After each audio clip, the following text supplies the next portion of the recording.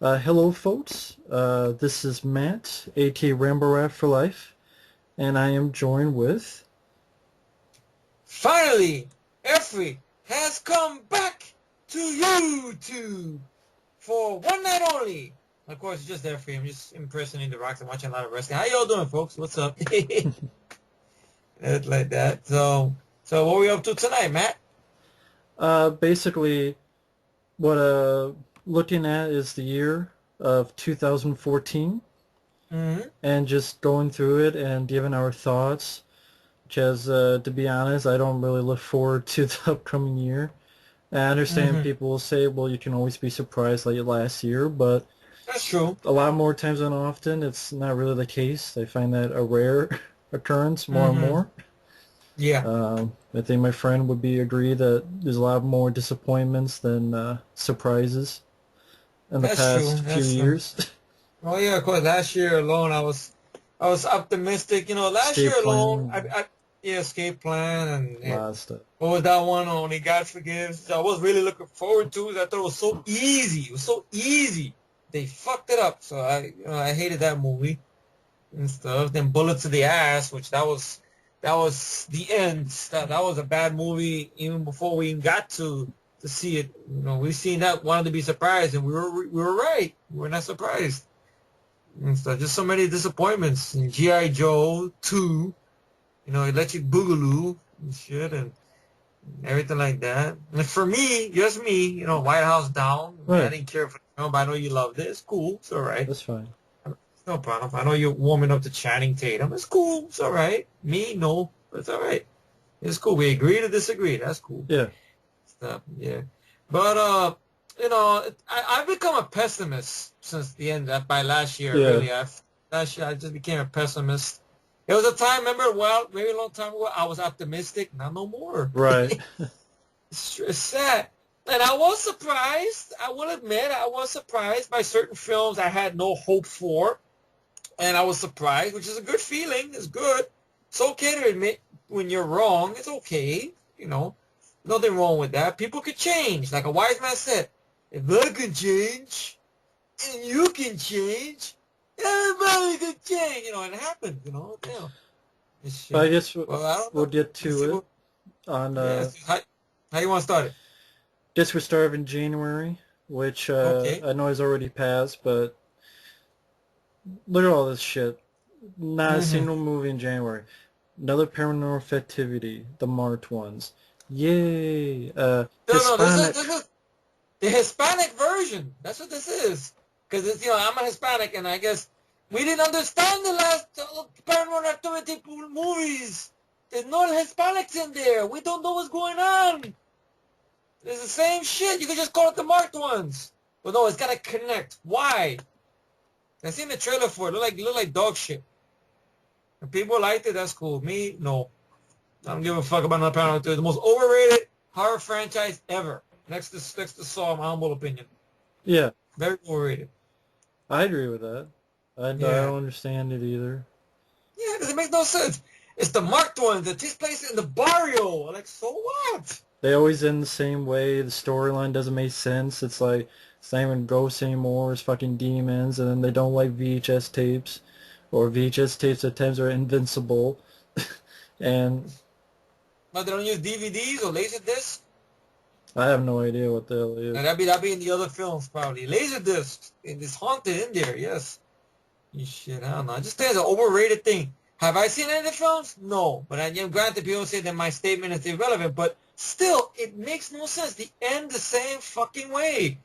It's found footage, and it ends in the same fucking way. Everybody dies. And all the friends that die. That's a crack on the song from Dawn of the Dead remake, which I'd rather watch that over and over again than any of these movies. And there'll be another one coming out later this year, so that's Oh, why it's gonna be two. the Chinese. It's gonna, No, it's gonna be the Chinese version. this is the actual Paranormal Activity 5. Oh, the Caucasian. Back to the Caucasian version. All Yeah, right. it's white people again. Yeah. Yeah, Fucking white people. No offense. Sorry. you can't have black people because twice black people die anyway, so it'll be twice told. So In the movies, we mean, because it's bad stereotype in the movies. yeah. He's black, he has to die. Yes, for some reason, I don't know why. So they're Hispanic, they have to die. Like Yeah, pretty much. That's it. Just we die saying something in Spanish. Ay Dios. so if we're in a movie, Okay. you die, Yeah, pretty much. and I run away. You run away or you live. You lived in your movie, Hill Savage remake. There was no. I mean, in the sequel there was a Hispanic, and I died, and the Hispanic died in a cartoon way with a fucking dynamite. Ah! Like fucking Wile E. Coyote. Shit. Well, you were in with Ernest, Goes to Camp. That was the same actor. Yeah. And I was also in the next Friday too. Joker, walking around in fucking weird ass underwears and shit, my ass hanging out. Anyway, nothing about March 1 seems interesting. It's just another found footage of the week. Dumbbells, don't know anything about. Just seems like a really laughable and in a bad way comedy. NCAA basketball player turned trainer who finds a new purpose when his gym's new owner, Jack, unleashes a lucrative plan to turn the neglected business to a reality show. When the co-workers resist this new direction, he and Jack form an unlikely alliance that allows them to face the demons of their past and ultimately save the gym's future. The poster is a girl's ass, and it says open 25/8 because 24/7 is for pussies. Yep, that's your genius. Jay Mars in this, really? Wow. Tom Arnold. I mean, Jaleel. Well, Tom Arnold's in this. Well, there Steve you go. Urkel's in this. Jaleel White. It's the third bill. So, yeah, great. Well, where the hell these guys Tom gone? Arnold and Steve Urkel. Steve Urkel. Wow. You think I'm going to see a movie like that? No thanks. Nah. Raised, that's the film with Zoe Bell that saw trailers for about the women in sort of a jail. I read a little bit of the plot synopsis on this. I didn't know there was trailers out for it though. Yeah, it is a violent film. I haven't seen the film. Okay. They're forced to fight against the other for entertainment for these rich guys. Haven't seen the film, but I don't know. The cast is a little interesting though. Zoe Bell, Rachel Nichols, Rosario Dawson's in this and stuff. Unknown writer, unknown director though. He's nobody I heard of and stuff. I don't know. It's IFC Films. I mean, I haven't seen no trailers to this, so I can't give an opinion. It sounds interesting though. The plot, okay. I mean, I like Zoe Bell. I don't know if she'll be in the film long enough if she's not killed off or everybody doesn't die. Well, she's supposed to be the star, but who knows if that's really the case. Who knows if that's true. Or if it has a shitty ending yet again, like a lot of movies do. Yeah, shitty ending or it becomes an art movie. So it's either one or the other. It's a shitty ending or it turns into an art film. So Raised for me is a question mark. Like, I don't know. It is. Who knows? Maybe we might be surprised. Maybe not. So that's something. Or it might be one of those movies that's just meh. Yeah, it's just meh. Like for folks out there, if you heard my podcast, that was my big problem. A lot of movies are just meh. They're shitty. They're in the middle of the fucking road. That's it. It's just okay. I seen it once.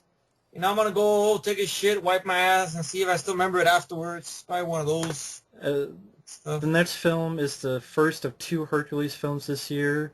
Box office flop starring Kellen Lutz. Like, who the fuck would want to see a film with Kellen Lutz? Rennie Harlan, What Are You Doing? Saw the trailer to this. Legend of Hercules. Bad CGI. Kellen Lutz, I don't buy as a Hercules character. I don't buy Kellen Lutz, period, on anything. Scott Adkins, I guess, is the bad guy, but I guarantee they're not gonna make him do anything, to be honest. He's probably gonna sit there on his fucking throne, give some bad lines, and that's about it. They're not gonna exploit his martial arts or do nothing. I know some people say Rennie Harlan was one of the worst directors. That's bullshit, but this isn't helping your case, Rennie Harlan.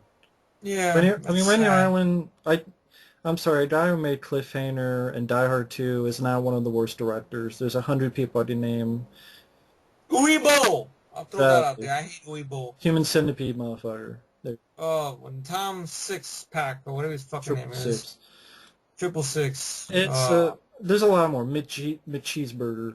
Bryan Singer. I hate Bryan Singer. I like Rennie Harlan more than Bryan Singer. Yeah, Bryan Singer kissed my culo. Yes, Bryan Singer. I'll put Nolan in there. Why not? Fuck it. I mean, it is what it is. Christopher Nolan. I'll throw him in there for the fuck of it. Ray Harlan is not. I can't remember the last good film he did. Let's see. Yeah, Mindhunters, I think, is his last one. I think Mindhunters. yeah. I remember enjoying that. Mindhunters was very good. But that was That was back in the early millennium. That's 2002, 2003, I believe, right? 2004 was Mindhunters. Oh, 2004. Wow.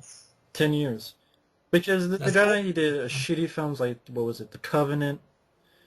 Cleaner was a shitty direct-to-DVD film that was very boring, that I reviewed. Well, there was that other one he did with John Scumbag Cena. 12 Rounds. 12 Rounds, This could have been good, but you gave it John Cena.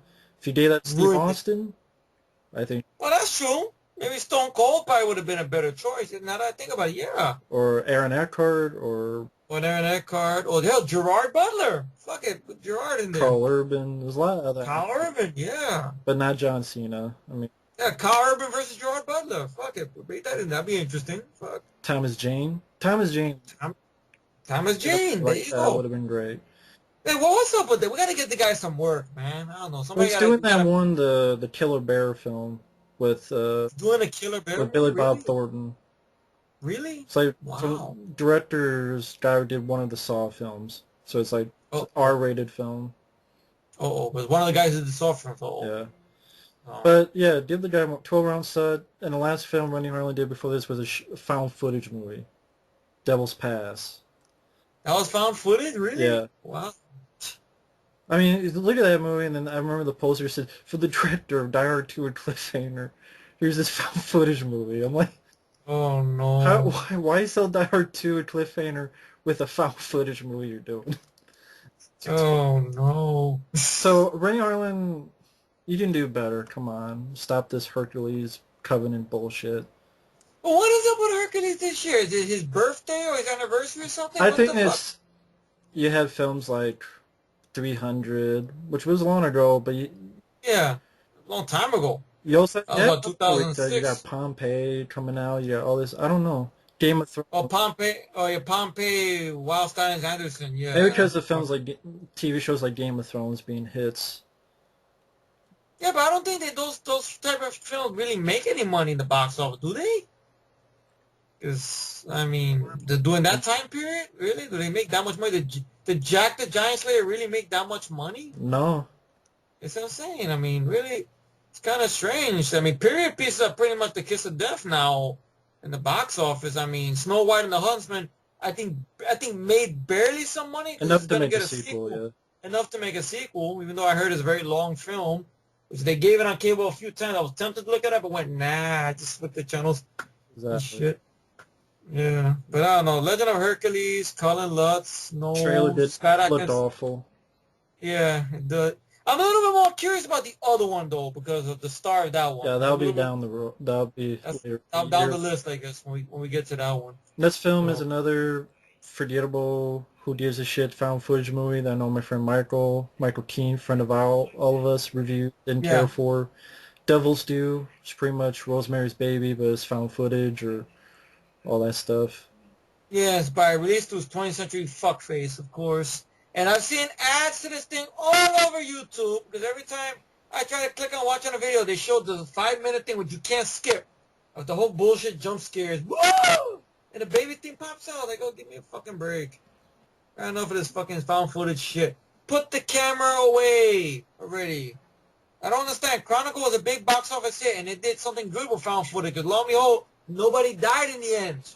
Well, people died, but that guy. Well, except not your lead, but you know what I mean. But yeah, no. But yeah, they did something interesting with it. Here, no. I mean, I know some people say you haven't seen it yet. You can't judge it. What's your thoughts on that? Because I asked Mike that. You can't see it. Well, you've been surprised before. You can't judge it yet. Excuse me, Mr. Devil's Advocate. Okay, I'll explain. Yeah. Okay, what it is that, for one, I'm not the biggest fan of found footage. Yes, I know I'm the same asshole who enjoyed Blair Witch Project. Yes, but that was one of the few occasions that did it better. And yes, I am the same asshole, along with my friend over here, both of us, that we enjoyed The Tunnel. Yes.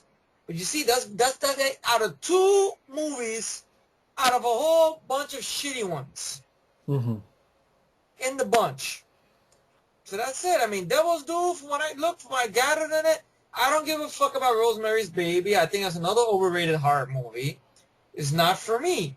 The trailers I seen did not do nothing for me. A trailer, like some wise man said on here not so long ago on another podcast, is designed to give an opinion, whether it is a good opinion or a bad opinion. It's still to invoke a reaction.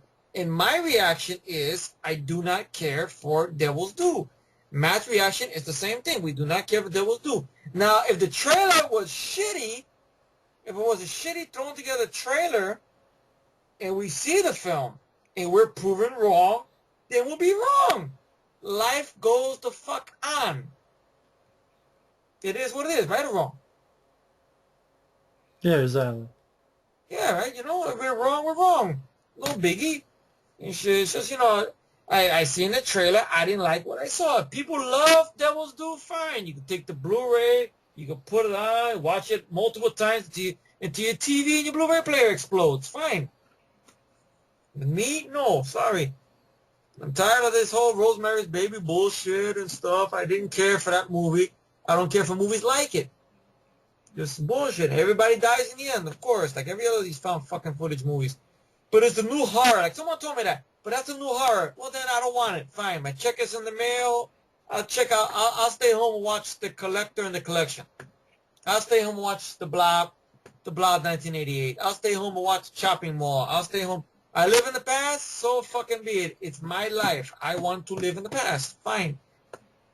People want to enjoy those films? Whether if I like the film or not, it makes no difference. The movie's going to make its money, which I think it did, right? Yeah. See? There's always tiny budget, and even if they make like 20 million, it's still a big hit. Yeah, of course. It's a throwaway, basically, for a studio. If you think about it, let's just do a found footage film. Make it real cheap, and then we'll hype it up to all to be hyped, all to be damned, and then make a shitload of money. And look what happens. They win. Who loses? We lose. Mm-hmm. So I guess we'll move on to our next one, I guess. This GBF. What the fuck is this? It's called Gay Best Friend. Don't care because the title doesn't interest me, and the poster doesn't interest me. So, nothing to it. Well, pretty much. Jack Ryan, Shadow Recruit, another, I think, box office flop. Or flopped, really? I believe so. Wow, so I guess Chris Pine doesn't have no star power outside of Star Trek, I guess. Unstoppable. Yeah, but that didn't make no money, though. Didn't it? I thought it made a decent amount. Didn't it make a... But I thought you were the one that told me that it didn't make money, but critics loved Unstoppable, though. Mm-hmm. I remember you mentioned that to me one time. I know you talked about that in one of the reviews or something. Maybe that's the case, then. I don't know. I mean, I like them Unstoppable. I mean, I'm probably one of the very few people. I know Matt openly hates the new rebooted Star Trek films. He has good reason to, because they lie. They lie. They promised everybody a prequel. They did not deliver. I can understand his anger towards that. He has every right to feel that way. Stuff like that. But me, I enjoyed the first 2009 film for what it is. I still haven't seen Into Darkness yet. I was tempted to go to a theater and see it, but I was let down so much this year, I decided to keep my money in my pocket. So I didn't go see it in the theater or whatnot. So I'll probably wait for online or whatnot. You're right. I guess I was right before. Unstoppable cost $100 million and only made $80 million in the U.S. Mm-hmm. So yeah, you're I know. I one thing you mentioned that to me. I guess I was hoping. Yeah. And then Jack Ryan cost $60 million. It made $40 million in the U.S. Wow. $20 million overseas, so $100 million worldwide. But that's not. I don't think that'd be good enough for this movie. I don't know. I think maybe what it is. I don't think really people give a shit about Jack Ryan anymore. Maybe that's what it is. Yeah. Because think about it. They did last year or the year before that, a few years before that, they did Alex Cross, and that bombed. And we both enjoy Alex Cross, even though that has its problem with shaky camera stuff, and people hate on Tyler Perry all because of that. I thought he did a great job. You thought he did a good job. Yeah. Stuff, but people hate on it. And so I think when it comes to these novels like Jack Ryan and Alex Cross, I don't think nobody gives a shit. I think that's probably what it is, really, and stuff like that. I mean, I saw the trailer for it, and I just thought the trailer looked okay at most, but I don't know. I just think they Just was like without boring. Harrison Ford as Jack Ryan, it just doesn't work. Like they tried that other one doing the Millennium to do that with Ben Affleck, and that didn't work. Yeah. I don't know if you ever seen that one, Some of Our Fears. Yeah, I did. I rewatched it like a month or two ago. I didn't like it. Oh yeah. Oh, Then, because I didn't understand it. I don't know. Is that supposed to be Jack Ryan at the beginning, or is that Jack Ryan just another guy randomly Jack Ryan it's who happens supposed to to be be at the there? beginning, like a prequel. But then you wonder. But then you wonder that why the fuck does he have a cell phone if it's at the beginning? I guess it's If it's like supposed to take a place. a reboot. Yeah, so it makes no sense So I sometimes. It's guess literally this that. is another reboot. Like Yeah, pretty much. they just seem like Born again. Well, Born, yeah, Born 4, 5, whatever they're on. yeah. I remember the ones with Harrison Ford. I don't mind, like Patriot Games, Clean Present. I will admit they're long films, but Harrison Ford, gets me involved in it though because he's good in the movies and This is stuff. like the third film with Kevin Costner. So you got this one, you got 3 Days to Kill, and then you got Draft Day this year. Oh, Draft Day. I didn't even know about that. I know 3 Days to Kill. I've seen trailers too and stuff. I guess it's kind of the trail of the Costner Russell things. I know Kurt Russell has two movies coming out this year, I believe, because he has that one. I don't even know that's on this list. The Art of the Steal with Jay Baruchel. Hmm. He's supposed to be like this retired thief or something.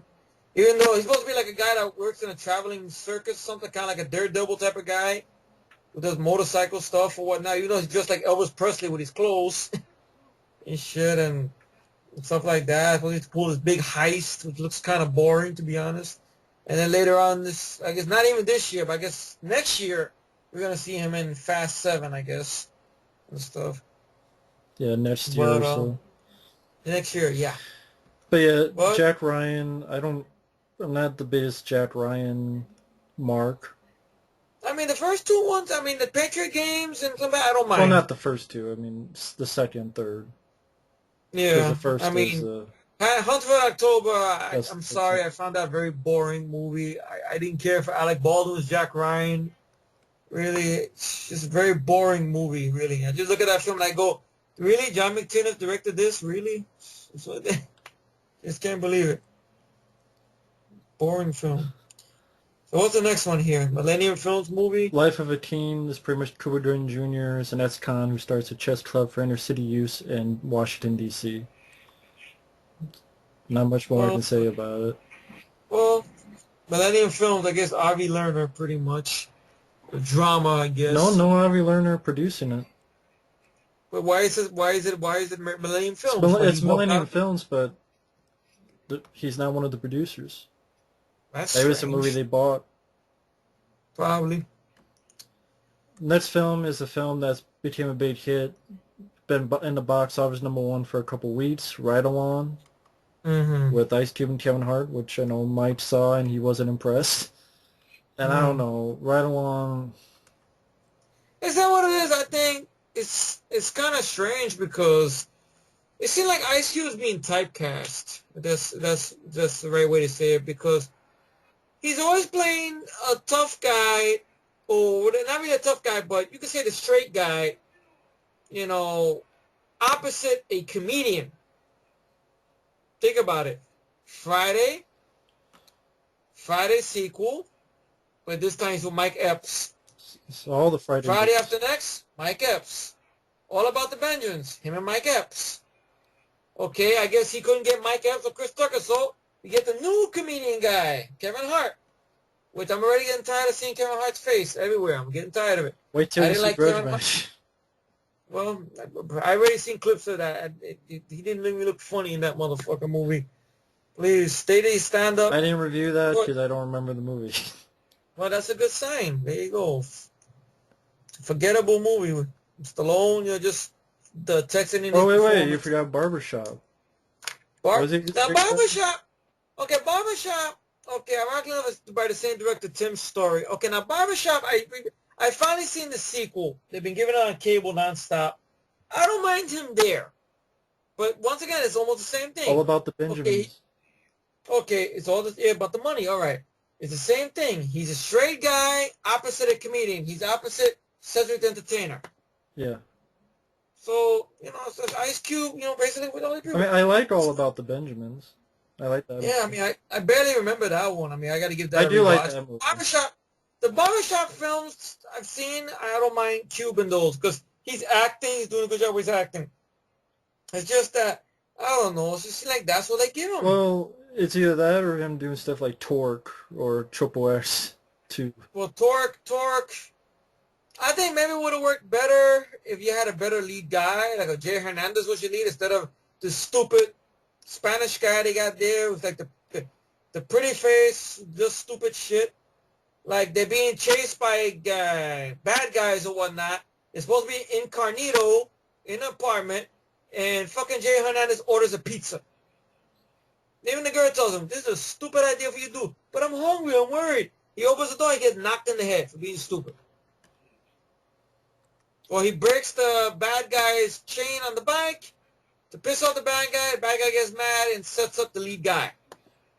So Jay Hernandez is the fuck up of the bunch through the movie. Instead of making him the lead guy, the smart guy, you give it to a pussy guy, Martin Henderson, who's terrible in the film and stuff. But what do you think? I like one scene in the film with the two girls doing the motorcycle kung fu fight. I like that scene. But I need to be in a better movie though. That's not my humble opinion, but because everything about the movie just rubbed me the wrong way. But Cube was a big problem with that film. Triple X State of the Union, he's another problem with that movie. Are we there yet? Are we there yet?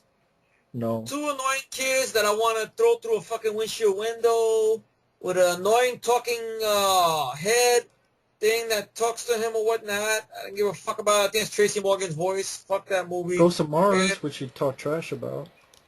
Well, Cube doesn't know his own movies. He doesn't smell his own shit, which is sad. I mean, I don't mean that in a mean way, but he doesn't know a good movie bit him in the ass, really, because he was good in Ghost of Mars.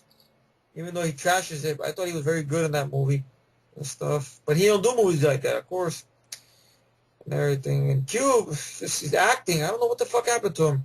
It's like he's doing these little quick comedy grabs or whatnot. I know he made a shitload of money on one of your favorite films, 21 Asshole Streets and stuff, and he made money on that, But it's cool. I know you love 21 Jump Street.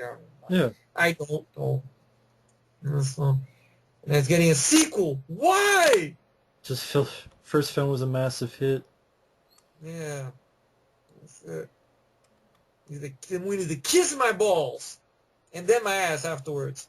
But right along, I don't know. I mean, the trailer didn't do much for me, to be honest. It made a shitload of money. I have a feeling it was a film I seen, I talked to friends about, like outside of YouTube one night. They're gonna think I'm crazy if I don't like the film or I didn't catch a boner over the film or whatnot. And shit. But hey, I want to be me, go against the grains, not to be popular, just to air my opinion. That's it. Mm-hmm. And stuff. So that's I think I'm right along. Next is an anime film, The Nut Job, which you don't care about. The title says it all. Stars Will Barfett, Brendan Fraser, Liam Neeson, Catherine Heckle. Oh, Stephen Lang, over the top line. Stephen Bain. Yeah, of course, you got Jeff Dunham in this. Well, no words. And they're already doing a sequel.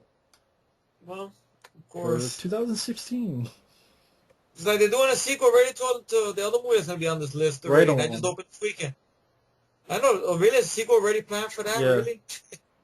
Oh, well. And then, of course, Liam Neeson, you're looking for Taken 3. He was the same director of Taken 2. I'm taking a number 2, you mean? Olivier Megaton's directing, yeah. Liam Neeson and Forrest Whitaker. Really? Yep, really. And because Forrest Whitaker died, so it's comic relief? I don't know. Yeah. Well, anyway, guess we get to the next film, which is a film Night of Butt. I have lost a lot of interest with, really, because and that is the Nights of Butt Fuckdom.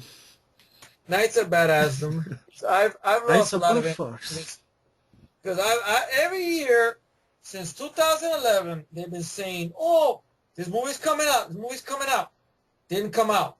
2012 The movie's coming out. They had a stick, whatever, a sample of it in one of the Comic-Cons. It got a bad reaction. Did not come out for 2012. Then it said 2013. But then it was talks about, the movie was taken away from the director, and they had to do some reshoots and re-editing to shorten the film a little bit. Then, yeah, they took it away from the director. They took it away from Joe Lynch. And press, I've heard about this film. Okay. I know I will bring up, of course, the lady, Summer Glau, all right? When she's asked multiple questions about the film, is it a horror film? Her reaction is, no, it's a comedy. I'm like, I'm looking at her now. I have nothing but respect for this girl, but it's one of the things I looked at her and I went, did you look at the trailer of what they created? But does she say comedy like Tucker and Dale versus Evil is a comedy? She didn't. I don't even think. Did she even mention Tucker? No, I mean she didn't mention it. But I mean, does she look at? Do you think maybe she looks at a comedy like maybe I would look at Tucker and Dale versus Evil as a comedy? But yet that's a bloody film. I don't know, but she mentioned something about Hangover. I'm like, are you talking about the right film? You know, stuff like that. That kind of bogged me out a little bit about her. You know. And stuff. I'm not doing a 360 on her or nothing like that. Like I go, oh, she's the best. I go, oh, fuck. I'm not doing that. I'm just saying it's one of those things. I look at her, I'm going, all right, you're not making the money that you want to make. Fine, you've been fucked over a bunch of times. Glad that she's polite about it. Out of roles that she wanted, like I heard stories about Black Swan. She wanted the role for Black Swan. Something about her role would have got deleted out of the film. But part of me wants to believe that role was Mila Kunis' role. But hey, that's just my little conspiracy theory, of course. But no one listens to me and everything, right? And then you hear stories about, okay, a reshoot. I have a feeling if she's in this film for less than 5 or 3 minutes tops. They're going to give this film to Ryan Quanten, which I got nothing against Ryan Quanten. Fine. I know he was in that little short-made fan movie that some guy did for Venom, which he was very good in. I know people remember him more from True Blood, of course. And he's your lead in the film. And it's just, I don't know. When I first heard the idea of Knights of Badassdom, I thought it was going to be something like, I don't know, like maybe that movie Shockma. I'm not saying it's going to be a Killer Monkey, like, or not even Shockma, like, maybe like, okay, I heard about they mess around with something, and it opens up a doorway to some supernatural stuff. So I'm thinking, okay, is there going to be demons and creatures and stuff like that? No. From what I gather, it's a succubus. Mm-hmm. Basically, a female demon who's got big boobs, ripping out people's hearts and licking them. Maybe eating them. Who knows? That's it. And she didn't eat my dick. Well, that'll probably be in one of the scenes in the movie, maybe, or it's in the cutting room floor. That's the one that got cut out. But apparently it came out, selected theaters 21st of January.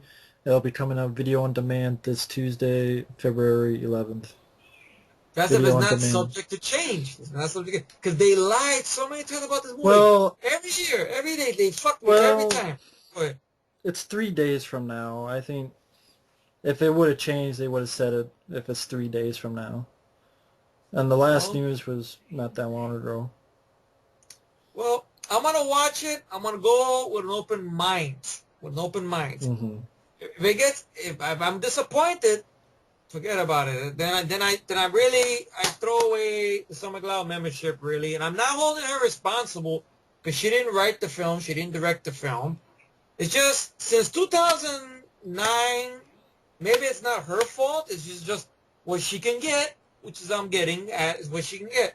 She got that new show, Arrow, which I don't watch TV anymore because every time I get into a show, it's always either bad written episodes or you get into it and then bye-bye, it's gone. Slip side and away. You know, like Michael J. Fox's new show, slip side and away and stuff. So it's hard to get into anything anymore and stuff and everything like that. So I go in with open mind. If I'm surprised, then I'll be surprised. If I'm not, then, then Joe Lynch, I don't know what happened to you, man. Because, the last film he did was what? Wrong Turn 2, which I was impressed with. Okay. And when I heard about this, okay, I'm not the biggest LARPing guy. I will admit, I'm not the biggest LARPing guy at all. I mean, I know a good friend of ours who's a LARPing guy, Mario. He's been looking forward to this movie for a while. Maybe he'll probably get a chance to see it. He'll go in with an open mind, more likely. But me, It's just I'm getting tired of the whole thing being pushed back, pushed back, pushed back. He always talking about reshoots, reshoots. Who knows? Maybe the reshoots helped. Hmm. Like, of course, Dread. That was they did reshoots and they had to fire a director or whatnot. But the movie was still good. We loved the film a lot, right? So let's see what happens. What are your thoughts about this? Anyway, I've gone on Nights of Badassdom. What do you think? I'll skip it. Okay, no problem. It doesn't interest me at all. The plot, I Okay. don't, the LARPing thing, I don't find that interesting. Plus a succubus, really? Just one And they succubus? No started it. incidents? They, That's true. it's not, Steve Zahn or whoever's stupidity made it alive, so it's their fault. Hmm. Yeah, So, what should I care about them? It's their yeah. fault. Hmm. But yeah, it just doesn't, trailer didn't interest me. Okay. I think some of these are going to skip, like Give Me Shelter, not much. Frankenstein.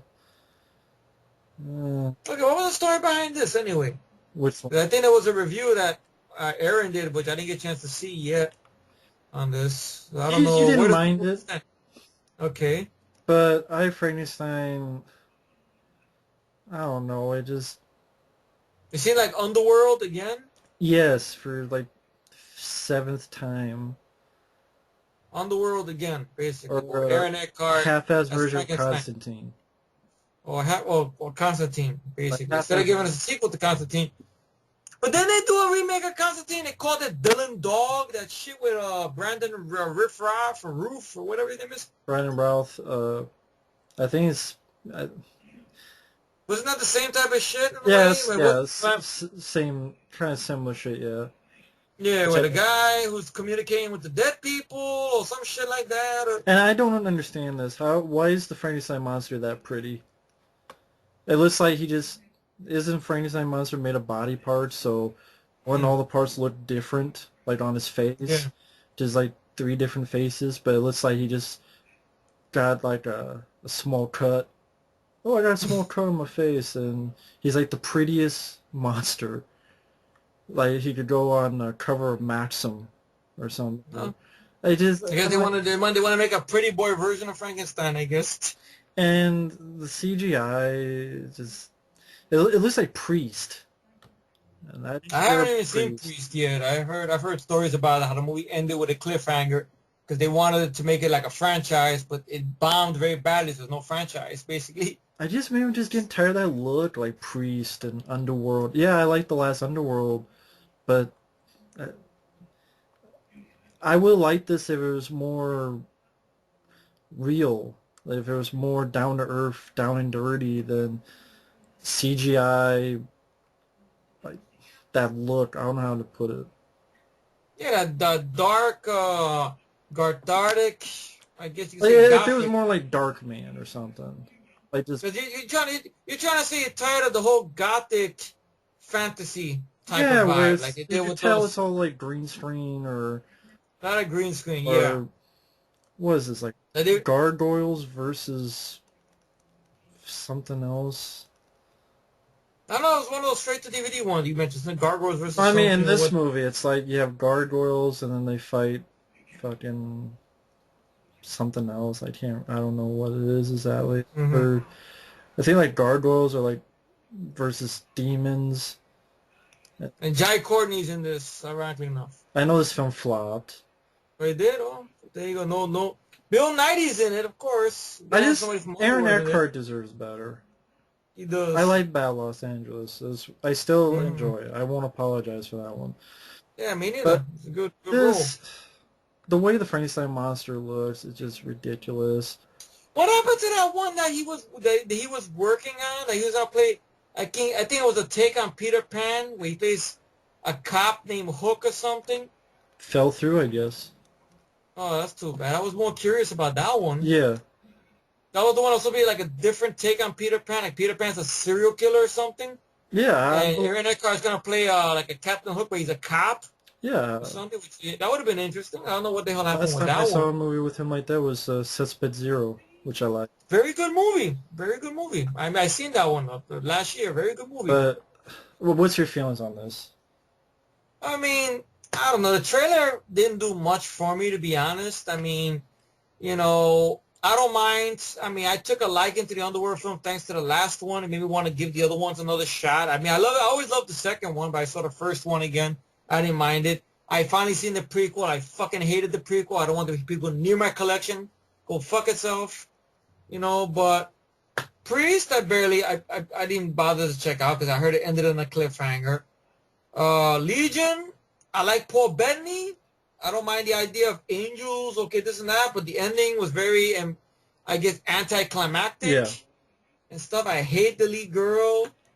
And I was actually looking forward to a TV series, but knowing the TV, I don't trust TV anymore because they get canceled when you get into anything. Or what? Now, see maybe what they could do with a show or something like that, but I don't know. But, you know, this thing, Frankenstein, Aaron Eckhart does deserve better and stuff.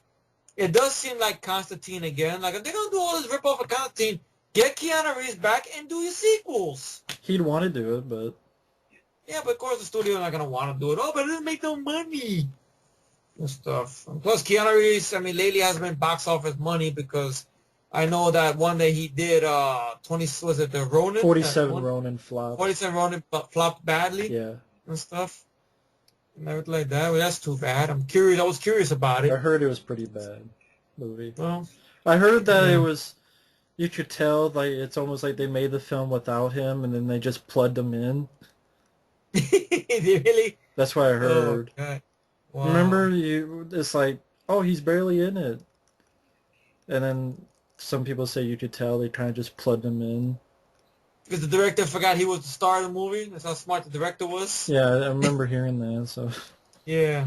They had to do some reshoots because they forgot to film scenes with Keanu Reeves. Shit, that's fucked up. What about that? Is that movie coming out this year? The one that he directed? Man of Tai Chi? Yeah. That's coming out this year? I think direct the video. Of course, because it's martial arts, of course. God forbid, you can't put those in the theater anymore. Yeah, I think it's direct to video because these are just what's in theaters. See? Might be out already. Might come out like came out under the radar. You see, we don't even know about it. It came out. Might come out like November, December of last year because I think it was on VHD at one point or something. It was? Oh. So I think it came out direct to DVD already. Yeah. So Frankenstein. Ay. Pretty much. These other movies, I mean, Labor Day, some drama, Kate Winslet, Josh Brolin, Tobey Maguire. Oh, Ivan Reitman's fucking talentless son, directing and writing.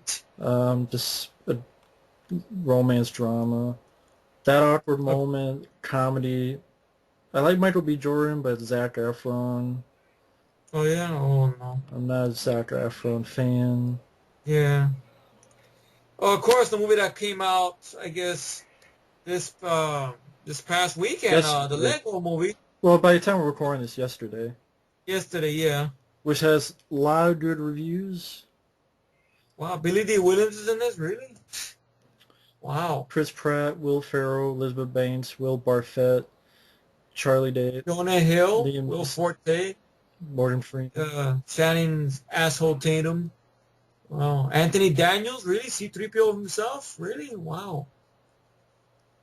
But I heard he's already getting a sequel already. The sequel's already in talks for this already. Yeah. They're not wasting no time about it. Because it got a lot of good reviews. Of course. A lot of critics liked it. Yeah. I don't know. I've never been a Lego guy, so. I mean, when I was a little kid, I played with Legos. But now it's to the point now they gotta make all these Lego online movies. They do all this stuff with Lego. And I guess they got copyright ain't shit to them because they get everything. They get the Star Wars, the indie, anything they want, all Lego. Mm-hmm. So copyright is no issue with them. If they're using that for the movie for exploiting to make money. Meanwhile, you do anything on YouTube like tribute-wise, you put a clip or anything, they're all over your culo. Mm-hmm. Bunch of Marty Songs. Sons of bitches. But anyway, I guess the other one is the Monumentus. What's that? The Monuments Men. The Monuments. George Clooney writing and directing. I swear this. Matt Damon, Bill Murray. This sounds like a remake of Kelly's Heroes. Really? Because it's a war film, and they're taught about saving pieces of art, and I remember Kelly's Heroes was them trying to steal. I don't know. I mean, the cast. I think it was gold in Kelly's Heroes. I remember Yeah. it was gold, gold bars. I remember correctly. I remember I saw the ending. We ended. Yes.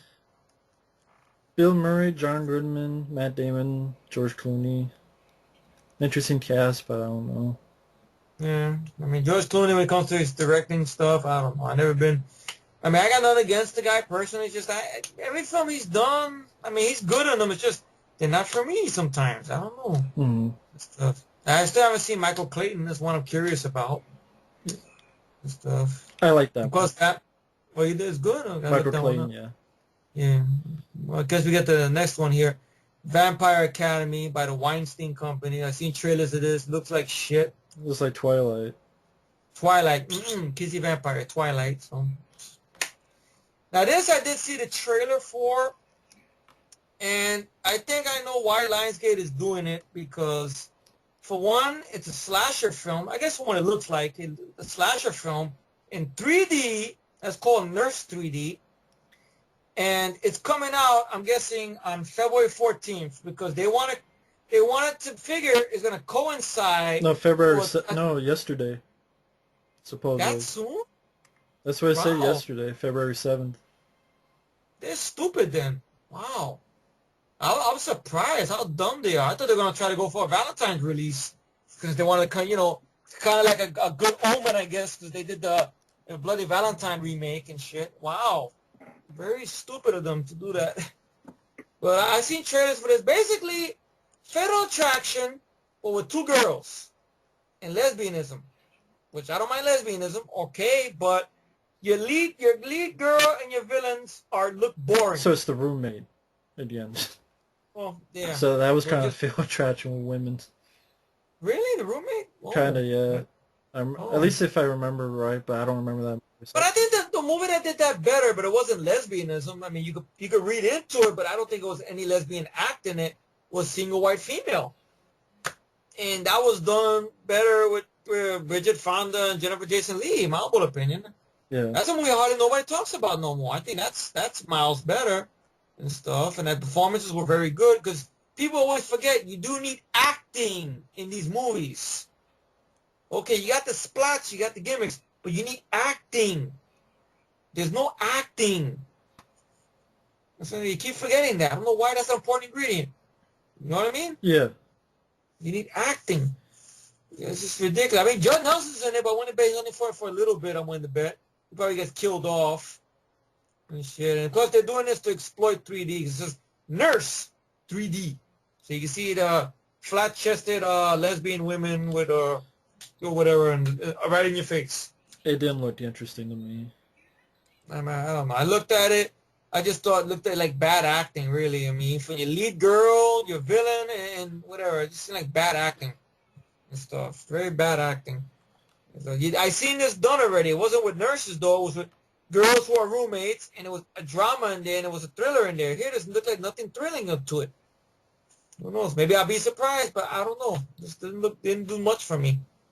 So I've got some good splats, but it takes more than splats. I agree with that. Yeah. I guess the next one is Robocop. Oh, there you go. I seen clips of this today, and Joe Kinnaman's a scumbag. I'm gonna say that right here, right now. Real, REMF for a real chalant motherfucker. Really, a dick with ears, everything. I know somebody will leave a crack because they probably see my picture next to yours. They're gonna say, "Well, I got a bald head and this and that." But I'm not playing Robocop. He is. I mean, Joel, can I get a what? Talking shit? He thinks The Dark Knight's R-rated? He's a stupid fuck? That's why. Yeah. He's a dumb fuck. I'm a fan of the movie, but it's going to be more of a humor for it. Less chin acting. Fuck him and his chin acting.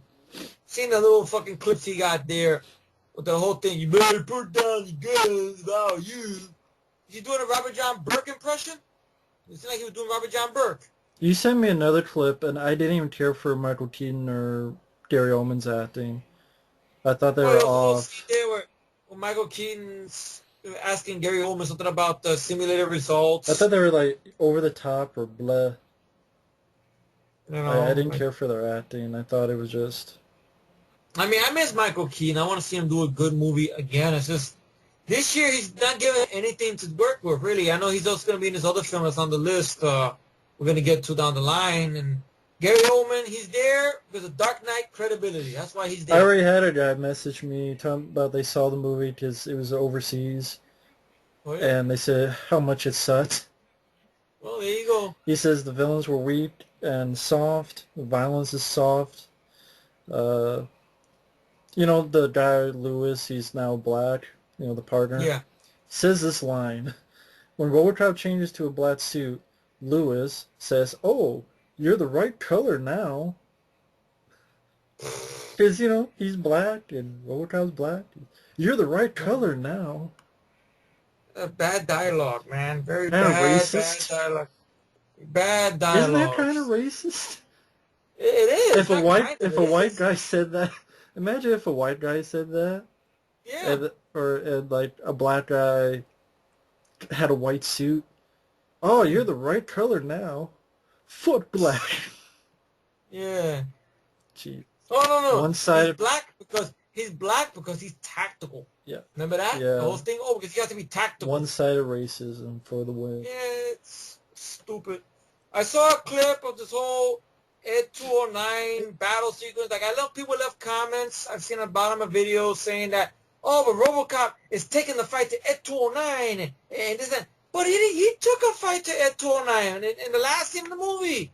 He took the fucking assault cannon out and blew the motherfucker in pieces. Yep.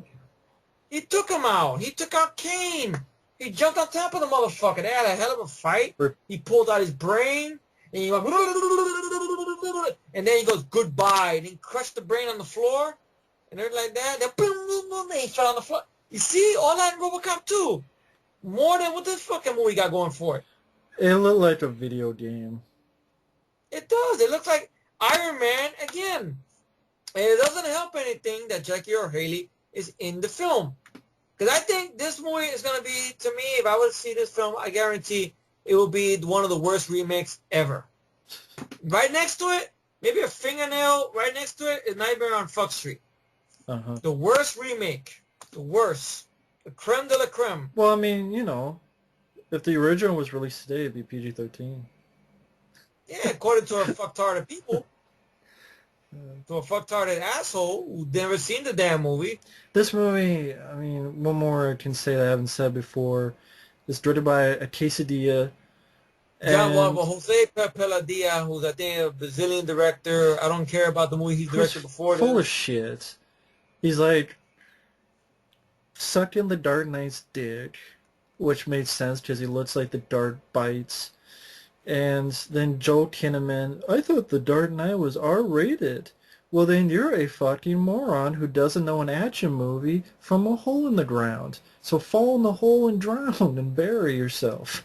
You don't know an action film from a fucking porno. Like, honestly, if you don't fuck. I'm sorry, folks. If you think the Dark Knight was R-rated, you have not seen action movies. Period. Yeah, it's sad. I mean, it's a sad fact. Because they don't make those anymore. They don't. Rarely. It's a dying genre, which is sad. And the supporting cast doesn't interest me. Sam Jackson, ooh, wow, he's as over the top. He looks like as fucking the Spirit. And why is everybody robophobic? It looks like a video game. I could probably pull up a video game from PS3 or PS4, and it would look the same. Hell, look at Metal Gear Solid. Whatever the fuck, someone has a suit like that. Gears of War. It looks like video, and it looks fake.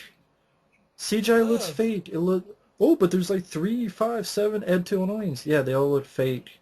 CGI Robocop versus CGI Ed 209. Yay. Not for nothing. They're talking about over $100 million budget. Here's something very interesting. I could throw in there, right, just to add more gasoline into this. Mm-hmm. Not for nothing, right? Now, they say, Michael Keaton says, I want a man in a suit to give the people something to root for, to fight crime in the city. Now, from what I've seen in the trailers and clips, What fucking crime do we see? They're overseas in Iraq. There's machine fights there. There's another machine scene there. Robocop breaks a robot's neck. Because What that's is part that? of the training. I know that, but what crime? What city? Okay, a car blows up. Wow. Okay, that's because that's when Murphy gets killed. Wow. And his wife signs over his thing to OCP to bring him back. He's back. He has a stupid dream, which of him dreaming about Frankenstein with a stupid smirk on his face. He sees he has a human hand, which makes no fucking sense. Because I know they did that also. He could feel, so he could be a little, he could have humanity. But why, if that hand is exposed, won't bad guys or anybody, Ed 29 or anybody, would see that as a weak spot and blow his fucking hand off? You know? It just seems very stupid. And just ridiculous. Good cop, Robocop. Stupid shit. And the clips I've seen, like the training sequence with stupid music, really very, very silly. Very silly, very stupid movie. And stuff like that. I'm saying it's gonna be one of the worst. He gets hurt by I guess crooked cops. Of course. And I don't know. I'm just looking because I guess they actually have the whole plot summary on Wikipedia already. Oh, cool. Go for it. I'm not gonna go see this at the theater. Nah, it'd take too long. But I don't. This movie isn't worth the sweat off my balls. I mean, if people are looking forward to it, fine. We're not going to take that away from you, all right? No. If you want to see the film, you pay the money, see it in the... I think it's an IMAX, if I'm not mistaken.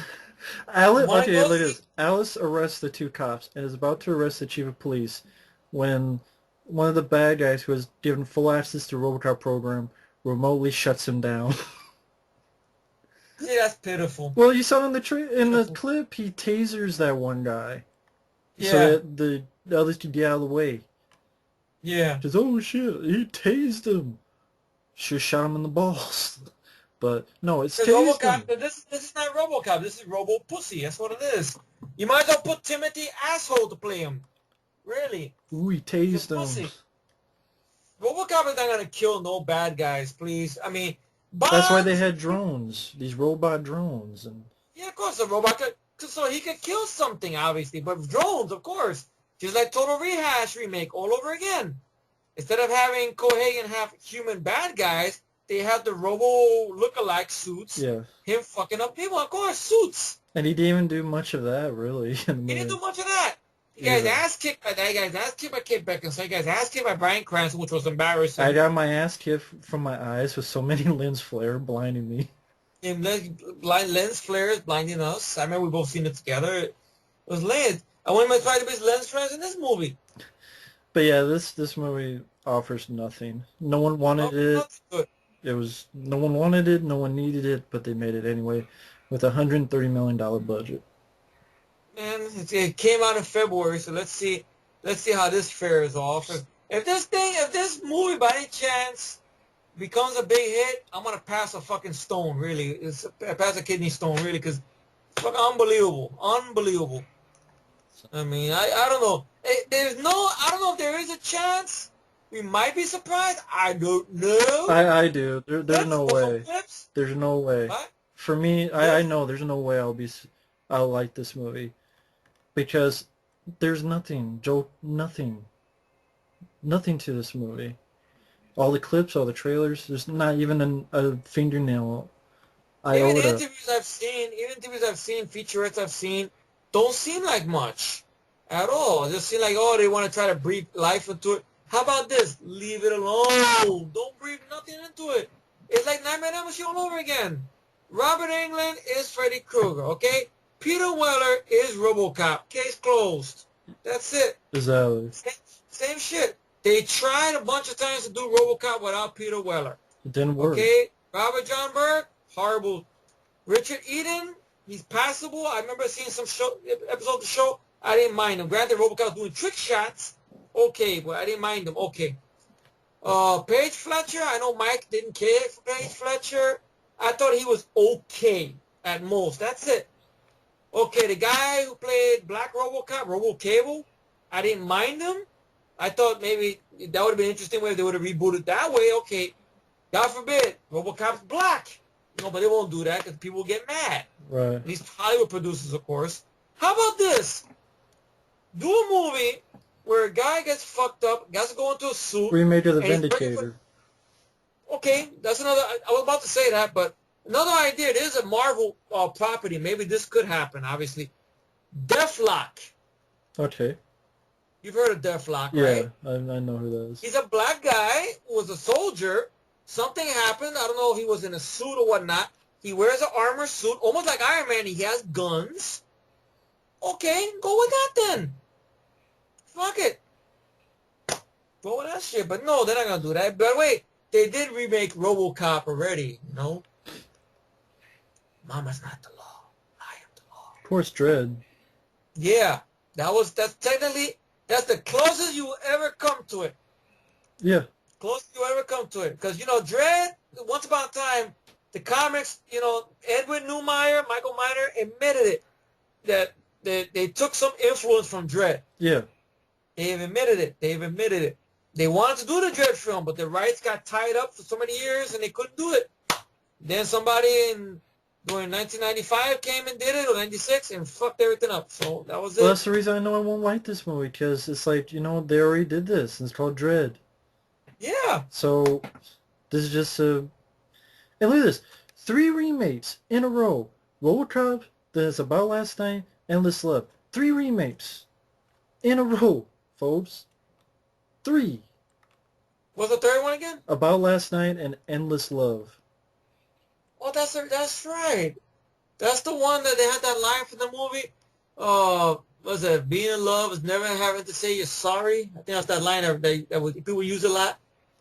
Was it that one? Oh no, wait a minute. That's Love Story. My mistake. Oh no. But it's a... Endless Love is the one.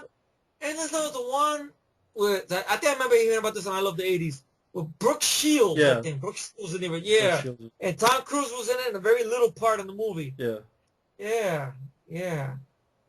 Oh, yeah. I remember. Really? Oh, God. It has that, in that song, you know, the title song by... Endless Love. Yeah. 3 remakes. Like I was saying before, folks, 3 remakes. In the same month, which is funny. Same week. Month. The 12th, same week? The 12th Robocop, and then the 14th, because the 12th is Wednesday. Yeah. And Friday, February 14th, About Last Night, and Endless Love. Yeah. 3 remakes in the same week. Folks. And we're only at February. And it's different studios, pretty much. So... About Last Night, I mean, I remember the original one, Rob Lowe, Demi Moore, a lot of softcore action, okay. I mean, not action, but like sex, okay. Nudity. Jim Belushi, dropping little comedy lines here and there, all right. This is it is what it is. This is directed by Steve Pink in The Stink. Well, Steve Pink, yes. In The Stink. The guy who gave us, what was that, Hot Tub Time Machine? Yeah. Yeah, which I'd rather watch that. I mean, that's better than this. But I don't know. Is this film supposed to be starring Kevin Hart and what's the other girl's name? Which only Regina Hall, or is it starring Michael Early and Paula Patton? Because I don't know who's going to be the real lead in this film. Because I remember the original film is Rob Lowe and Demi Moore. Well, I guess they'll probably go back and forth. Well, probably that's what they're going to go. But I have a feeling that the trailer lied because everybody knows Kevin Hart was pretty big and Ride Along early this year, and they're showing a lot of clips of him, but I have a feeling it's going to be Michael Early and Paula Patton's movie. A lot of people are going to be pissed off or whatnot, but I don't know. The clips I've seen, I got a little bit of a chuckle of some stuff, like the whole thing about, you and your gay things. I got the fucking man. Okay, all right. Okay, she's wearing a chicken costume head while they're fucking. Michael Early walks in on them. All right. A chicken. Yeah, because she's wearing the one commercial I see in TV spot where... Oh, because they're black, so they like chicken. Yeah, but I know it's a stupid joke, though. Michael Early walks in on them when they're having sex. Damn. And she's wearing a chicken mask when she's on top of him. And he tells Michael Early, close the door. Michael Early closed the door behind him. You, close it from the other side. Telling him to get out and shit. And I don't know. It's Kevin Hart. It's gonna be a guy I'm gonna get tired of real quick. I have a feeling because black guys like chicken. Well, Are we what is it, a really fucking idols? 2014? He wears a chicken mask. Remember Black Guy's Chicken? Might as well be Huh? sponsored by KFC. Jesus No, Christ, we're in Popeye's chicken. 2014. I love 2014. Popeye's chicken, by the way, folks. I'm Hispanic. Yeah, So it's not only black people like chicken. Matt likes chicken I too. like chicken He's a lot. pissed. See? There you go. I'm sure if Mike was here, he'd be liking chicken too. We all like chicken. Man. It's the great white meat. Come on. But yeah, this is ridiculous. I mean, really, 3 remakes in one in 1 month, In the same one week. same week. And Endless Jesus. Love, Alice Pettifer, or Pettifer, from I know the Fantastic. original film is supposed to be like a little more of a shocking film because it has a downbeat ending, I think. Because they had that song "Endless Love." All right, I never seen it, but I've heard of it. I know they talk on it, and I love the '80s episode. I remember they mention it and stuff. And I know Brooke Shield was in that movie in the '80s. I know Tom Cruise was in a very little tiny part or whatnot. But I don't know. I don't have nothing to say about Endless Love. You? No. Well, there you go. Winter's Tale. What the fuck is this now? I know it's a trailer that Michael saw. He did a reaction with Colin Farrell. Like I said in the Eh? past, but then it's also in the present. Mm-hmm. And Oh, Will Smith's in this, and Jennifer Connelly, Russell Crowe, William Hurt. Really? Wow. I Well, can't remember. I didn't see a trailer to it, so I don't have no opinion on it. Now, there's another one here I did see some trailers of, and I'm getting tired of this fucking director because Pompous. Or I pompous. say So the Pompeii, with of course Emily Brownie stars Sucker Punch. I know friends of ours love that film. Two friends of ours, great. with Paul Keith, whining shithead Anderson. oh really? I thought it was Wild Stallions. Whiny shithead. Okay, that's better. Whining shithead. Yeah. Kiefer Sutherland's in this. Carrie Ann Moss and Pez Vega, but I don't know. I don't just Paul. I don't like his movies, to be honest. I mean, with exception to Mortal Kombat, with exception to Soldier, Event Horizon, Right. that's it. That's it. That is it. You know, his Resident Evil films, I think they're overrated. They're not the God honest Resident Evil films. They're just the fan fiction Resident Evil movies. You know, where you have characters in there, you make them into pussies, and you know he has to do this shit. So Mila Jovovich could play with his joystick And they're and give him doing the another one.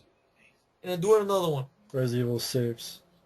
Because they keep on saying it's gonna be the last one. Kiss my ass, you and your fucking fan fiction wife.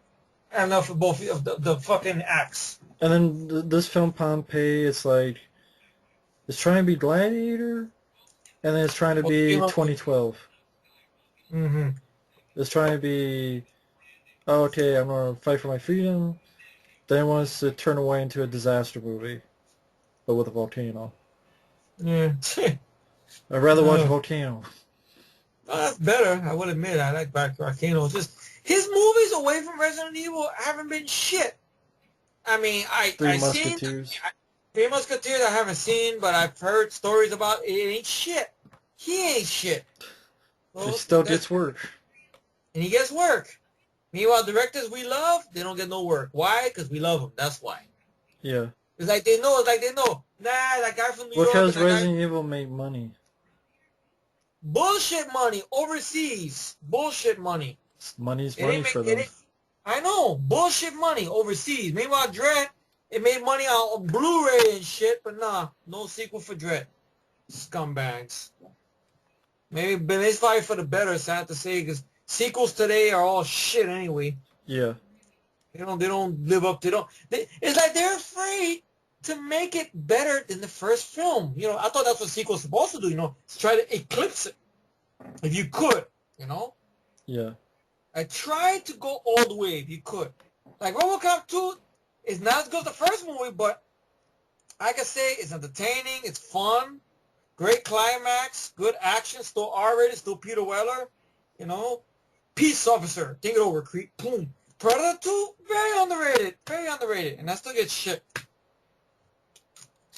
But no, they bomb. Why? Because we like the film. It's like it seems like that. Whenever me, you, Michael, Mike, Mario, Marv, Kevin, Tony, any of us, we like a film now, it's got a bomb. It's like they know right away, oh no, these 5 guys like this film, we got to make a bomb. No. The Raid? No, we're not releasing that in a lot of theaters. No, it's got a bomb. No, it's going to bomb. No, we got to make room for the American remake, which is going to have a lot of pretty faces in it, and shaky cam, and quick cuts, and quick cut of fucking balls. And I'm out of wit. I don't have nothing to say. Right. Just sorry if I went tantrum there, folks. I'm getting pissed off. I get mad. Shit. Anyway, well, next movie, I guess. 3 Days to Kill.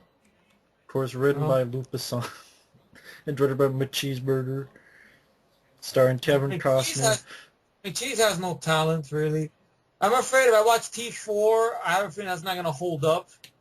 I don't care about none of his Charlie's Angels films, to be honest. This Means War, I saw a little bit of it. I was bored right away, whatever little bit I saw, and I changed the channel. And out on this shit here, Luc Besson, he's lost the touch a long time ago. I know he came back to the director's chair late last year for that Robert De Niro comedy, which didn't look like much to me. Mm-hmm. And other bullshit and stuff. And I saw a trailer of it. It does seem like another Taken film, but with a little silly twist to it or whatnot. And Haley Seinfeld is in it from what is that Western with Jeff Bridges? I forgot the name of it. True Grit. True Grit, yeah, she's in it and stuff. Didn't look like much. I mean, I know you were saying something about Kevin Costner's voice. It looks fucking forgettable, and I don't know why Kevin Costner is like having a hoarse voice. Yeah, maybe he caught a cold when making the film, and they just kept it that way. I don't know. Because he's always just sounding normal, except in this movie, he's like, "Hey, I need to go," and I'm like, what the fuck are you doing? Why the fuck are you trying to sound like a Christian Bale impression? Maybe that's the direction that McG gave him. Try to sound like Christian Bale. Kevin, come on, you could do it. Before someone says it, Carl Urban actually made it work. Yeah, that's true. This sounded horse shit. And plus, Carl Urban did it because he's supposed to be, I mean, one of the inspirations to Dredd was Clint Eastwood, Dirty Harry. So he's got to use that voice.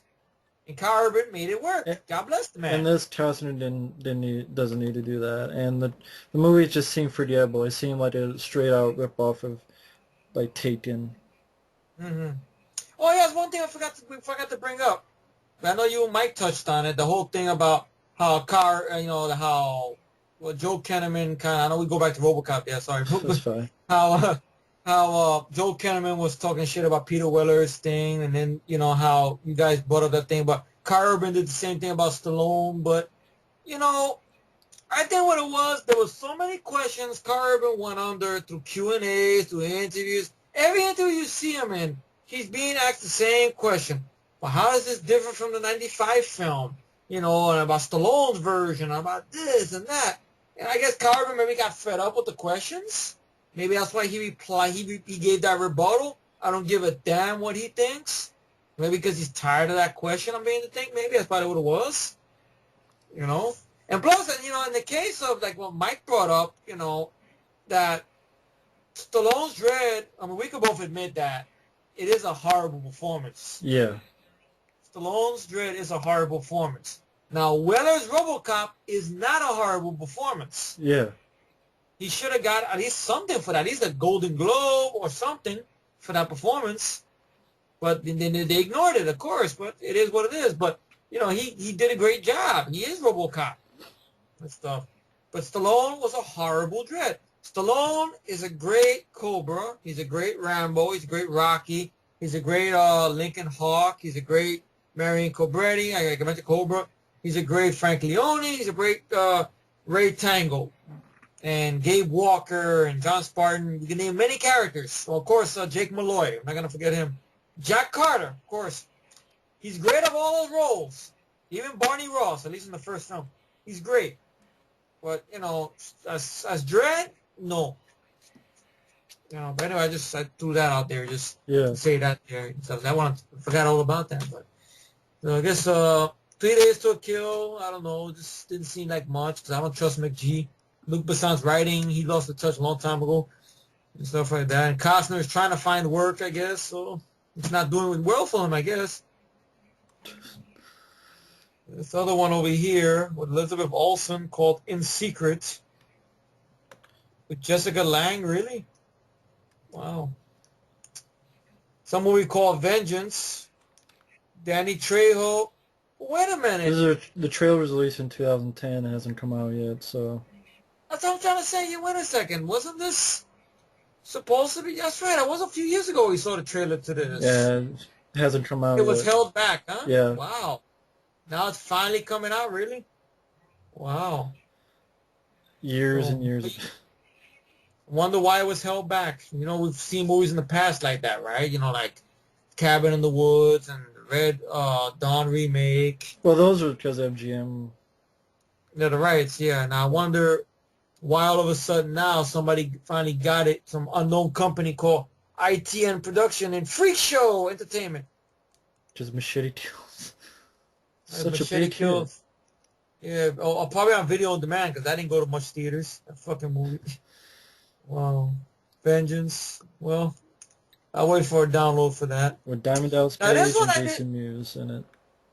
Yeah. I mean, this one, next one over here, Nonstop, seems interesting.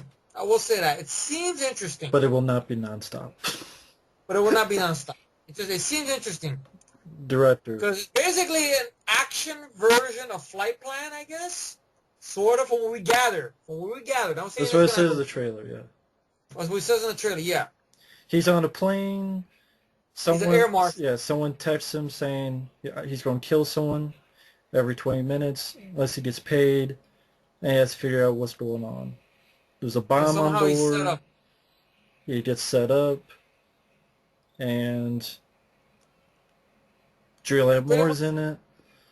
Yeah. And directed by a guy who did Unknown. Which that's not a good sign. Although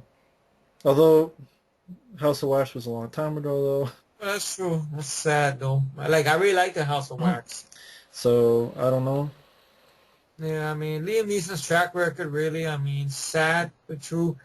He should really just retire, in all honesty. I mean, he's not doing many good stuff. I mean, Taken, to me, was just one movie, to be honest. The Unknown wasn't that bad, but it was not one that I want to get in my collection, to be honest. And the sequel to Taken was horrible. The Gray, well, we yelled about that before. I mean, I hated The Gray. You hated The Gray. Mike's seen it. Mike hated The Gray, so that's pretty much it. But Nonstop, I don't know. Maybe it's something I would.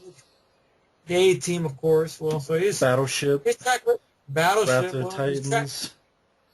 I haven't seen that yet. I mean, his track record is very horrible. So I don't know. I know I've seen the trailer for that other one he's got down the list over here. We're gonna get to, pretty much. Yeah. But hey, that's Nonstop.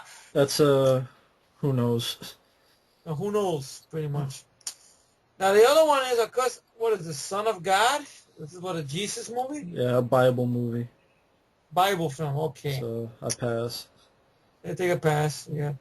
300, Rise of an Empire. I'm passing on this because you don't need a sequel to this fucking movie. That's why. Don't need a sequel to this fucking movie. It takes place before, during, and after the events of 300. You don't need a sequel. I just said it before. I know it's happened already, obviously, with me, but just saying in my perspective, you don't need it. Yeah. About Xerxes. Fuck Xerxes. Him and the rest of his hoes. These fucking piercings and shit. Fuck Xerxes. Give a shit about that. The trailer didn't do nothing for me. It's shit. It's a waste of money. Rise of an Empire. What empire? I don't give a fuck how Xerxes got his empire started. If you're gonna bring Gerard Butler back, how Gerard Butler became whatever. He's not in it. Of course he's not in it. Of course, so then I would like it, but no. Well, he died. But you could do it like a beginning story or something, like him before he went with before he got to that battle, like what made him part of the Spartans. They show him going up in the ranks, but no, they didn't do that. They did this movie instead with like dog shit. And I think Zack Snyder Produced it. came on as a writer and he produced it because he's too busy doing the Superman movies, of course. Yeah. All right, so Rise of the Empire kissed my ass. Well, I'm gonna go get a refill of water, so I'll be right back, folks. I guess I don't know. You wanna go on to the next thing or whatever? I'll be right back. Hold on. Just keep rolling, man. It's your show. Keep rolling. My thoughts on 300 Rise of Empire. Not the biggest fan of 300, but I liked it okay. But I just liked it okay. I'm not a huge fan of 300 though. It's one of those Zack Snyder films that I prefer Dawn of the Dead. I prefer. I'd say I probably would prefer Watchmen over it. Legends of the Guardians. 300. It was okay as good visuals. I think the ending wasn't really my cup of tea. I don't really get why you need another one. And especially a film that takes place before, during, and after. I think it's a useless idea. Just trying to get some money from the title. Trailer did nothing for me. This guy, I guess he directed a film called Smart People, and I'm like, that's the guy you get? Okay. None of the actors I'm interested in. 300 Rise of Empire doesn't interest me at all. Next movie, Grand Budapest Hotel, is Wes Anderson film. Okay. I was just talking about 300, my thoughts on it. Okay, I'm back, bro. I was just talking about 300, my thoughts on it. Just Okay. I thought the first film was okay. Okay. But I'm not a fan of the ending. Mm-hmm. But yeah, you didn't need it. It's just for the name, for the money on the name. Yeah. I don't think are they even a comic book or graphic novel that continues? Is this even based on it, or just pulling this out of their ass? It makes no damn sense. I don't think there was a comic after. I don't. Yeah, just pulled it out of their ass. That's what they did. Oh, great. Of course, I guess the next one, the Grand Budapest Hotel. It's a Wes Anderson movie. Jeff Goldblum, Willem Dafoe, Agent Big Nose Brody, Edward Norton, Owen Wilson. Oh well. Not a big Wes Anderson guy. Me neither. Um, I seen posters to this already, and from what I seen in the poster, I actually thought it was Brian from Family Guy, because the dog looked like Brian from Family Guy in the poster I seen, the billboard I seen coming off the bridge on the way back from work. But my uncle told me this is based on an old cartoon from the 70s. Oh. Mr. Peabody and Sherman. Yeah, it was on during Rocky and Bullwinkle. Yeah. So I don't know why this is getting made, because no one remembers it. Hence, pretty much. I don't know. You didn't remember it. I don't remember it. My uncle probably knows more of it. I don't know. I mean, you got a big voice cast from Mel Brooks, Ty Burrell. Let's see. I guess Dennis Haybert, the guy who does the Allstate medical, Allstate insurance. I'm sorry, Allstate insurance commercials and shit. This movie will bomb, I guarantee, because no one remembers fucking Peabody and Sherman. Of course. But the Rocky and Bullwinkle flop, you think people are going to remember Peabody and Sherman? Yeah. Next is the Need for Speed, aka Fast and Furious 10. That's my thoughts on it. I mean, the trailer wasn't awful, but it just seemed like Fast and Furious 10 is like, hey, what do we have? Wait, we have this game. Okay, Fast and Furious. Okay, that was a hit. Let's turn this into a movie with Aaron. Well, what's strange about it, it's a video game film that's done by a big studio like Touchstone Pictures and DreamWorks, which is strange. Why would they touch this? Because normally all these video game films, I've noticed they're usually done by very, very small studios, like with Touchstone and DreamWorks. Really? Wow. I don't know why they would touch that. Why not? I don't know why. Because I always seem like every time I see video games, there always like small studios that want to do it and stuff like that. Need for Speed. I mean, wasn't Tomb Raider like Paramount? Yeah, but that was years ago, though. I mean, recently, really, have you seen? What was the last video game movie? I barely remember. That's how good it's been. Sweet. I barely remember it. I mean, what? Max Payne. I mean, that was the 20th Century Fuckface. Yeah. The Uwe Carnage ones he's done. Those shitty ones. And everything. I don't know. I mean, I'm not a fan of the show Breaking Bad. Right? That's your lead guy, Aaron Paul. I'm not sure, but from what I understand, isn't the Need for Speed games, the character in the game, the lead character, supposed to be a Hispanic guy? I don't know. I didn't play him. Well, I couldn't remember. I seen a clip or, I don't know, one of the games. There was the Hispanic guys. I know one of the cast members in the film, really enough, is an actor I do like. I thought he was a better lead than the guy they got. Ramon Rodriguez. The name might sound familiar, or maybe you might recognize the guy's face, Matt, because he was in Transformers Revenge of the Fallen. I know people hated him in that. Oh, yeah. But he was also in Battle Los Angeles, though. Yeah. He was the Marine that self-sacrificed himself. Well, I think these games, they don't really have a plot to them. Most Maybe of that's them. what it is. Maybe they just slapped it together pretty much. And everything like that. Dominic Cooper is your bad guy. Michael Michael Keaton's in Keaton, it. he's in it. I don't know who he plays. He's just in In it. the trailer, if you see quickly, there's a guy who's like on a radio, like the announcer narrating. That's Michael Yeah. Keaton. Yeah, pretty much. Like you can, I forget the dialogue he says, but Me neither. I mean, I remember the music that was used in there. That music from Muse or whatnot. yeah, That was in there. It was good music and stuff. I mean, it looked like a lot of practical action when it's there. Okay, little explosions and shit. I mean, it might be like a run-of-the-mill time waster at most, but I don't know. I mean, for what it is, just the lead guy. I mean, who knows? Like, I would think, if you why get Aaron Paul? Why not get Ryan Gosling? That's just me. That's just me that thinks that. I don't know, but I think he's a better actor. I think he's better than this guy Aaron Paul, to be honest. And I know people might say, oh, but you haven't seen Breaking Bad, but I've seen enough few little clips here and there. I mean, Bryan Cranston is what makes that show work, in my humble opinion, from the little clips I've seen. But Aaron Paul, I don't know. You know, he just seems like, you know, like that guy, what's his name? Charlie Dunham, I think it was that. Damn it, the guy from, what was that robot movie last year? Pacific Rim Job, yeah. yeah, This makes me think of that. Like maybe if this guy was your lead, maybe I would feel a little more comfortable. I like him more, Ramon Rodriguez. You know, a lot of people probably bash him a lot because they hate Battle Los Angeles and they hate him in Revenge of the Fallen, which I can understand. Okay, Revenge of the Fallen, why? But Battle Los Angeles, I don't understand. right. I thought he was good. I thought he was good in Battle Los Angeles and stuff. But I don't know. I go with an open mind. But that's not a theater ticket at all. That's probably a free download or wait till later on for DVD, if anything, or digital rental with the way things are going now, of course. Yeah, Pretty much. No. this film, I I mean, don't know, you know, it just, doesn't do much for you. Fast and Furious 12. that's what it seems like. It just, It's all cars. That's all it is. Need for Speed involving cars. maybe a time waster. Maybe at most. But it's not, Maybe. in that movie, I'd be like, that guy's seen a theater. Yeah, I didn't care for. I didn't play any of the games, so I didn't don't know. either. So it doesn't do much for me. Maybe as a standalone, let's see. If it's something that's gonna rely on games, then I'm in trouble then because I did not play the fucking games. So, but then again, they never listen to the game. They don't stick to the source material anyway. Look at the Resident Evil films. You gotta say more. Well, that's why I Yeah. think Need for Speed, I don't know if they really have plots. It's mainly just racing. Yeah, it's true.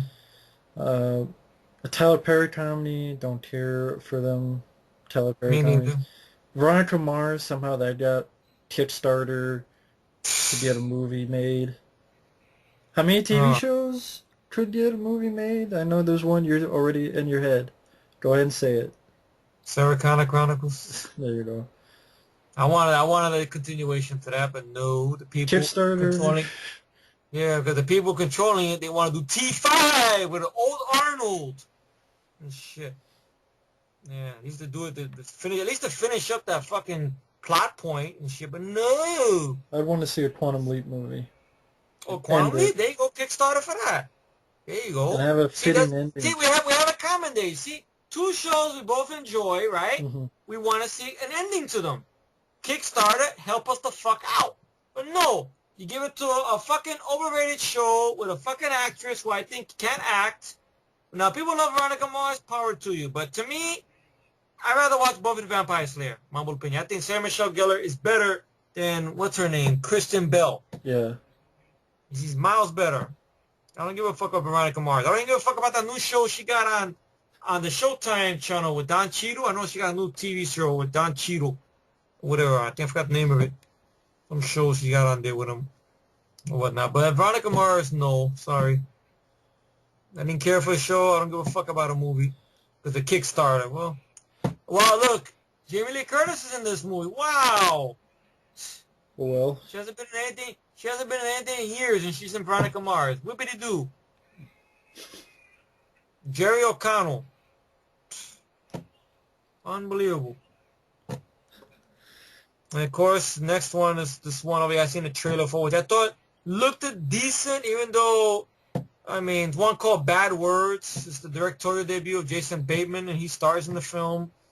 I gotta give him credit because he's playing against type. Because usually he's the straight guy in these type of comedies. Here he's playing the center. He's kind of the wild guy, the funny guy in this.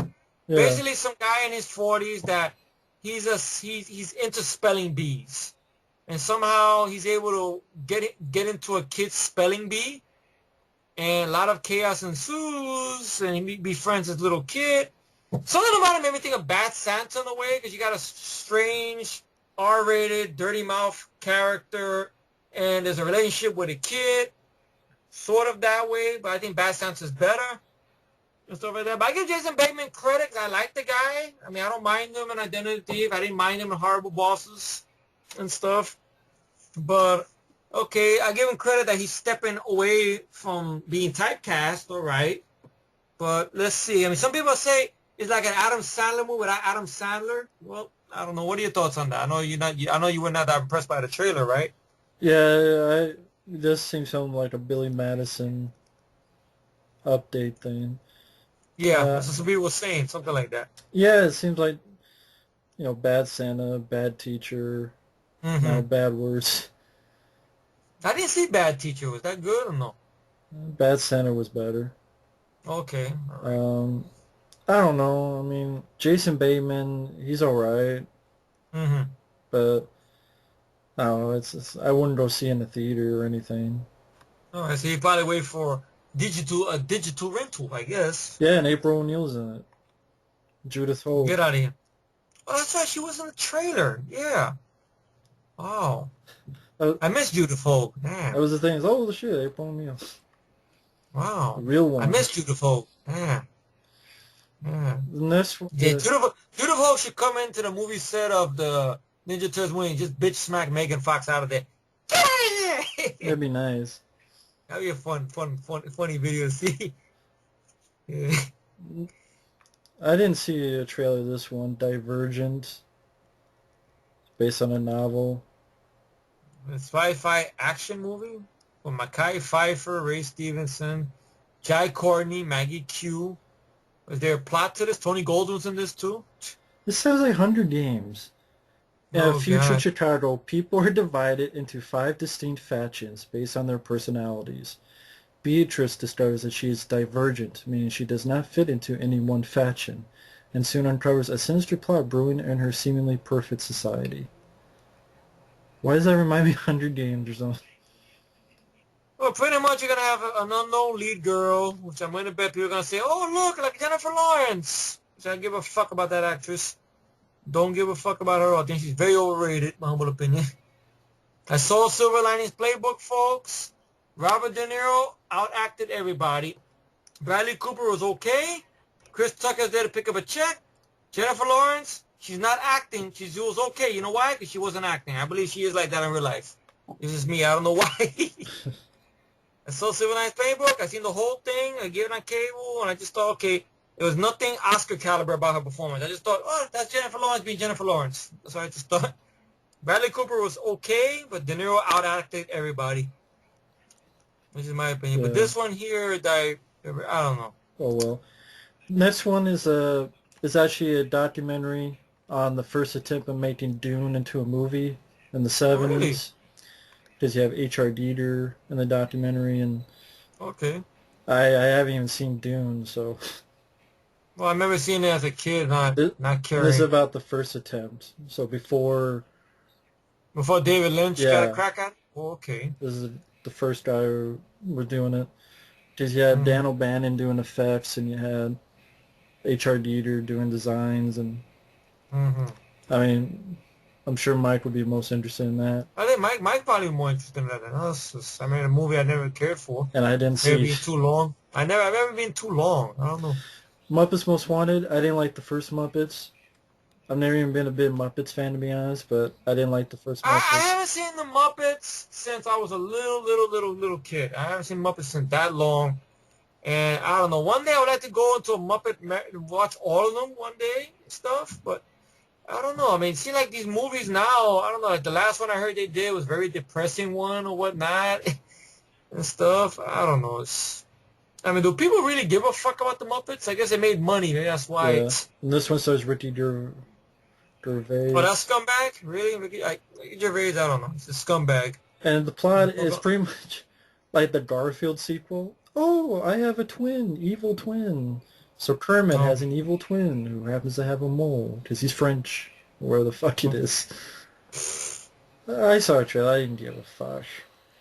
Like they were when they were on WWE, PG, Was Muppets. Kermit doing the rock bottom on anybody? Really?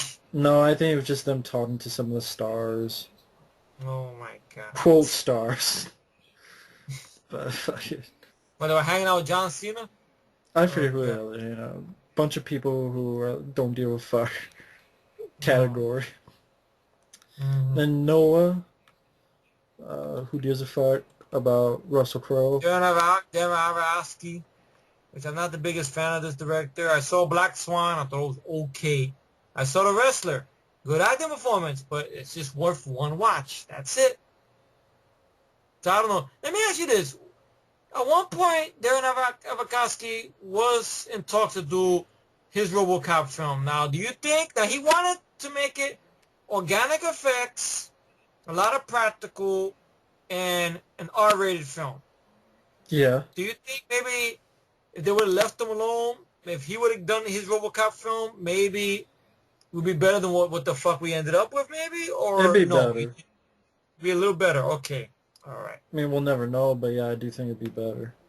All right. Okay. Can't be worse. Well, that's true. That's true. PG-13 It pussy. probably be an ambiguous ending because these endings are really like one of those endings you got to like make up your own mind about. That's the only thing.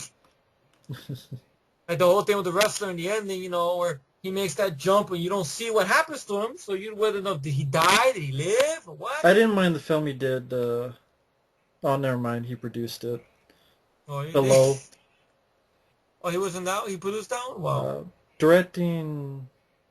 Is that the Below, the one with Ryan Reynolds? No, it's one that's a ghost story in a submarine. Oh, that one. Oh. That's one I didn't mind. David Right. Twohy directed it. He only produced it. Okay. I don't mind Requiem for a Dream for acting.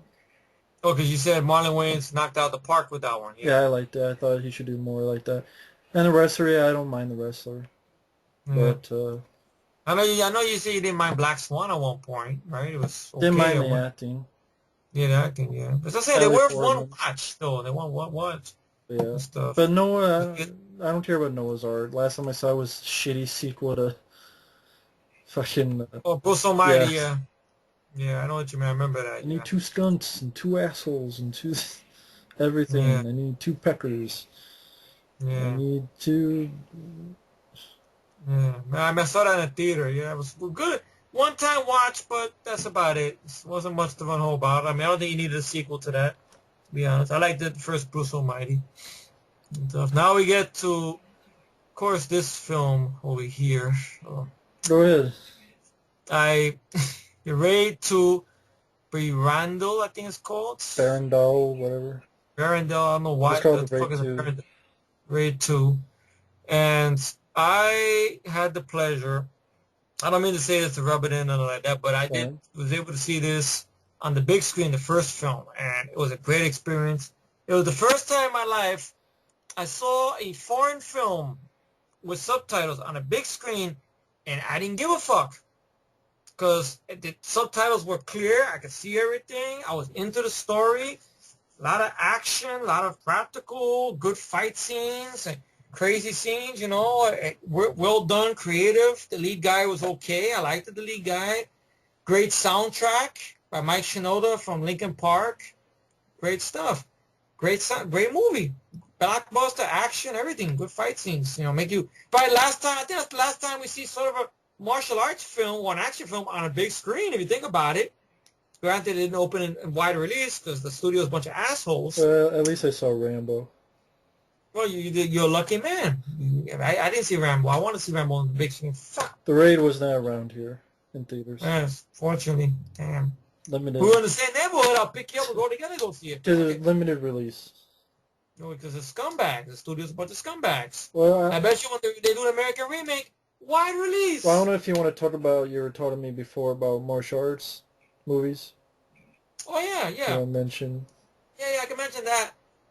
That's a genre that pretty much died out, sad to say, because they're not on the big screen anymore. They're not on the big screen. In the U.S., they're not on the big screen anymore. They're mostly done straight to DVD. I mean, the last martial arts film really on the big screen, I'm not talking about Jason Statham. I mean, like, martial artists, right? Like, I don't know, maybe Fearless. Fearless was on the big screen, which I didn't mind Fearless. Well, yeah, I can't count Expendables because that's not a whole film based on martial arts. That's just one scene or two scenes martial arts. Action film in general, okay. I don't know why. It goes straight to DVD pretty much, or overseas. So that genre is pretty much dead. The Raid was one of the exceptions that went there, but very limited release. And this one, I wonder if it's going to get the same treatment, very limited release. And the trailer for it, to be honest, didn't look like much because for no reason, there's no Mike Shinoda. He didn't come back because he's not in the damn trailer. It's got some boring classical music, which doesn't work. The first film involved a bunch of SWAT guys checking out a drug lord in a building. Yeah. They get trapped in there. Oh, you're right. What happened? He's not doing the music. You see? Fajar Yuskamel, Arya Prayogdi, and Joseph Trapanese. Music by. And Joe Japanese, I think he helped out with the music on the first film with Mike Shinoda. I don't know why Mike Shinoda didn't come back. Maybe they didn't ask him. They didn't. I don't know why. Stupid. I remember I seen teaser trailers for the Raid, and they had that music in there. Even the full blown trailer was great. It's blockbuster, it was action packed, and he's in the fucking movie. Lo and behold, but I don't know. I looked at the trailer. It doesn't have that intensity that much. Like the first film, they're all in one building, hell breaks loose, and shit hits the fan. Fine. This one is not a trapped in a building no more. It's an undercover cop story, going deep cover, which you've seen this done many times in these type of films, where your lead guy has to pretend to be a crook to get inside with his mob guy, with these two families who are rivals with each other, some random fights, and then it ends with a bad Bruce Lee Enter the Dragon homage. Like, you remember the scene in Enter the Dragon where Bruce Lee fights O'Hara, Bob Wall's character, and he do that thing with the hands, like almost it's kind of like a Tai Chi move, and all of a sudden go pa to the face. That scene in the Enter the Dragon. If you remember, anybody remembers Enter the Dragon? Yeah. I know you remember. It felt like it was trying to do an homage to that, which looked bad though. You know, like you were your own thing in your last film. Keep being your own thing. Why are you stealing from other films? Don't steal from other films. I know Garrett Evans came back to write and direct this, which I don't know if this film really needed a franchise, to be honest. I don't think so. I know Garrett Evans, I think, is going to come on as a producer, I believe, for the American remake or whatnot, which I'm not looking forward to. I guarantee shaky cam, which I'm fucking tired of, and quick cuts, and bullshit pretty face actors. And shit. So the Raid 2, I don't know, to be honest. The trailer didn't do much for me and stuff, because it just seemed like, I don't know, like it's like the trend today. Like, I saw Kick-Ass 2 last year. Well, apparently it's, how long is it? 2 hours and 28 minutes? And the first film wasn't even that. It says here the running time is 148 minutes. That's 2 hours and 28 minutes. And the first film, I don't even think is 2 hours. First film is... It's less than that. I know it's not a 2-hour movie. If it's 2 hours, I'm shocked. Hour and That's 40. See? See what I'm talking about? It's gonna be a lot of talk, maybe a little bit of fight scenes, talk, little bit of fight scenes, then talk, and that's it. It's gonna be one of those movies like we've seen before. Undercover cop infiltrates the mob. Yeah. Maybe some fight scenes. It made me think of that movie, which I know is a Jet Li film that this made me think of, which I was not a fan of, which I revisited again sometime last year, I think. The Enforcer, where he goes by the other name, My Father the Hero, I believe, which I didn't care for. And stuff, where Jet Li's, whatever, some undercover cop. He's so deep undercover. His wife and his son don't know nothing about Oh it. yeah, I saw. I didn't like it either. You see what I'm talking about? He's so deep undercover. I didn't like that one either. Yeah, that's what I'm talking about, right? Yeah. And it was hard to like Jet Li's character. Yeah. Because, you know, not for nothing, your wife is sick and stuff like that. You could have talked to your commanding officer, somebody, look, not for nothing, my wife is sick. You know, and she dies thinking he's a crook and stuff. And, you know, his son is being put in this bad situation or whatnot. And the fight scenes were very cartoon-like. I didn't care for it. It made me think of that, though. Granted, these fight scenes look better, but, you know, I don't know. This movie, I don't know. I mean, I really loved the first film a lot. Just like I was saying, I saw Kick-Ass 2 last year, and I didn't go to the theater for because I had a bad feeling about it. I didn't hate the film, but it did not have what the first film had, in my humble opinion. Like, there was no energy to it. So it was felt just very meh. cold. Meh, that's See? right. You see?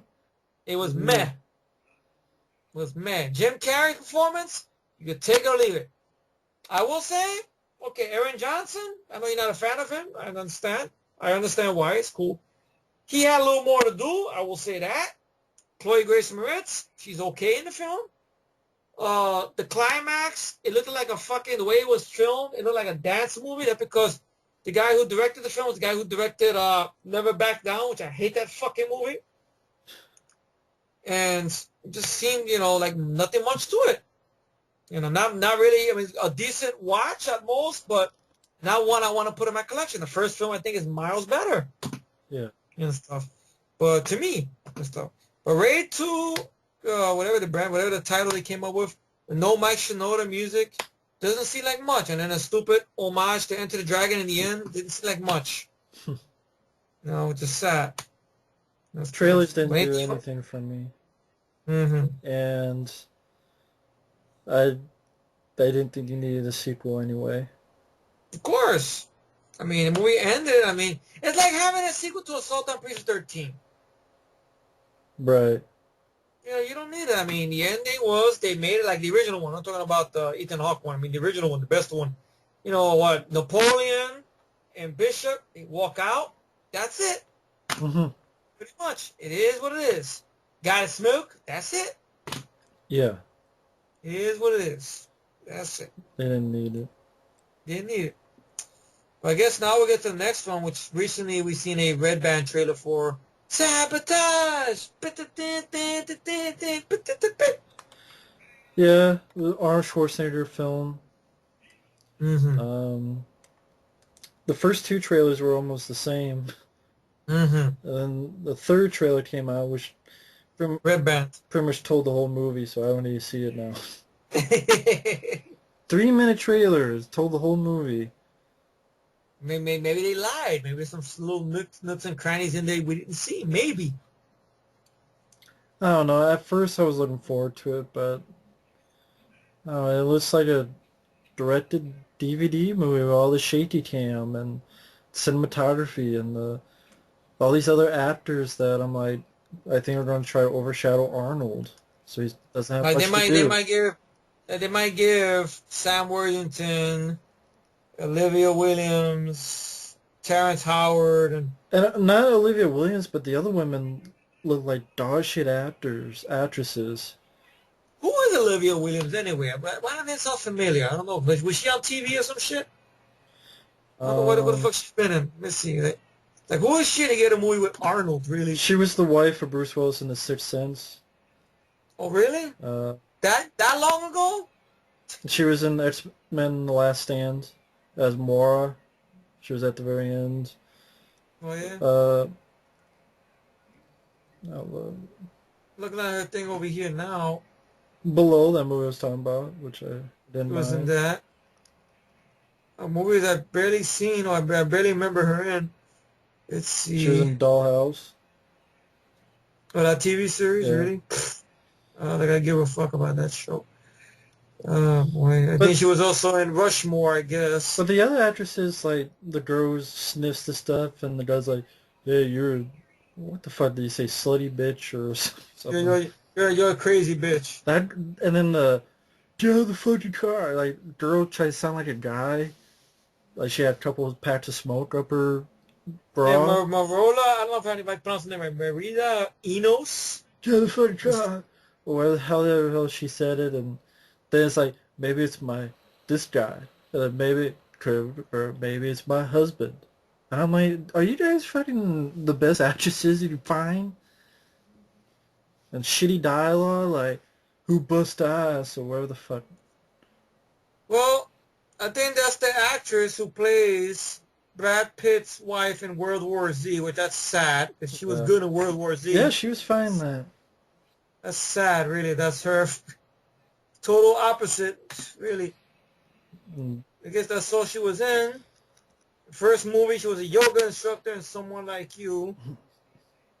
And the motherfucking movie that barely... Oh, she had a very tight... Oh, she's the wife of Josh Brolin in a Gangster Squad as well, mm. which I didn't mind her there, but wow, like what the fuck happened to you? Did you pump iron or something? Or you took something when you did this movie? Just seeing all these other actors are gonna overshadow Arnold. And I Yeah, don't mean they're gonna be better. I just mean they're gonna they're going to give them more to do pick than up all the Arnold. time. Yeah, and stuff. I mean, also we also have the weird, scary factor that Skip Woods came up with the screenplay. That's scary because his track record is horrible. Yeah. Even though David Ayer came in, but we don't know if he rewrote anything or Skip Woods came in and rewrote some shit. So let's see what happens. I mean, I saw the Red Band trailer. It looked okay, meh, all right, but you know, let's see what happens. I mean, I am on the Arnold bandwagon. I mean, I love Last Stand, Steep. and that's a movie that Arnold in Last Stand he wasn't in that much because you know they didn't write it for him. He came in the last minute because it was only for Liam Neeson and stuff. But he was still a good movie. I rewatched Last Stand, and that still holds up. Escape plan.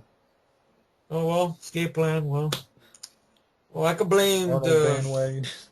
aren't well. That's a bad wagon though, and stuff like that. But we'll see what happens. And both films bombed, Last Stand and Escape Plan. So I'm surprised this is getting a theatrical release. And it's getting a March release, which I'm very surprised about. And you mentioned the thing about shaky cam and direct to the DVD stuff. Ironically enough, this released through Open Road Films, the same people that released that Statham film, Homefront, which I heard that has that same problem too. Shaky cams. I didn't see So why it. don't why don't they just call the studio Shaky Cam Films? It seems like it's just, they both have the same little problem, right? I Shaky Cam Films. Released open road, shaky cam. think they released Machete Kills.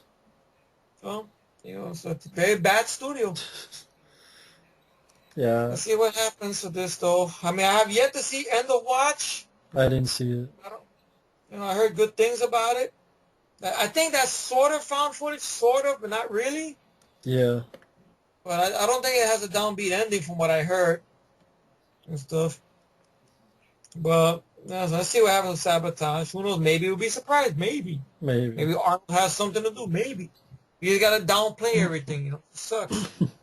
Now we're ending March. Now we're gonna go into the spring season, which is April, going into the pretty much from April to June, and we have Captain America, the Winter Soldier, which are really, really, really, really downplaying.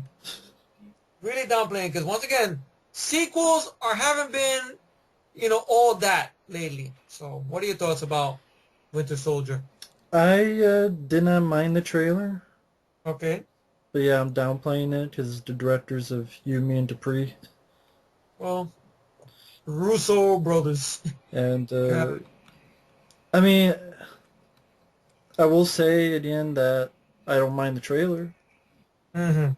but I'm not really. Uh,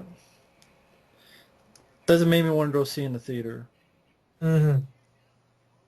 I mean, that's one that I can wait for home. Pretty much. I just, I mean, the first one, I'm the burned first one out I on admit, comic book movies. I'm yeah, I burned don't out on blame you. superheroes. I really am. Because like every single year, it's a superhero movie. That's what it is. They don't give More than nobody a one. chance to do it. Exactly. Because studios are trying to compete. Marvel Studios does one. Of course, 20th Century Fuckface gonna do one. Then, of course, Warner Bros. Wants to do one. So, like, they want to compete with each other. And shit, that's what it is. And they make money, lo and behold. Yeah. Exception to Dread. That's sad. Yeah. Yeah. So I'm just gonna downplay it. I mean, that trailer looked it okay, but I don't know. Like I heard bad things about Thor: The Dark World and stuff like that. A So bit meh. like like I'm saying, yeah, sequels are really they're not. It's like they're just doing them very lazy now. They're not putting no effort into them. And shit. I want to bet the Avengers sequel comes out, it's gonna be the same shit. Meh. Like Expendables 3, which I know is coming down the list. Well, I'll save that for that. But all right, but Dorm Hemingway. Fuck is this? Jude Law, so I pass. Pass. Rio 2, I barely gave a fuck about Rio 1, so Yeah, I'm surprised there's a sequel, yeah. to be honest. Really? Was that good, huh? Yeah, I didn't know many people remember Rio. Yeah. Draft Day, that's the Kevin Costner was talking about. Ivan Reitman's directing. Really? General manager of the Cleveland Browns must fight to land the #1 draft pick. Story that doesn't interest me. Sports movie. Sports So I guess comedy thing. so I guess Costner's feeling nostalgic again because sports is pretty much how he got his name in Bull there. If you think Durham. about it, Bull Durham and stuff, and then plus I don't know that was Field of that one he did. Dreams. You Feel the Dreams and Tin that Cup. romantic Tin Cup. What about that one he did with Kelly Preston? Everybody remembers that one for Love of the Game or some shit. Oh yeah, Sam Raimi, yeah. Yeah, so you see all these sports films, I guess. I guess maybe Kyle Costner. Plus Ivan Reitman, which I don't know, Ivan Reitman really. Ivan Reitman, his son got a movie coming out the same year, so shit. Trailer didn't do much for me. I didn't even see a trailer for it, so I don't know. Sports comedy, don't give a shit. Let's see. On what's that? One after draft day. Oculus. Don't know, some horror film that so good they don't say anything on Wikipedia about it. Well, that's how good it is. They didn't bother putting a plot. Let's see. St. Vincent's. Movie starring Bill Murray, Melissa McCarthy, Naomi Watts. There's no plot. And no plot. Well, that tells you how good it is. Huh? Alrighty. Transcendence. That's the one. Yeah. Johnny Depp, right? Yeah. Yeah. Lawnmower Man. Basically. That's where the trailer made me think. Yeah. I seen the trailer for it. Look, maybe think of Lawnmower Man. Yeah. War. Yeah. Again. Lawnmower Man 2. Job's War. Lawnmower Man 3. Johnny's remake. Johnny's Retort. Yeah. Bears. Disney nature movie. Well. No thoughts on Transcendence? There's no words. I mean, I don't know. I saw the trailer a while ago. I forgot it. That's how good it was. It's no words. Johnny Depp, I'm getting tired of him. Retire or get the fuck away from... Or you know what? Get away from your comfort zone. You and Adam Sandler. I had enough of you fucking guys already. Every year, Johnny Depp, Tim Burton. Johnny Depp, Tim Burton. Well, this isn't Tim Burton. But Johnny Depp with Pirates. Now Johnny Depp with something else. Get away from everything for a while. Really, you look at public very weird. I know it's bad to say, but Johnny Depp, I'm just tired of him and Adam Sandler. Well, for those wondering, this is the plot. Johnny Depp is Dr. Will Castor, and he's an artificial intelligence researcher who strives to create a machine that possesses sentience and collective intelligence. Mm-hmm. Extremists who oppose technology and advancement target him, but their actions drive him toward his goal. He wants to become part of his new technology, and his wife and his best friend, also researchers, question the wisdom of this drive. Pretty much Johnny Depp, before he dies, puts his mind into a machine, and artificial intelligence. He becomes unstoppable. Why does this remind me of Eagle Eye or someone? Oh man, maybe Lawnmower Man. The same thing, Guy goes into a computer and becomes powerful. I'd rather watch Lawnmower Man, the first movie, not this bullshit To sequel. be honest, I'd rather watch Ghost in the Machine. Ghost in You can't run, you can't hide, you can't win. Yeah. I'd rather watch that. I don't mind that movie. Lawnmower Man. You watch that, I watch Lawnmower Man. That's it. Fine. Oh God, but Bears, Disney, it's a nature. A haunted. Heaven is for real. What was that? Oh, sorry, was it Haunted House too? Oh, you were saying? Okay. No, go ahead. No, I didn't want to cut you off. I'm sorry. That's fine. Go ahead. No, this Heaven for Real, Randall Wallace movie, Greg Kinnear. Christian drama movie. Oh yeah, well, we passed. One day you passed it. That's cool. I didn't see a Haunted House, the first one. Did you? Yeah, I liked Marlon Wayans. I liked Cedric the Entertainer. Okay. That's it. The movie sucked. Okay. I mean, would I watch it? I would watch it again for those two. Okay. But it's not. I can't say it's a good movie. Like if you saw it, I would not be surprised if you ranted on it. But I liked Marlon Wayans. He made me chuckle, and I really liked Cedric the Entertainer. Mm-hmm. So it's. Okay, is it true? I can ask you this question. Is it true that you could watch it even though you don't give a fuck about the Paranormal Activity films, or you've never seen them? Yeah. Because some people have told me that. They said if you're not into the Paranormal Activity films, you can still enjoy it on its own. I thought so. Oh, yeah? Okay. Because I don't give a fuck about the Paranormal Activity films. I thought so. But not. Did they really need a sequel, man? Hopefully they do better. Okay. All right. This does have Gabriel Iglesias in it. Okay. Cedric the Entertainer comes back, I guess. I didn't mind the trailer, but hopefully it's better. But it's not like, I'm not like, I don't know. I probably feel like the first one. I don't know. This one is whatever. If there was never a sequel, I wouldn't be crying. Mm-hmm. I don't care one way or another. Mm-hmm. Well, folks, I never seen the first one. I know, shame on me. Well, so I have no opinion on the second one. So it's not much to say. I think most people hated it. Really? Oh, they hated the sequel? Really? They hated the Haunted House. Oh, they hated the first film? Yeah. But it became a big hit, didn't it? Yeah, but it doesn't mean people like it. Oh, all right. It's kind of like the thing with Transformers, which I guess we'll get to later on in this list, pretty much. All right. So now we have a 2020 fuckface film called The Other Woman. Nick Cassavetes directing. Cameron Diaz, Leslie Mack, and Don Johnson, a comedy. Let's see, the plot for this is, if there is a plot, after discovering her boyfriend is married, a woman, Cameron Diaz, tries to get her ruined life back on track, but when she accidentally meets the wife he's been cheating on, Leslie Mann, she realizes they have much in common, and her sworn enemy becomes her greatest friend. When yet an affair is discovered, all three women team up to plot mutual revenge on their cheating, lying, three-timing son of a bitch. So, I'd rather watch 9 to 5, to be honest. That was more fun. This one, I don't know. Seemed like very stupid. Like Don Johnson already mentioned who his character is. Probably a little part in the movie to win the bet. Yeah. Shit.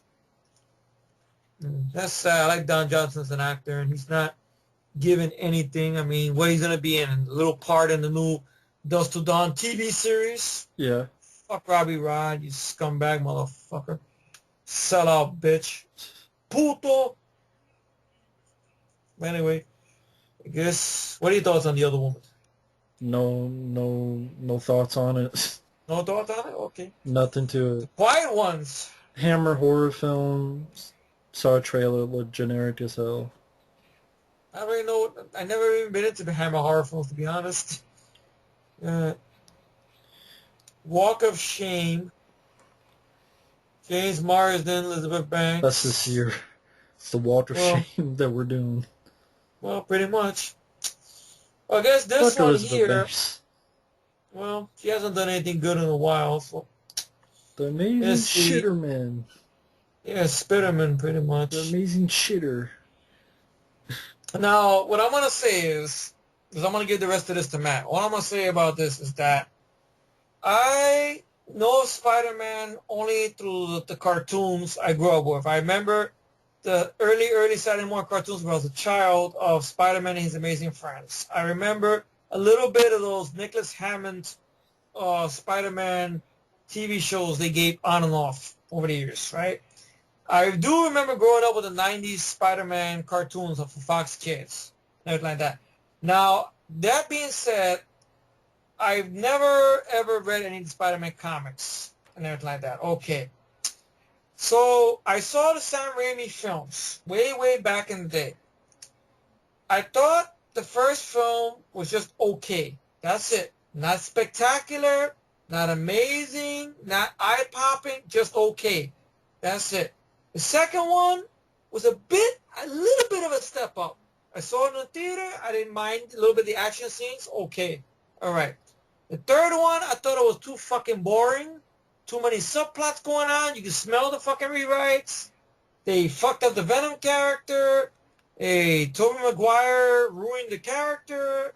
And they fuck up the first Spider-Man movie. It's a clusterfuck. I saw the 2012 film, The Amazing Spider-Man, the reboot. Very boring film. Lead guy was horrible. Everybody knows he's Spider-Man. Why is he wearing the costume? Ridiculous. Very ridiculous. Boring ending. Web shooters, you didn't need it. And the ending with C. Thomas Howell, how he gets all these guys to get all these cranes all together because C. Thomas Howell and they're fans of The Hitcher and The Outsiders and Red Dawn. Wolverines! That's why they did it. And he fights Lizard, the Goomba, whatever it is, in a half-ass fight. And you get a new film. I saw the trailer for it. Jamie Foxx is playing Edward Nygma. Looks lame. Didn't look much to it. And a lot of money shots, which is on the screen there. But I don't care really nothing about Spider-Man whatsoever. He's not my boy. I mean, I knew of him just through the cartoons. But I'm going to give it up to a guy who lived, breathed, and shit. Not really shit. Spider-Man, because he had the comics, and he knows all about this guy like the back of his hand. So I give it to Matt. Go for it, Matt. I don't even know what to say about this. I'll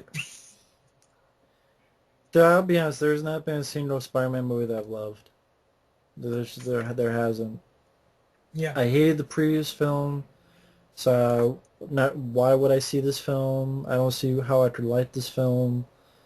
Andrew Garfield, I don't care for. I don't care for his stupid fucking haircut that used... Any bullshit comedy. Yeah, his hair... This doesn't work. Hair to use as like a mop. I already know this is going to end with Emma Stone dying because it's the Gwen Stacy dying thing. I could already tell from the trailer that's how it's going to happen. I think they already talks to put Mary Jane in the next film. So Yeah. Of course, they already talks on that already. All these villains they're putting in, Rhino, Electro, I Green think, Goblin, kind of. what was that? Harry Osborn is there, played by the actor from Chronicle, which I Yeah. liked that actor. But I want to ask, what's wrong with the actor's voice? Why are they making him sound like Josh Hartnett? I don't know. Because he doesn't talk like that. He's not making him talk like Josh Hartnett. Like, why are you talking like Josh Hartnett? Talk with your regular voice, like you talked in Chronicle and Beyond the Pines. Place Beyond the Pines. He didn't talk like that there. Fuck. Anyway, go on, man. Go on. But I don't know what it is. This one, Jamie Foxx, Playing Edward Nygma. yeah, it's like, I'm not mad that it's not like the comics and stuff. I'm not really mad about that. It just as a movie, and I'm like, I just saw this on Iron Man 3. Literally a copy of that. I agree. And Jamie Foxx he didn't remember my name. That's why? Because you don't remember a name? Like, he met you once, and he doesn't remember your name, and that's why you don't kill the world? Or Spider-Man? You met me only one time, you don't remember my name, and then you met me for like 30 seconds. What kind of writing is this? Orsi, Kurtzman, whatever the fuck. Oh, those guys came on to write this? Oh, that's pitiful. Yeah, they're Really? on there as two of the writers, the four That's writers. pitiful. Oh, 4 writers. You see, there's trouble right there. Rewrites. I just, I will admit, special effects didn't bother me. Yeah, the money's on the screen. I see a little bit of the money there, The but suit, I do like it more than the suit in the previous film, but that's nothing. I mean, it's just like the suit in the Sam Raimi ones. it's just they made the eyes white to make it like the comic books, which didn't. I don't think you needed that, to be honest. That doesn't. I'm fine with that. With the white eyes. Yeah, I'm fine with that look. Mhm. I'm fine with the costume. I'm fine with the special effects. I think they probably looked the strongest effects wise of any of the movies, which made sense. I just, I don't know. Electro was never a villain I was really that interested in, or at least the way they're doing it. I'm not saying you need that silly ass costume in the comics, but just having a hoodie and Edward Nygma, and it's like, oh, he looked like the very stereotypical geek, like laughable in the wrong way, very stereotypical. I just the way they are handling it, and then looking like the guy from Watchmen, it's the blue, Oh, it was Dr. Manhattan. yeah, or looking like that, and throwing all this backstory of Peter Parker's parents, which is Again. boring and boring. That, like, I didn't care about that in the previous film. They don't push that more. Andrew Garfield doesn't appeal to me. This humor doesn't appeal to me. Uh, It'd be one of those things. I'm sure if I saw it, I'll probably see it when it's on DVD or whatever. But the action scenes aren't that bad, Mm-hmm. and that's it. I don't read the comics anymore. I And this was it based on the Ultimate Spider-Man, I guess. I didn't read much of that Ultimate. Yeah. It doesn't do anything for me. It's like Iron Man 3 all over again, or it's fucking, like I said, I think it's like I mentioned before, I'm burned out on comic book movies. I'm, bur- I'm, Dread worked well. That's one of the exceptions to the rule. Because Dread, I think, was the reason it probably worked well, because even if it wasn't a comic book film, I know it sounds silly saying that, it looked at more like the way, like people say the Nolan Batman films are. They say it's dark, it's gritty. Dread did dark and gritty the best, in Yeah. my humble opinion. Did it the right way. I mean, it felt like an R-rated film. No bullshit. Okay, it could use a little more action, but, I mean, I'm not saying I need a R-rated Spider-Man. I'm not saying that. oh, you don't need that. No, no. I don't know. For some reason, it didn't draw me in. Nothing about this draws me in. Maybe I've grown. I don't. I've just. Do you feel, okay, let me ask you this question. Okay, do you feel like maybe back in the early 90s or whatnot, when James Cameron, he was James Cameron, wanted to do one with Michael Biehn as Spider-Man, you think maybe that could have been better, maybe? Yes. Curiosity-wise, to see how that would have turned out? Yeah. Yeah. Yeah, I would love to see that, yeah. Maybe that's another thing. I want to see a man. A grown-up. Why a kid? I want to see a man in the suit. I want to see a man play it. Yeah. I'm tired of this teenager shit. I know that was most of Spider-Man. I understand it, but 4 films, none of them I have in my collection. Not anymore. Yeah. I had Spider-Man Yeah. 1 and 2, and I sold them. Oh, I okay. pawned them. I just don't care for any of those movies. I watched the cartoon, the 90s cartoon. I watch other stuff, but I don't care for those. And the 90s cartoon's not even on DVD officially either. Well, It's got I have SAG and it all the... unofficially, Well, you're lucky. You're lucky shit. That's why you got unofficially. I would love to get them. but Shit. yeah, Wow. this film I don't care. Don't care to Yeah. see. Don't care if it gets made. Well, it is made. I don't care. I know they don't do more sequels. They're already planning a third one. I just Hmm. burned out on And Spider-Man. there is talks about a Venom spin-off or something like that, which Yeah, I and a don't... Sinister Six spinoff, Yeah. which I'm like, I mean, Venom, I'm a little more curious about. I think there's a kind of a comic book storyline I've heard about. It involves the symbiote going on to different people or something like that. Like one symbiote goes inside Eddie Brock, and then another one gets on top of a hitman guy who's a mob guy. I don't know if you heard about that one. It's like almost like an anthology, like. yeah. Yeah, that would be interesting to see in a movie. Interesting, but I doubt if they'll do that because they'll have to base it on the Ultimate Universe. Oh, shit. I don't look forward to the shitty Venom movie. It'll I know probably it'll be be shitty. I just know mediocre. it. Yeah, they won't go that dark with it, which is sad. Mm. I just fucked Shitterman. Shitterman, Shitterman, don't know how to do a superhero movie.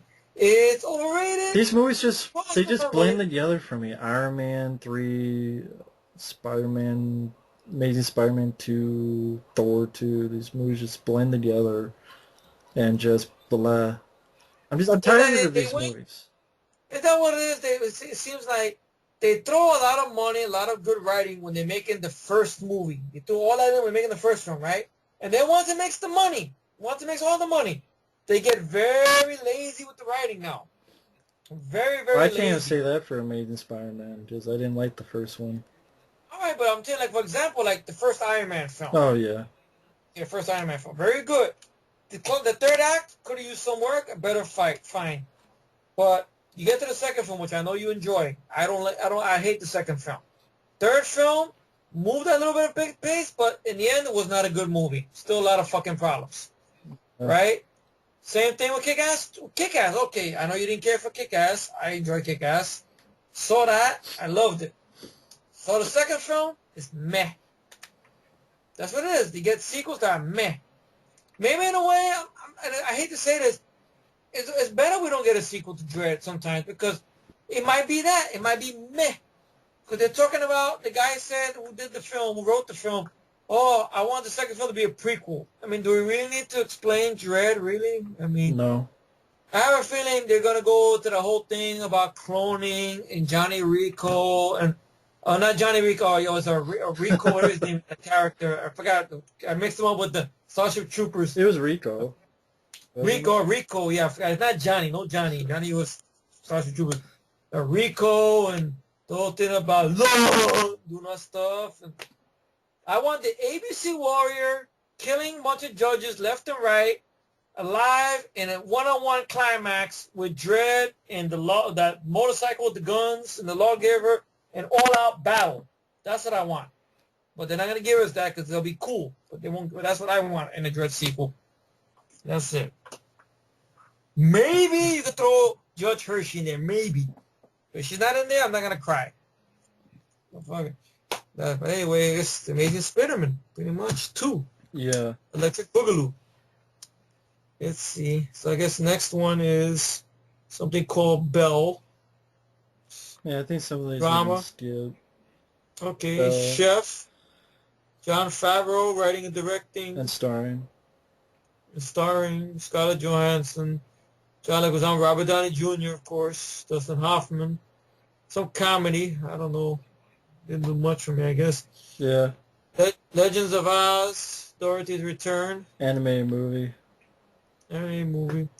Mom's Night Out. Actresses people I've barely heard of before. Now this one we've seen trailers to, Neighbors, Yeah. which guess I could be wrong. I'm not sure. You can correct me if you want, Matt. Or please do if anything. Is this a remake to the 82 film? No. Okay, really. It just happens to have the same title. Okay. Yeah.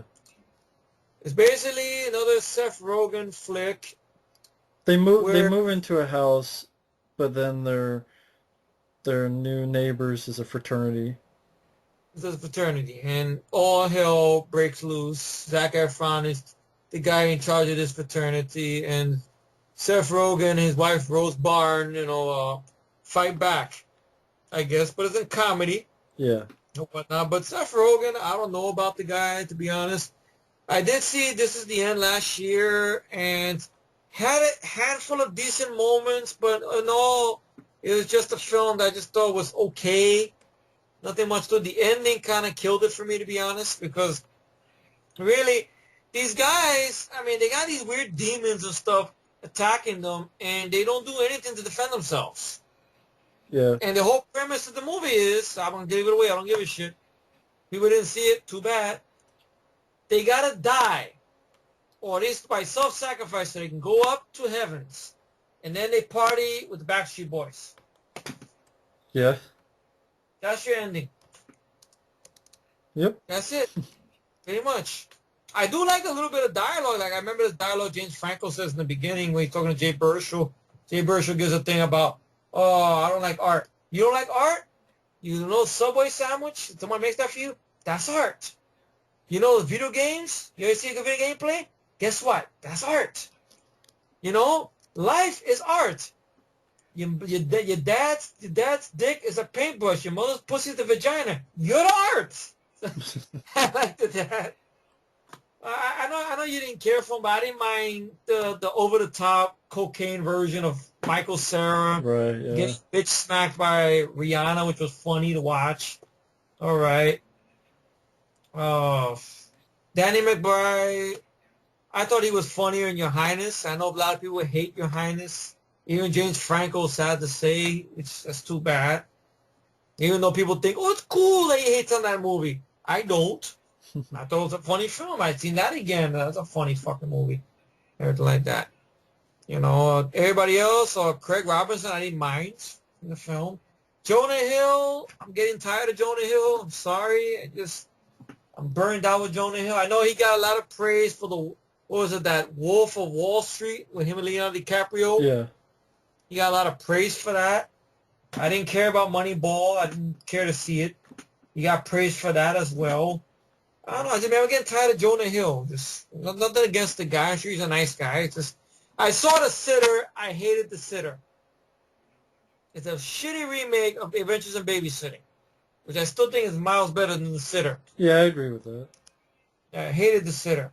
Sam Rockwell, you should have been in a better film. Sorry, you were terrible there. I hated the kids in that film. I wanted to throw them through a plate glass window, which I know is crazy to say. Especially the Spanish kid with the evil look. I hated him. Shit. Yeah, so I guess that's Neighbors. I mean, looks like it could be fun. Yeah. Looks like maybe, and everything like that. I mean, even though Zac Efron, I don't know, he's got a lot to prove. Zac Efron's got a lot to prove because everything I've seen him in hasn't impressed me. He's got a lot to prove. If he can handle comedy and stuff. Maybe some chuckles out of it, yeah. Maybe a few chuckles. I mean, let's see what happens. But like I say, Zac Efron got a lot to prove. Let's see what happens. But this other one is something called Leggies. Laggies, whatever. Laggies is a dark comedy drama. Chloe Grace Moretz, Sam Rockwell, Keira Knightley. Plot doesn't say much, so. All right. Now we get to a very interesting one here. Godzilla. I'm curious. Me too. Although I don't understand why they're skydiving, Godzilla doesn't just kill him, but yeah, like just blow him away. Because Godzilla's too busy blowing up the fucking buildings, I guess. I guess, but or so they're doing it so quietly and shit. But they have flares. They have like red streaks, which I don't know why. When Godzilla sees him, spot that? I guess maybe Godzilla's cockeyed or something. I don't know. He's colorblind. He's colorblind. They're gonna be this color, so you can't see him. He sees him, I don't know, black and white. I don't know. Is there a plot line or subplot going on about a virus too, I think, with this, or no? Isn't there a scene when Bryan Cranston's trying to get to somebody in some room and he can't get in there or something like that? I don't know if that's a virus or some shit. I wonder if it's something to do with maybe I don't. I didn't hear anything of a virus. There could be a number of things. Maybe they're testing a weapon and it screws up that they want to use on Godzilla, or Hmm. maybe they're radiation since Godzilla's isn't Godzilla radioactive? Maybe his radioactive breath. Maybe that has something to do with it. Maybe. You saw everything Godzilla this Yeah. past year. So you more know about that I mean, they radioactive haven't stuff. really done that with them, but it would. That'd be an interesting angle. If his Yeah. breath is actually radioactive, then no one people would have to vacate the city because otherwise they get radiation, uh, like Poisoning. yeah, poisoning or burns or stuff like that. Or maybe Godzilla himself is radioactive. I think that'd be an interesting angle. I don't know if that's what they'll do, but I think that'd be. I know from what I understand, from what I've seen in interviews, the main thing they're trying to push with this movie, maybe they're gonna do it or whether it Well, they succeeds or say what. there's going to be other creatures too in the And movie. it's something about they really want to make this a very dark, serious movie, Yeah, like a disaster, almost like a disaster, kind of like what they did with the original film, I guess. yeah. That they want to eliminate all fun, zero fun out of it. They want to make a very dark movie. So let's I see mean, if that's going to be for the better or for the worse. this one I will say though I am curious about. Me too. I'm Uh, a little curious I'm to see what they're going to do with this. of the few films this year, this one is like well, it's interesting. Yeah. Godzilla's design, he does look more like. Would you take a chance for a theater for this one? Maybe. Hmm. It's just you got from now to May to think about it. You don't Yeah, see it right on the spot. But, see what happens. maybe And stuff. I know maybe you did see the 1998 film in the theater. yeah, Even though people hate that film, but maybe wait for a review. no because they only show a teaser, so maybe Mm-hmm. wait for a trailer. That's true. We got from now until May to record this, so So maybe wait see for a what happens. trailer. I mean, it seems interesting. Seems like Mm-hmm. on the curious about it. Yeah, it seems very dark. That's what they're trying to go for. Dark. Very serious movie. Like Godzilla. They really want to make a monster in this. It does Maybe, remind me of Cloverfield though, because Cloverfield kind of did that for yeah. Yeah, but that was through a first person. This one is yeah. going to be, like this. Aaron Johnson is your star of this, which he's playing a soldier, which I have problem buying him as a soldier, but Yeah. let's see. Maybe. Everything away from Kick-Ass, he hasn't been very good in. So let's see what happens. Because you do have to have human characters you care about in these movies. They got to put that in their head. They could not put all the writing all on And Godzilla. now he's in Avengers. Get out of here. Really? Godzilla? No, I mean Aaron Johnson. Oh, they say Godzilla. That's fucked up. How you got in there? No, Aaron Johnson. That'd be funny. The Hulk's gonna fight Godzilla. He's Quicksilver. Man, ain't people pissed off about that though? Him playing Quicksilver? Oh, wait a minute. That's about the. I'm sorry about Lex Luthor. I'm thinking about something else. Sorry. Yeah. But That's tough. Godzilla, I'm curious. Me too. I'm a little curious about it. Okay, I don't mind him going with a dark tone. It better have Godzilla in it though. Don't do this shit like this motherfucker did, Peter Jackson with King Kong. Fucking in the middle of the damn movie, King Kong shows up. Yeah, He like doesn't do jack shit. over hour and a half in. Yeah, it comes late in the movie. Shit. Yeah. $1 Million Arm, Walt Disney movie. So, yeah, with John Hamm, who I don't know who the fuck that is. John Hamm, he's on that show Mad Men, and he was in what was that film The Town with Ben Affleck. He was the one that played the cop going after Ben Affleck. Oh, okay. That's John Hamm. I was thinking John Hamm should have been Superman, to be honest, because he had more of that grown-up look, to be honest, than the guy they got. Hmm. As I always thought, John Hamm would have been a good shoo-in for Superman. It's supposed to be him. Bill Paxton's in the film. Alan Arkin, of course. Hmm. I guess it was a biographical drama sports movie. So what's this about? Let's see. Premise. J.B. Brumston, once successful sports agent who now finds himself edged out by bigger, slicker competitors. He and his partner, Ash, will have to close their business down for good if JB doesn't come up with something fast. Late one night while watching cricket being played in India. Oh, I think I've heard about this. That's the one that this guy goes to India to find a guy who's good at playing cricket and he wants to get him into the baseball or whatnot and stuff. Hmm. But it made me think of that movie, The Air Up There, if you think about it, with Kevin Bacon. Kevin Bacon goes somewhere to Africa or something, and he finds a guy who plays basketball. And shit, I don't know. Made me think of that almost. Yeah. It's a remake of the. I love the Walt Disney picture too. Like that one was. Shit. It's a remake of The Air Up There, except with fucking baseball and cricket instead of fucking basketball. Yeah, I don't know. Well, oh God, not him again. Yep, him and Drew Barrymore. Again, I've seen trailers to this. Oh my God. Blended. Looks god awful. It's not strong enough word, really. I've had it with Adam Sandler. I'm tired of the man. I don't mean that. I do not wish nothing bad on the man at all. I mean, I don't want to sound like that, but I just every fucking year, Matt. Really. It's like having somebody come to your house and won't leave. You know? Yeah. That's how it is. Here I am. Whippity-doo. I know. All right. I know.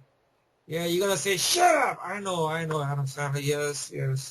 You're gonna use some bad jokes. Yes, I know. But what is it about his movies that the newer ones now, they don't seem like they're funnyless, if that makes any sense. They're lazy. Okay. Cheap jokes. Yeah. More like piss humor. Yeah. Getting all his buddies over and over and over again to a point we're tired of it. Exactly. That's what it is. I can't put my finger out, but you put it right there. I'm fed up with Adam Sandler already. God, I want one of his movies, please, just at least one of them. Bomb really, really, really bad. Just bomb badly. So he can get it to his fucking head. Why did they bomb? We're tired of your shit already. But they make money. Because people love him. With power to them. I'm tired of the man. That's why I haven't seen any of his movies since 2010. Really, I'm fed up with his shit. Grown Up sequel. I barely seen the first one. Last one I did see, which I didn't mind, was Chuck and Larry, which I don't know if that's held up, to be honest. But everything else, even That's My Boy Bond. And he still goes on. That's an R-rated film, ironically enough. I think that was his return to R-rated material, I think. 'Cause I know Grown Ups is not R-rated. That's PG-13, I think. But that's... Right? Yeah. But the reason is because Hotel Transylvania was a hit. And then that was his animated film. Then Grown Ups 2 was a hit. And that was you've seen Grown Ups 2, right? Yeah, I did not like it at all. Is Stone Cold in that? I heard he was in that. Yeah, briefly. Wow. But no way he could save it. Oh, God. That fucking movie. Adam, please stop. I mean, no one listens to me. No, they'll keep doing it. They keep doing it, of course. They don't care what a bald-headed Spanish guy in New York says. I know, they don't. Yeah. It's crazy. I'm annoyed already with the guy, really. I mean, I love his early stuff. I love Billy Madison. I love Happy Gilmore. Yes, I love Wedding Singer. Yes, I don't mind Big Daddy. I don't mind Big Daddy. Yeah, Mr. Deeds was okay. Little Nicky, I seen trailers too. I didn't give a fuck about. I didn't like it. What is it? Anger Management. I still can't stand that. I try to watch it. I shut it off. I can't get into Anger Management. Longest Yard, I had fun with. I didn't mind Longest Yard. Maybe because I was not the biggest gung-ho fan of Burt Reynolds' version. I thought it was okay. Blasphemy, I know people love Burt Reynolds' Longest Yard. It's okay. But I didn't mind the remake because I liked it him and Chris Rock together. For a little bit they're in there together. You know, I like that Burt Reynolds' cameo in the film. It's nice they got him do a little bit more in the movie. I thought the cast had a fun rapport with each other. and stuff. I like The Longest Yard, but then after Longest Yard, just I don't know what else he did after Longest Yard. Let me go to his filmography. Matter of fact, I got his thing here. I can just go right here. Go to his list. Let me see. His films. Do they show all of his titles? No. Okay. Let's see. Career, early life, filmography. Okay. And he only showed the ones that made money. Let's see. Fucking guy. Like, what are you looking for? A list of all his goddamn movies. So I can just go through them real quick. So then we can move on. Basically, let me see. I'm looking through his discography. I don't know what the fuck that is. There you go. Oh, thank you, Matt. All right. Alrighty. Let's see. He was in Mixed Nuts, which that movie just like had a lot of fucking Airheads, I fun. like. Airheads I enjoyed. I liked the Airheads. Wedding Singer. He was in Dirty Work, really? Cameo. Played Satan. Cameo. Waterboy. I barely remember Waterboy. I don't like it. He did a voice acting for Deuce Bigelow, which I don't mind the first one. I know you didn't care for it. Yeah, it's cameo. Yeah. Cameo. The Animal, which was a cameo. I didn't care for The Animal. I thought it was the worst that fucking rap Schneider's ever been. Let's see. I don't know why they got him from Master of Disguise. He's a producer. Okay, that was a bad movie. Punch Drunk Love, I've been very curious to see for a long time, but I can't find it to watch anywhere. I heard his acting was very good in it. 8 Crazy Nights, didn't think much of it. Right. A Day with the Meatball, Short I film. barely don't give a fuck about that. Let's see. The Hot Chick, another Rob Schneider film I give 2 fucks about. Anger Management, I talked about that. Is Pauly Shore dead? It's a documentary. Yeah, there's a little cameo as a voice. Oh, yeah? Well, I know you don't mind this film, but me, I don't know. Maybe it's one I got to give another shot to. 50 First Dates. His team up with Drew Barrymore. I'm surprised the Wedding Singer was there. I mean, Yeah. I can't believe I skipped Bulletproof. I really loved Bulletproof a lot. Billy Madison, Happy Gilmore. Happy Gilmore, yes. I can't believe I missed those. Bulletproof, that's actually an underrated one. I actually liked it, him and Damon's back and forth in that one. Yeah, I liked the movie. I liked it. I really liked that one a lot. All right. Spanglish. I didn't see He's it. barely in the film that much, to be honest. It's more of a, I think the other character, Pez Vega's movie than anything. Longest Yard I enjoyed a lot. I loved. He had a cameo in fucking the sequel to Deuce Bigelow, which I didn't think you need a sequel. Click. I seen it a long time ago. I didn't mind it, but I don't know if that's held up. Okay, Reign Over Me. That's one I want to give a try to. I want to give that a shot. It's a drama, which I want to give a shot to, which he came out as executive producer. Yeah. Okay. And now I pronounce it Chuck and Larry. I seen that a long time ago. I didn't mind it. Now, this is when the downfall... Okay, what are you saying about Chuck and Larry? Yeah, I didn't like it at all. Okay. How you feel about Zohan is how I feel about Chuck and Larry. Okay. Well, Zohan, to me, was the start of it going... Boo! And then you get to bed with bedtime story. Boo! Funny people. Okay. Grown-ups. I didn't see the first one. I know maybe some... You didn't mind the first one, did you? Or you thought it was bullshit? I haven't seen it in a while. You don't know if it's held up. Right. Okay. Just go with it. I think that's with him and Jennifer Anderson, right? Yeah. I don't know. Didn't seem like much. Okay, Zookeeper Sucked. with him and his buddy Kevin James. And Stallone. And Stallone as a voice. Sucked. Bucky Larson, Born to be a Star. Writer and She producer. just wrote and produced. Well, this is the one you loved a lot, Jack and Jill. It sucked. Yeah. That's My Boy. R-rated comedy. That bombed. But of course, he made back his money with Hotel Transylvania, which that didn't do much for me, to be honest. I seen trailers, seen pictures, I didn't give a fuck. Grown-ups too. I seen clips, didn't seem funny to me. Horrible. Shaq making a fool of himself. and of course blended. And then he's got other films he's in post-production doing. Adam Sandler, stop it! Like I say, I'm gonna say about that. Stop it! Stop it! Stop it! Stop it! The next movie is X-Men: Days of Future Past, for Bryan Singer, your favorite director. We track with Bishop played by a real skinny fucking guy, bony guy, instead of Bishop being a big muscular guy like Mark Henry from WWE or fucking The Rock. No, they got a real ugly looking bony motherfucker to play Bishop. And supposedly Wolverine's gonna get his adamantium back. And the trailer looked boring as fuck. And just as like the other fucking movie. And Jimmy Mac and Cheese comes back. And I don't know what to say anymore. What do you want to say about this fucking movie? Jesus. Fuck this movie.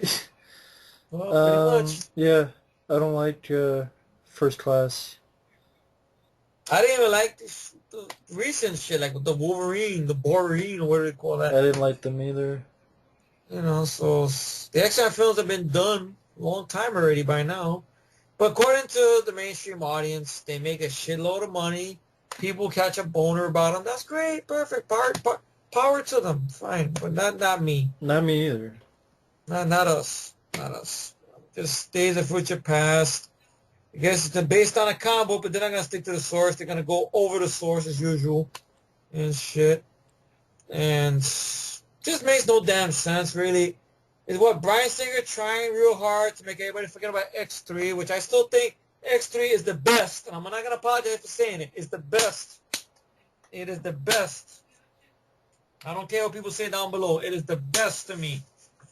Because I don't care about the first fucking movie. I enjoy the second one.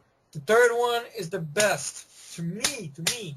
Right. I don't give a fuck about people what they say. Oh, but they didn't have a plot. They ruined the Phoenix Saga. Well, tough shit. They ruined it. They don't stick to the source here either. These get the pass.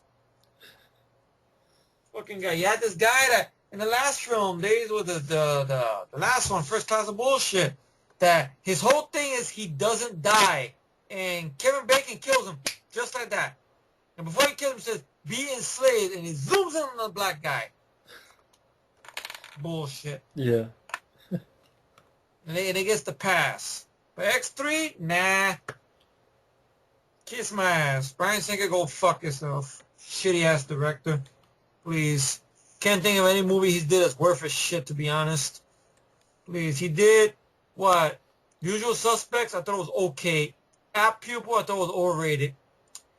Valkyrie with Tom Cruise, now using a German accent. So he's playing in German. He's not a German accent. Didn't look like much. So, there it has it. So, what are your thoughts on the X-Men films in general, you know? Fuck them. I didn't watch the older ones. Fine. But, The first three, I guess. Huh? yeah. But, was never huge about them. I didn't watch them. But I mean, basically Wolverine films, if you think about it. Yeah. Anything after Last Stand, I don't care for. Didn't like any of them after Last Stand. After X3 Last Stand. Yeah. I think you're talking about Arnold's film. After X3 Last Stand, I didn't like any of the other X-Men or Wolverine movies.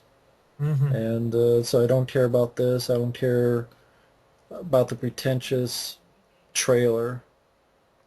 Seems more like a fucking period drama than a movie with no action. Just like First Class, movie with no action, but it's supposed to be an action movie. Whatever, fuck it. There you go, action adventure. What adventure? There's no action scenes in the fucking trailer. I have no idea. It's stupid, you know. But hey, people want to see it. That's great. Power to them, you know. Good. Let them blow their $20 or $19 or how much money they spend on it. Their choice. In the words of The Rock, it doesn't matter that Anyway, so I'm watching a lot of wrestling. A lot thanks to my buddy over here. Just watch some of the old shit, you know. And stuff. This one from Walt Disney Pictures, Maleficent. It's a remake of Sleeping Beauty, but it's live action. Yeah, I seen the trailer to this. Angelina Jolie is playing the villainess, I guess, from Sleeping Beauty. I guess her character is the star of this. Shanta Copley's in this, and that's all the names I recognize, pretty much. And doesn't seem like much. Exactly. And of course, we get to this other one here. I saw a trailer to recently. Seth MacFarlane. Seth MacFarlane, once again, writing, directing, and starring as himself. Well, not really himself, but in live action form in this Western called A Million Ways to Die in the West. Which I saw the trailer to it. It is what it is. It's R-rated comedy Western, which I tried to watch Ted early this year. They gave it on cable. I couldn't get through the rest of the film because I just felt like I could just watch Family Guy, to be honest. Just to me, like it felt like. I just halfway through it, I gave up. That's what it felt like. This one seemed like it might have the same problem. Granted, Seth MacFarlane is not using the Peter Griffin voice. He's doing his regular voice. Okay. I mean, Liam Neeson's in it. Went in bed for a little bit. So he's pretty much Brian. Who? The dog. Yeah, Brian, which is actually his actual voice. So it's that instead. It's his real voice. Yeah. So Neil Patrick Harris is in it. Sarah Silverman, which I always thought she was an okay, not hilarious comedian, which was just okay. This guy, of course, just a couple of trees. Giovanni Ribisi. This is a wink to Matt's classic rant on Avatar. Amanda Seyfried, whatever her name is, which I don't care for as an actress. Oh, Rex Lynn's in this, Matt. Wow.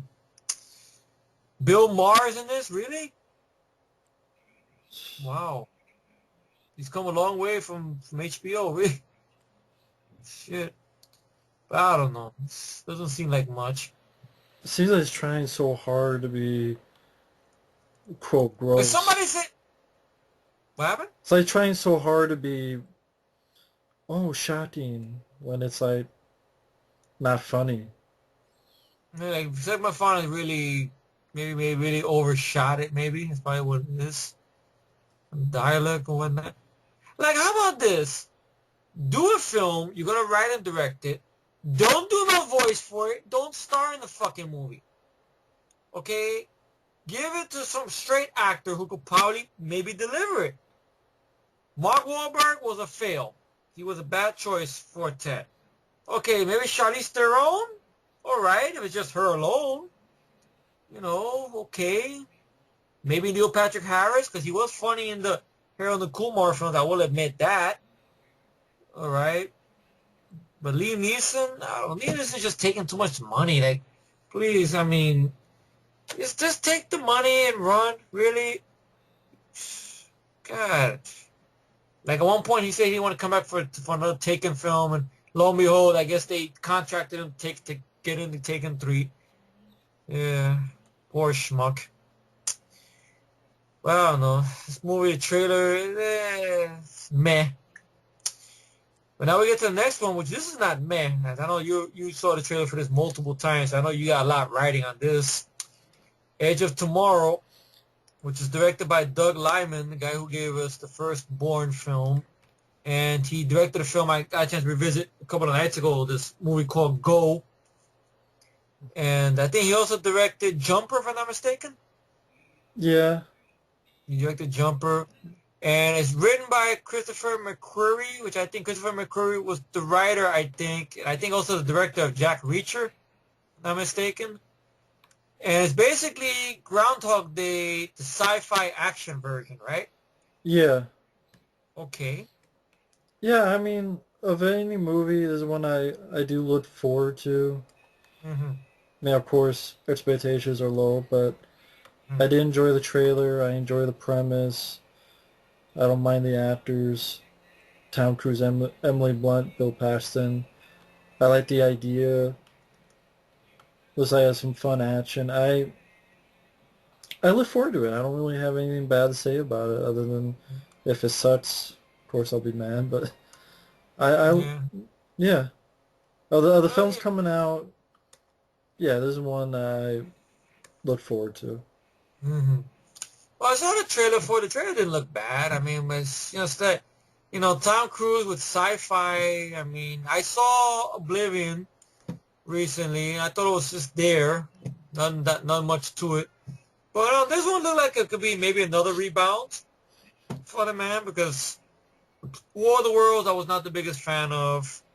A Minority Report I was not the biggest fan of. But I don't know. This might be the next try with Tom Cruise for me to see him in sci-fi. Maybe this might be the one that does it, and stuff. So Doug Liman, I mean, okay, let's see what happens. Hopefully it's not quick cuts or shaky cam. Hopefully, So, good idea. I like the idea. Okay, of a guy, I guess repeating the same day over and over again. Like he dies, he goes back to the same spot, dies, then he learns something from it. Okay, or whatnot and stuff.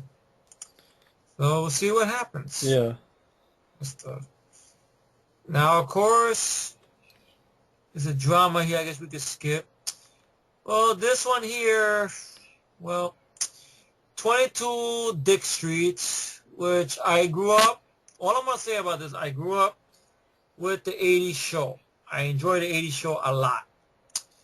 They did a movie of it. Granted, I wasn't excited when I first heard about it because I found out who was in it. I saw trailers to this film. Did not do nothing for me. The film got a lot of praise by everybody, including my friends. That's great. No problem. They enjoyed the film. That's great. No problem. They didn't grow up with the show like I did. I understand. It's cool.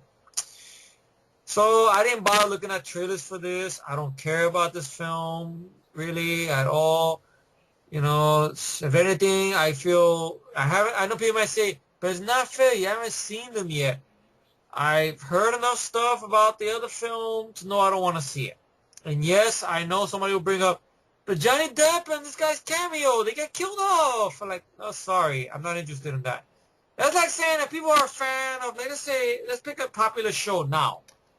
Like, okay, let's pull True Detectives. That's a real popular show now that got a lot of praise from HBO. Okay, let's say years from now, they do a real movie of True Detectives. But for some reason, it's a fucking comedy. And very over the top, very silly. You get a pretty boy, talentless actor, and an actor who I think his comedy is drying up real quick with me, right? And you have Woody Harrelson and Matthew McConaughey make a cameo, right? You're like, oh shit, they're there. Then all of a sudden, they're killed off. Ha ha ha ha ha ha ha ha ha. I don't find it funny. People find it funny. Power to them. All right. So that's all I'm gonna say on that. Fuck 21. Fuck Street. I'm not gonna call it Jump Street because that's not Jump Street. I'm sorry. What I grew up with, that's 21 Jump Street. This is not it though. But anyway, you go on with this one, Matt. I'm gonna go take a pee-pee. I'll be right back. Excuse me. To be honest, I don't look forward to it. I don't look forward to the sequel because I don't think it needed a sequel. I did like the first one. I was surprised. I laughed. Who knows, this could be a sequel that I'm surprised and laugh at. But I don't think it needed a sequel. And yeah, I don't think it needed a sequel. I don't think, one was enough. And again, I had some chuckles at 21 Jump Street. I had fun with it, I will admit. But again, I don't really think... I mean, it was going to be a sequel anyway because it's a big hit, but... I don't know, it's okay, they're going to college now, and... I don't know, I just... Trailer wasn't really the most funny that they put out. So, yeah, I don't think it was needed, and I don't really look forward to the sequel. So, I'm sure that'll surprise people, but I just... I'm back. Yeah, I'll skip it. Oh, what were you saying? No, I was saying I don't look forward to the sequel, because I don't think it Really? needed a sequel. Really? I'm surprised. Oh. I didn't mind the first one. I liked it. Mm-hmm. I'm not going to change, but I don't think it needed a sequel. Mm-hmm. The trailer of the sequel didn't do much for me. I think it was a movie, it was one, and that's it. And I don't think it needed a franchise. Oh, okay. All right. I thought you were on board with it. I didn't know. No, Oh, I mean, I all just right. didn't think it needed a sequel. I don't think it Oh. needs a franchise. I think there's other movies that Mm-hmm. could use sequels more. Mm-hmm. It's not one that I'm gonna watch anytime soon. If it Mm-hmm. surprises me, sure, I'll say it, but Mm-hmm. didn't need a sequel. There's Mm-hmm. just certain movies like that don't need sequel, like Weekend at Bernie's. I love Weekend at Bernie's one, but that didn't need a sequel. That's true. It did. So, One movie is all you needed, really. you know, that's that's just my feelings on that. Mm-hmm. Mm-hmm. Next up is How to Train Your Dragon 2. I never seen the first one. Even though I know it has interesting voice cast, Jay Baruchel, Gerard Butler, and Craig Ferguson. I liked the first one for what it was, a kid's film, Okay. but the Do you need a franchise? no, Okay. not at least to me, no. Mm-hmm. Jersey Boys, I have no idea. Some musical, so It's based on the whole thing with the I think was it the four. Let me look at this. It sounds familiar. Four I think it's based Seasons. on Four Seasons. Yeah, it's based on a Oh, Broadway Clint Eastwood's on the broad. directing it. Yeah, it's based on a Broadway show, and of course he got only one actor in there that you know of is pretty much Christopher Walken. He got in there, but everybody else is pretty much unknown actors, which I guess Eastwood likes to do things cheaply sometimes. So I guess that's why it is and stuff. And then you have the sequel to The Purge. But right away, huh? They didn't waste no time with that. Unknown cast, pretty much. Unknown cast. Yeah. Because they didn't want to pay any actor to come back, I guess. Shit. Unknown cast.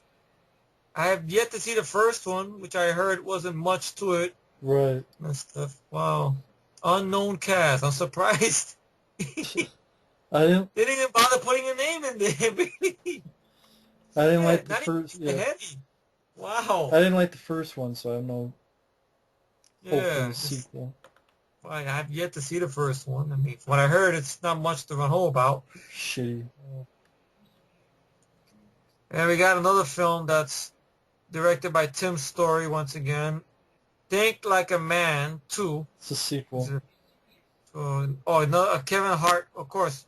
Kevin Hart and Michael Early, Regina Hall, again. Yeah. Sequel to the film from like 2 years ago. Oh, I guess they were in that film, I guess. Think Like a Man, so this is Think Like a Man 2. Film I didn't even see, so don't care about a sequel. Well, I guess now we get into June 27. T4. Now we get to Age of Extinction. It sounds like a 70s rock music. Age of Extinction. And of course that's Transformers Age of Extinction. Age of Stink, basically. You saw the trailer? Or I saw a Super Super Bowl Bowl spot, and it did not look like much to me at all. Now, I will explain right here, right now. Like I think I did a while ago when we talked about, I think we did movies of 2011. I think a long time ago. I think we did, and I talked about how the Transformers trailers to me of all three films never really got me. For some reason or another, it was always word of mouth that made me go see the films. Yeah. It's strange. I don't know why. Like for some reason, the Transformers trailers never interested me. I don't know why. They just seem very like flashy, not much to them. And I know it's strange me saying that about the trailer, and I enjoy the first three films. I've yet to revisit the third one again, which I'm worried if that's held up or not. But I mean, you're not gonna make the Transformers the star of the film. Instead, you're introducing a brand new character of Brad. Not Brad from Superman 3. That'd be funny. No, not that kind of Brad. No. But Marky Mark's Brad.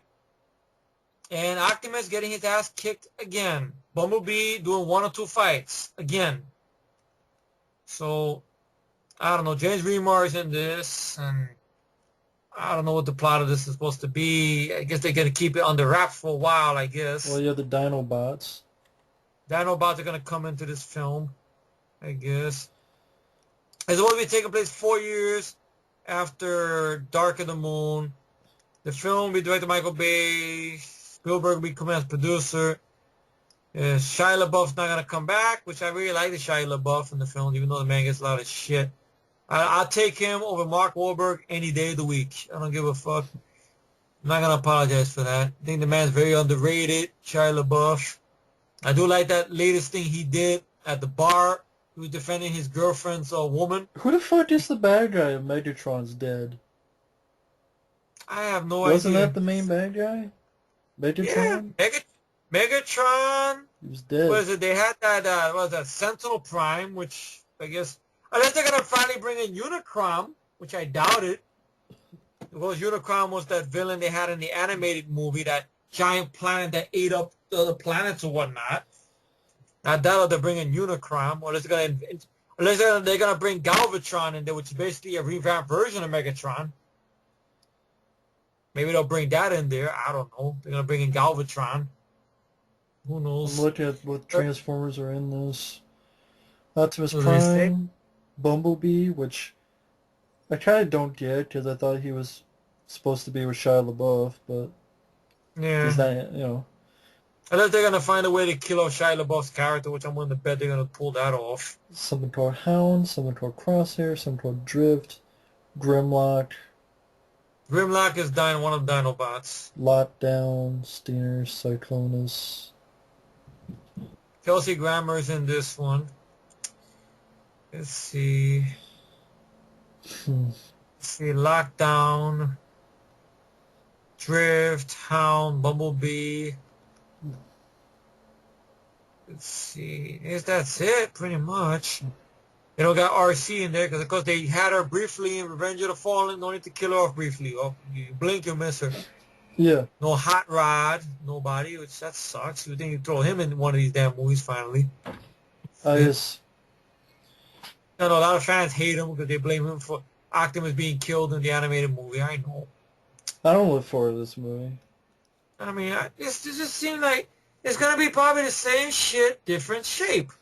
That's what it's going to be. It's going to be the Transformers are in the background, getting their ass kicked, and the best of them belongs to Mark Wahlberg.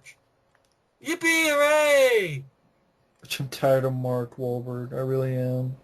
He's another one. Every fucking year is a movie from the guy. Every year. I didn't mind him in Painting Game because he's playing a cocky asshole, which is no acting required. That's how he is in real life. Yes, this is no acting required. So he's playing himself, yeah. Yeah, pretty much. So Age of Extinction could go fuck itself. Transformers versus The Happening. Basically. What? No. I'm just tired of this franchise now. I'm tired of Mark Wahlberg's face and voice. But are you tired of the franchise because of the what Mike was? Now you understand how hardcore Transformers fans feel now. That and Part 3 wasn't as good as...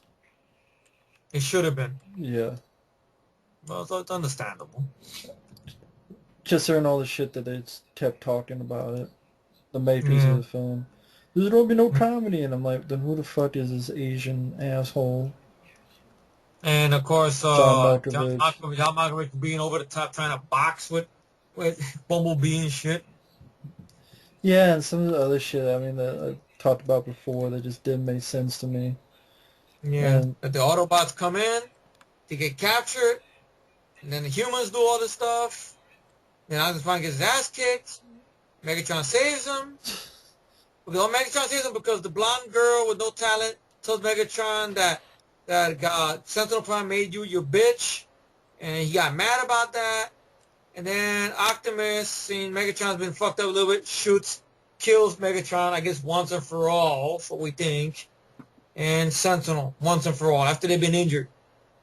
And supposedly, and they're bitching about... Optimus Prime's a pussy. Yeah, and then the whole thing about that in the newer film, the Optimus Prime's going to have a different look. I guess, that's what I heard. But I looked at it, it didn't seem that different to me. Little looks he got there, he's getting his ass kicked again. So the new look didn't help anything. Yeah.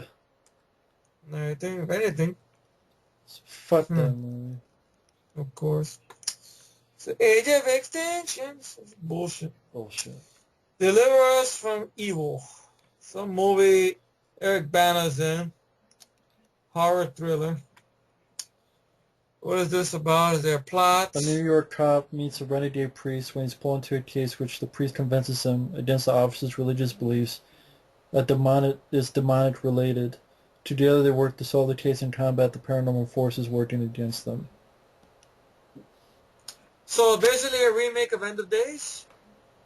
Sort of, in a way.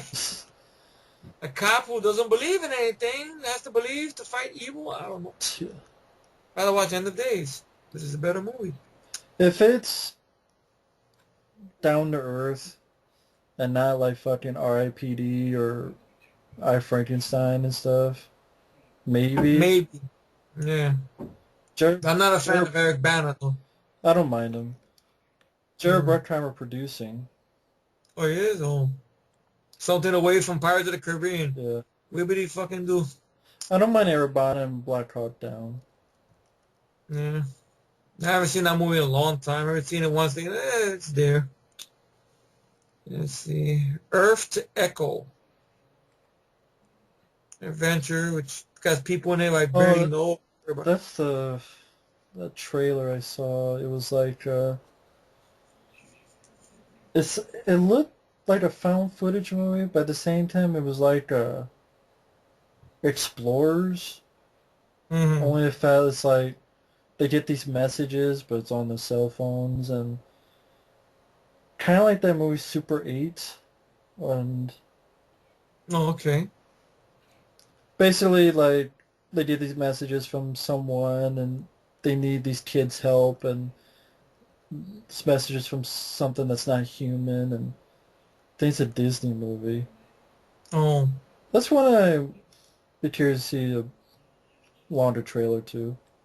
Mm-hmm. Well, that's one thing. There's another thing I haven't seen the trailer. Because if it's like Explorers without a shitty ending, then maybe it'd be worth the shit. If the kids are good actors now. Yeah. So I think so you got to put that in consideration too. Yeah. If the kids are bad actors, like, oh, fuck this. Exactly.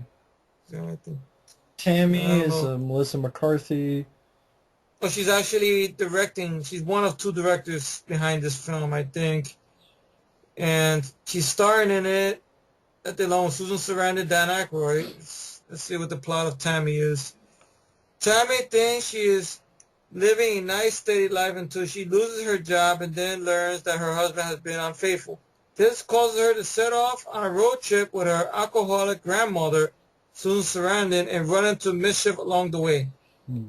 But I don't understand. Wasn't Shirley MacLaine attached to that at one point?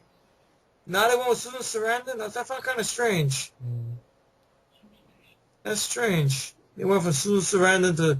They went from Shirley MacLaine to Susan Sarandon. I don't know. I remember I read something on IMDb that Susan Sarandon was attached to it. I don't know. Let's see what the deal is. It's going to be one of her...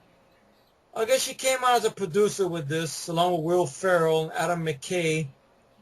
And she came up with the screenplay, so let's see if she could write and stuff. Because she didn't write The Heat, I know that, or Identity Thief. So let's see if she could write now. That's one of the tests we're going to find out now.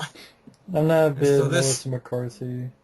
Well, I don't mind her. I mean, I've seen clips of her show that she has on CBS. She's pretty funny and stuff like that. I don't mind her and stuff. But she's got, I agree with what you said. I mean, the stick is going to get old real quick, so you got to find something else to do besides that same stick. Like Adam Sandler? Like that. There you go. Or like Zach Galifianakis. He's another one I think that doesn't... You see, but at least Adam Sandler, I can say early on, he had good stuff, though. Zach Galifianakis, nothing I've seen him in. Okay, the first Hangover, that's it. Right. That's it, though. Due date, I want to go into the screen and kill him. Maybe that's the whole point. Maybe that's the whole point. Right. Poor Robert, man. Do something. Kill him, please. That'll be the ending. Boom. I killed him. Now I want to go to my wife. That's it. That's how the movie... Someone should do a thing. Like, you know how to do a thing? How the movie should have ended. They have an animation like that. Yeah. And Robert Downey Jr. taking a gun and blowing fucking... that guy his beard off his face and shit. Fucking guy. Oh, God. Next one is Dawn of the Planet of the Apes. No, it's not Zombie Apes. But it is directed by Matt Reeves, which I think that's the same guy who directed Cloverfield, if I'm not mistaken. Yeah, Oh God. that's the alternate title than Ninja Turtles. Since they all look But like oh apes. God. Dawn of the Planet of the Apes. Oh. If it was zombie apes, I'll be more on board and like, kind of a take on Dawn of the Dead, but no. Fuck Jesus. this movie. Up its ass. And of course, it ain't that good. You didn't bring James Franco back. Ha ha. Fuck. I give a fuck about Planet of the Apes. The franchise to me, you should have left it alone to begin with. Tim Burton's film wasn't too hot. I don't mind the original films. They're films from their time. They are what they are. I don't mind them. They're good films. Newer films are bullshit. I don't give a fuck about newer films. Andy Serkis, go back to the fucking circus. Like I give a shit. The rape of the Planet of the Apes. I don't give a Donald, the rape of the shit of the apes. I didn't like the previous film. I mean, Well, of people know course, my we didn't like. channel, We but both didn't like it. It was stupid. I didn't like the remake of Project X. Of That's what it course, was. The original Project X was the better movie. If you watch Yeah, Project X and you watch Rise of Planet of the Apes, you realize it's a remake of Project X. yeah, Same studio, just Fox. yeah. They remade their own film. They don't even know it. Because they're so Yeah, stupid. of course. Jupiter Ascending, fuck that. The Wachowskis, Mila Kunis, Pretty Boy Channing Tatum, Sean the Beanie Baby. Saw the trailer, did not interest me, so fuck I that. saw the trailer. I didn't care for it either. Let's see. Planes, Fire, and Rescue. Walt Disney Pictures Seafood family film. Planes, Oh, really? Dane Cook coming back. animated movie. Didn't Yeah. watch first one, didn't care because I don't even like the Cars movies. Me neither. This is what you're talking about way before Hercules, Yeah, the three scene wars. yeah, Brett Ratner is directing this one. And The Rock is playing Hercules. Now, what they're doing with this one is, which I found very interesting, they are keeping this under very, very tight lock and key. Because you don't see how The Rock looks as Hercules. I mean, The Rock is teasing people on Facebook, but that's about it. So I kind of appreciate that they're really keeping this under lock and key, at least for now. Maybe when it gets closer, they'll reveal more. But I don't know. I'll be curious to see more of this because I buy The Rock more than Cullen Lutz. Yeah, Not saying it's going to be good, though. Because Brett Ratner, let's be honest, what is his track record, really? X3. I mean, X3, yes, but Tower Heist, I didn't give a fuck about, to be honest. Rush Hour 2. Rush Hour 2, yes.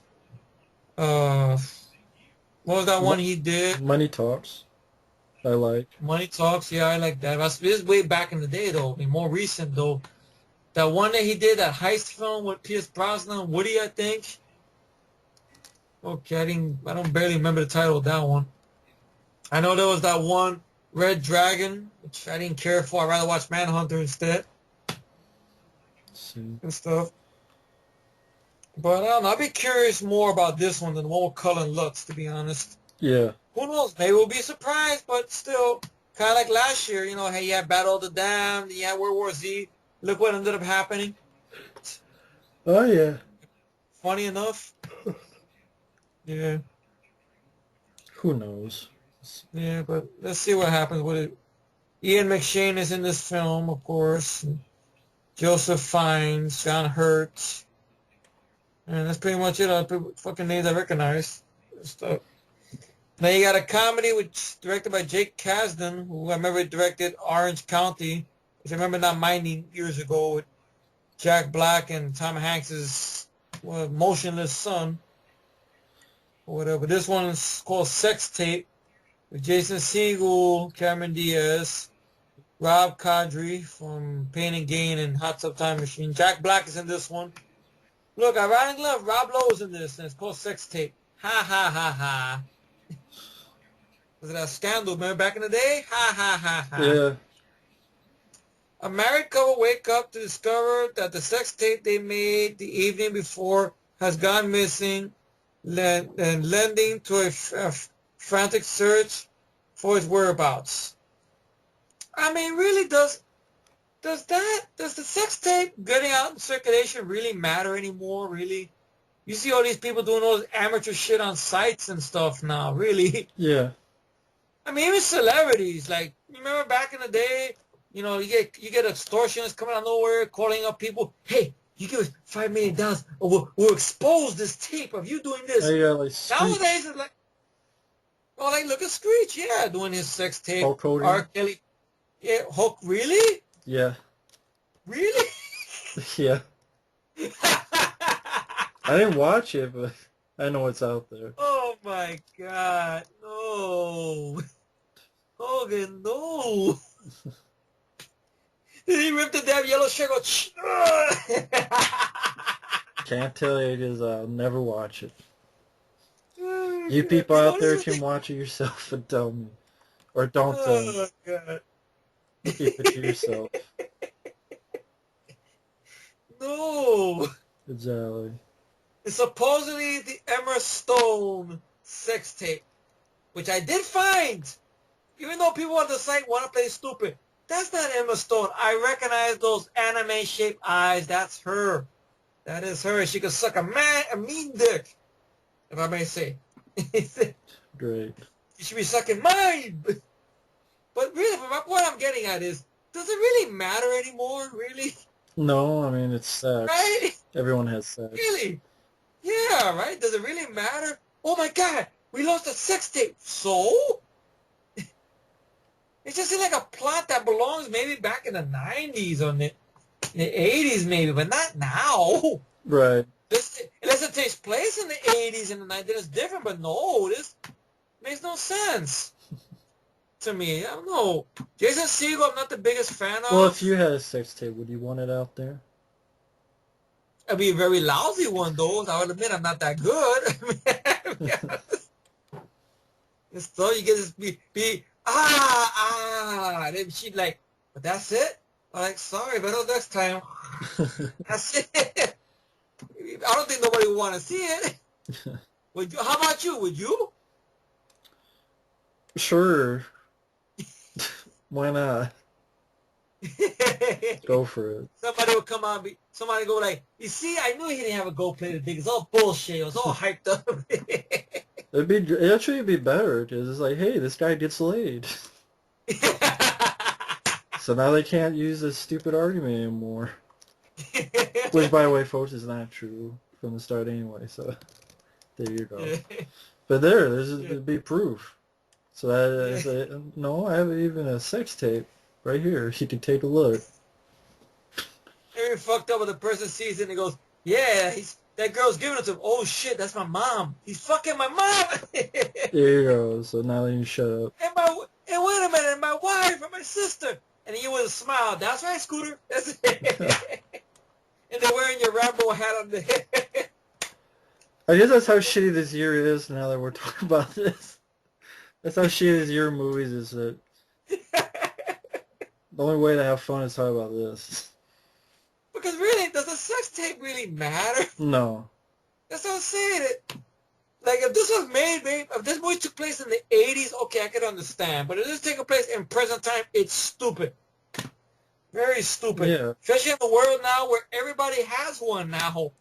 R. Kelly, what is it, Paris Hilton, and, well, the one who started all that shit was Rob Lowe, but we granted that kind of got him a hot water, but then later on, where you see all these sex tapes of the bullshit what the Go-Go's did backstage with dildos, and Chuck Berry's sex tape, and, what is it? Pamela Anderson, of course. Yeah, babe. I seen that. It wasn't much to it, to be honest. And that's it. You know? Shit. So I guess we get to another step-up film, Electric Boogaloo, Part 10. Part 5. That is a step-up. Part 5. Yep, step up 5. Step up all in. Yeah. It's not like a porno movie. All in! Sadly. Yeah, we're in July, of course. Ang Sikoro, I don't know for the last messenger. Just historical Bible stuff. Yeah. Get on up! Biography, musical. B-side. The deluxe, but no, it's not this. Move on up, sorry. Guardians of the Galaxy, the much-awaited Marvel Studios film for a superhero film I never ever heard of before, to be honest. Right. Never heard of before, and he got all this hype because of the casting. Zoe Saldana is playing some green bitch that I've seen pictures of, which okay. Dave Bautista's in it. He's a horrible actor. I don't give a fuck about him. Bradley Cooper, decent actor. Vin Diesel, there to pick up a check. See, John Huston, he got no job. John C. Reilly, got no job. I don't even know if the script is still on anymore. Benicio del Toro, he got no job. Michael Rooker, another guy who doesn't have a job. Lloyd Kaufman, because the trauma film nobody gives a fuck about no more. And it's written and directed by James Gunn. Now, I don't understand why. I mean, I understand why, obviously, because it's about money. But why Because what? superhero movies make money. That's why. Because James Gunn does R-rated stuff and people ignore it, basically. And stuff. So, I don't know what to say about Guardians of the Galaxy. Superheroes I never ever heard of. From what I heard, they're a bunch of Avenger rejects. From what I heard. From what a friend of mine told me. Friend of ours. It sounds like Mark a Kim. movie version of Farscape. Well, just do a Farscape movie then. Just, a Basically. guy from Earth who's a pilot Yeah. gets with a group of aliens to go out in space. Isn't that Farscape? Yeah. I mean, maybe this comic was first, but sounds like Farscape. Yeah.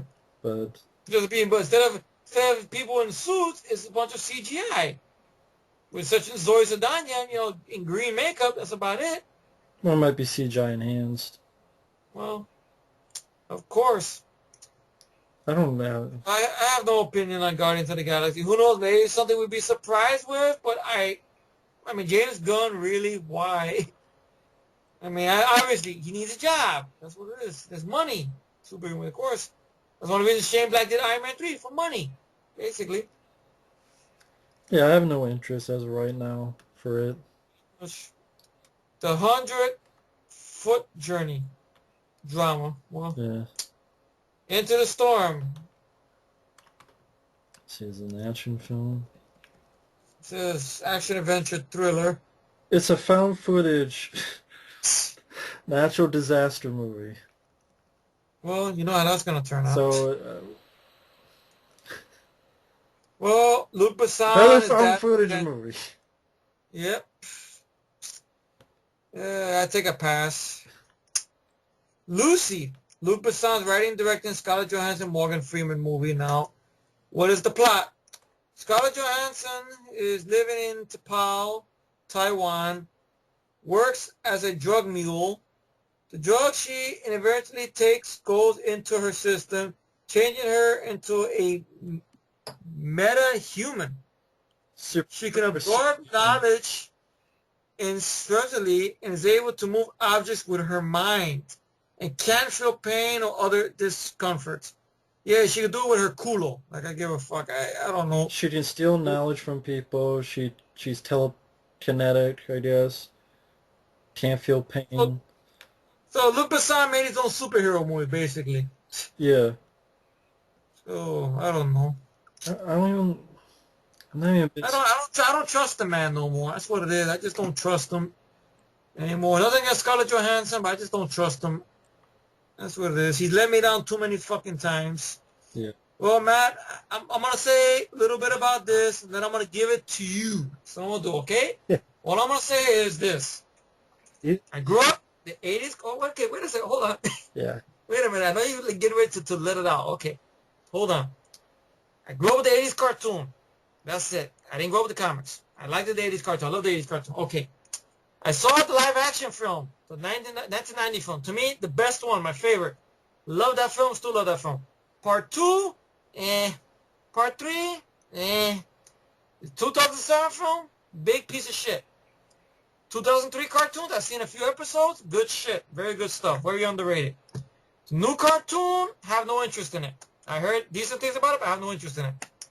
Now, the stuff about this movie, horrible, horrible, horrible, horrible looking turtles. I mean, not even turtles, look like Goombas with book bags on their back. Raphael looked like a diesel motherfucker, and Michelangelo's a poser. Leonardo's a fucking homosexual bitch. I don't mean I guess anyone homosexual. I'm just saying the way the character looked. Donatello is Egon. That's all I can say. And Megan Fox and Will Arnett are your stars of this film. Because of the Turtles, Mighty Miracle are the stars of this film. I will eat my handkerchief, which I doubt. And Kevin Eastman is a sellout. Whatever his name is a fucking sellout. Talking bullshit about who's gonna get Ray Redemption fights. Kiss my ass. With nickel and diamond and platinum culo production. Bullshit, my dick. John Leesman, he's directed Darkness Falls, good fucking movie. Chainsaw Massacre, I don't mind it. I know a lot of people hate the film. I can understand. But I can watch though as a companion piece. I understand though. Battle of Los Angeles, his best film, hands down. Period. His best film. Wrath of the Titans, I've heard horrible things about. So I hate the design of Turtles. I'm not for this film. I'm going to stay home and watch the original film instead. I'll watch Turtles Forever, which I think that was a good love letter to the fans. Than this fucking shitty, half-assed, wannabe Ninja Turtles movie. Okay? That's all I'm going to say on it. And now I give it to Matt, because I know this is his babies, his boys, and he's going to let out the aggression. Unleash the fury, brother. Go for it. I mean, you know, I already did that video. I mean, Oh, you did? Oh, I mean, you saw that. I mean, you all saw that video, how pissed I was. I mean, like, everything I said in that video, which was about a week ago, 2 weeks ago, it still stands. I mean, I would love a great new movie, or a good new movie. I would enjoy that. But in that one, I was really mad. This one, I'm just going to be very sad. Because, you know, Megan Cox and Will Barfett, who I want to barf in his face. He plays Vernon. Like, we really needed Vernon in this, really. And I think Irma's in it. Fucking William Faulkner. Whoopi Goldberg. It's a joke, and it's not even a funny joke. The whole movie is a joke, and if people can't see that, that's your opinion, but I just see it plain as day that it's just, this is a farce. This is a joke. This is a parody. This is a comedy that's going to be an annoying comedy. I mean, you don't hire a comedian like Will Barfett or Whoopi Goldberg or have a white guy as a shredder. That'd be like if the 90s film, if you had Ronnie Cox play Shredder. Ronnie Cox is a great actor. He's a great bad guy in Total Recall Robocop. Would not work as Shredder. That's how stupid an idea it is. But they're going with it. Because you want a guy who can fight, but you don't have a guy who can fight. The Turtles, even before I saw these faces, I'm like, wait a minute. Raphael's with April in broad daylight with these goofy-looking clothes. He looks like he's 7 feet tall, towering over Megan Fox and like 3 feet wide. These are like humongous things. Like they're steroid juicers. And then like Mikey looks like he fucking cousin of Pennywise. Like he should be staying in the fucking sewer going, they all float down here. That's just what his face looks like a gremlin mixed with a critter. If a gremlin and critters fucked each other, that's Mikey's face. Raphael looks like so ugly that it would scare kids. Again, like twice the size of a football player for some fucking reason. Leo looks gay. Looks like, as Van Damme would say, a faggot. He's a fucking faggot with his black silk underwear, probably under his family. Which I don't know why, because if he's wearing samurai shit, but he's supposed to be a ninja, but these people are so fucking stupid they don't realize that's two different things. Samurai and a ninja are not the same thing. Samurais hate ninjas. Ninjas hate samurais. They wouldn't wear the same shit. Wear ninja shit. Oh, well, one thing I want to ask you there, Matt. I noticed something in the pictures. do they have any weapons by any chance? And Like their signature weapons? Does Raphael have his scythe? Or yeah, really, do they have them? I barely remember seeing them though. yeah, I saw them. But Donnie's looks like it's a fucking made of steel or glass or whatever the fuck. Doesn't look, it's not wood. It's like steel or glass or whatever the fuck. They look, I mean, and then like do-rags, like Raph has a do-rag Like a pirate. down to his fucking ass, so you stick up his ass. Hmm. Um, Donnie's like a Ghostbusters reject. What about this film, folks, are you looking forward to? Just 'cause it's different don't mean jack or shit or anything. What is so And Jack left town. exactly? What about this film, folks? What? Like fucking the guy from Seinfeld as the voice of Splinter, Aquaman, fucking Megan Cox. What is it about this film? Am I going to see jokes of Mighty One suck on Megan Cox's titties? Am I going to see Raphael be taking steroids on camera? Because this is how it looks, folks. Because it's realistic. This is how they would look realistically. Are you fucking kidding me? Now, what's funny about this, strange about this, right? They're 6 feet tall. How are they really big now? Like 7 feet Now, tall. 7 feet tall. Okay. Almost. Now, what I don't understand is, now they had supposedly, I don't know if he's still connected with this. Ernie Reyes Jr. was connected with this, right? At one point. Yeah, but As a I don't think choreographer? anymore. Okay. His name has never been mentioned again. Okay. Now I'm thinking the reason why maybe Ernie Reyes Jr. might have mentioned this, maybe that's why he's not connected to it, or Well, maybe he he was left. training he was training Foot Clan, but these guys are just using guns. Apparently, there's like military. Yes, no ninjas to fight, so why call them ninjas? But what I'm trying to get at is, they're 7 feet tall, right? They're real cock diesel, muscular motherfuckers, right? But now, every martial artist will tell you, I know I shouldn't bring logic into this, dealing with turtles, at least that's what they They call are because they're turtles. saying, well, they look like this. They have lips. What they have lips because it's more realistic. You can't make sounds without lips. They're bringing quote the realism card. Okay, then I'll put this out there. All right. Doesn't a martial artist have to have a slender, not a big buff build? Because from what I've looked up on a lot of interviews I've seen with Philip Reed, with Mark Dacascos, with Donnie Yen, all these guys are legit martial arts guys now, folks. Look them up. They say you have to be, even Van Damme mentioned this, in Wesley Snipes too, in interviews, even Michael J. White, real deal. They say you got to be a slender size if you're doing any fights or any martial arts, because if you're too buffed, you're not going to be able to move at all. You're going to be very stiff. Even Dolph Lundgren, he said in an interview, he keeps his physique a certain way. That's why he's not as big as Sly, because he has to do kicks and punches. Arnold is a very dieseled guy, but you never see Arnold do martial arts films, have you? Right? Right. You see his movements are very different. Same thing here. You're making these motherfuckers giants. How are they going to kick ass if you're going to go for the whole realistic approach by their faces and everything?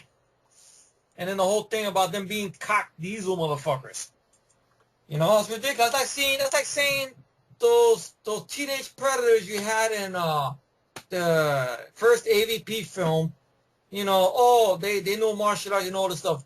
They didn't know all that shit. They know like very brute-like beast fighting and shit. That's basically what they're gonna do with these wannabe turtles. They're gonna pick up somebody by the foot and fling them around like Godzilla and Yes. shit. So it's bullshit. Fucking chuds. Yeah, Chuds look better than these, I gotta admit. Fuck that. I mean, this is bullshit. And I guarantee they're gonna have nothing to do. Watch, they're gonna be in the background.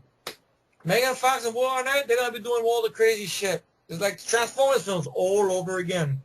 Which I know, thanks to this, what's been happening with this film, you've been a little more understanding now of why a lot of the fans of the Transformers films feel about those films now. Yeah. I know before you were like, well, but now you understand because now you're on the other end of it now Yeah. and stuff. And it's involving Michael Bay. People don't want to say that, oh, he's a producer. But look at the shit with Spielberg with those Transformers films. Mm-hmm. You know, there was RCO Kurtzman said it themselves when they went to Spielberg when they were doing work on Revenge of the Fallen. And they talked to him about, look, you know, a lot of the fans did not like how the film ended, how Sam when Wiki was one to destroy Megatron. What does Spielberg say? Well, this thing is all to the human's perspective, these movies, and that's why it works. Sorry, that's the way it works. So who's to say Michael Bay might do the same shit? Just look at how much money those movies made. It's all about the fucking money. It's always about the fucking money. They don't give a fuck about nobody, which is sad. You know, you would think the fans are the ones that make the movies work, but the movies still make money with or without the fans. Right. Because people get that whole idea about, oh, but it's different. It's clever. Don't you get it? It's not the same thing. I don't get it. I don't want to get it. My boy over here, Matt, I don't get it. He don't get it. He don't want to get it. No.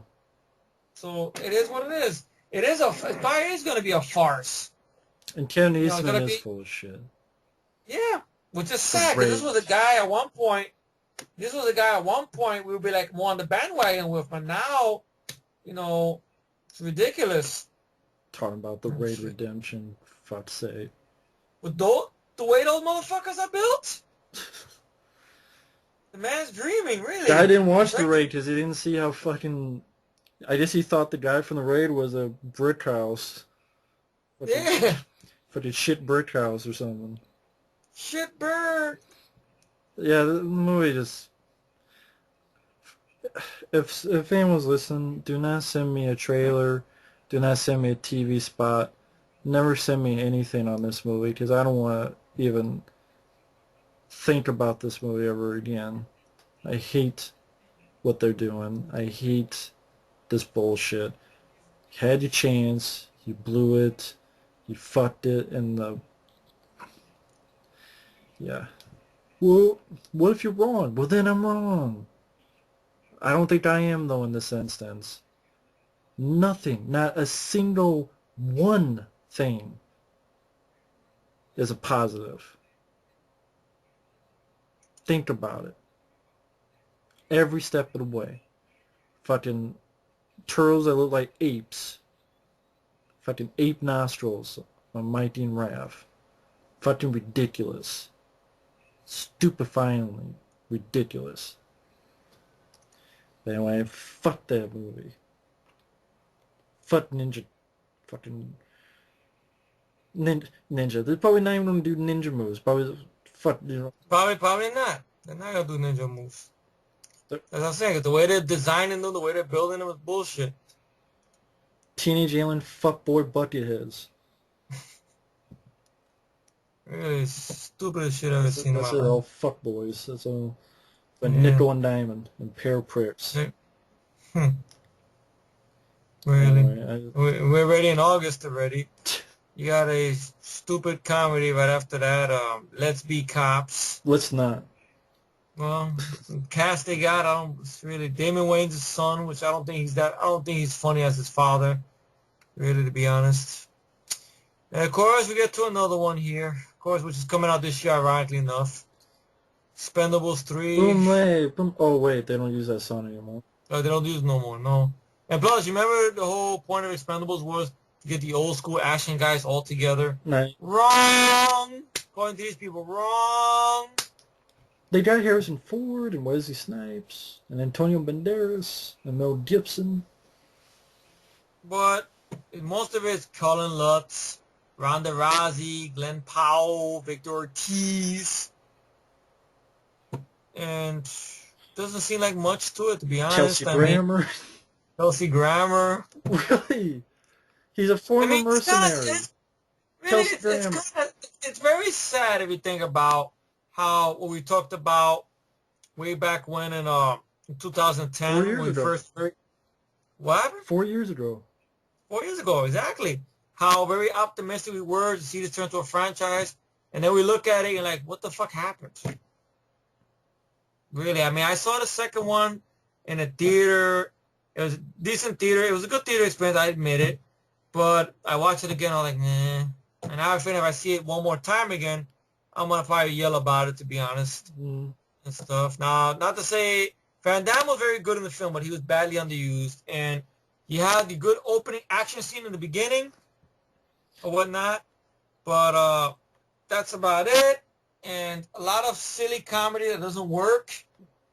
And the Stallone Van Damme fight could have been better. The Atkins Statham fight could have been miles better. Yeah. And you could tell this film was a PG-13. They just added some squibs or some CGI stuff in there. Dolph Lundgren's character, who was a badass, the dangerous man of the group, you made him the butt of all the goddamn jokes. Yeah. Basically, that's what you did. Yeah.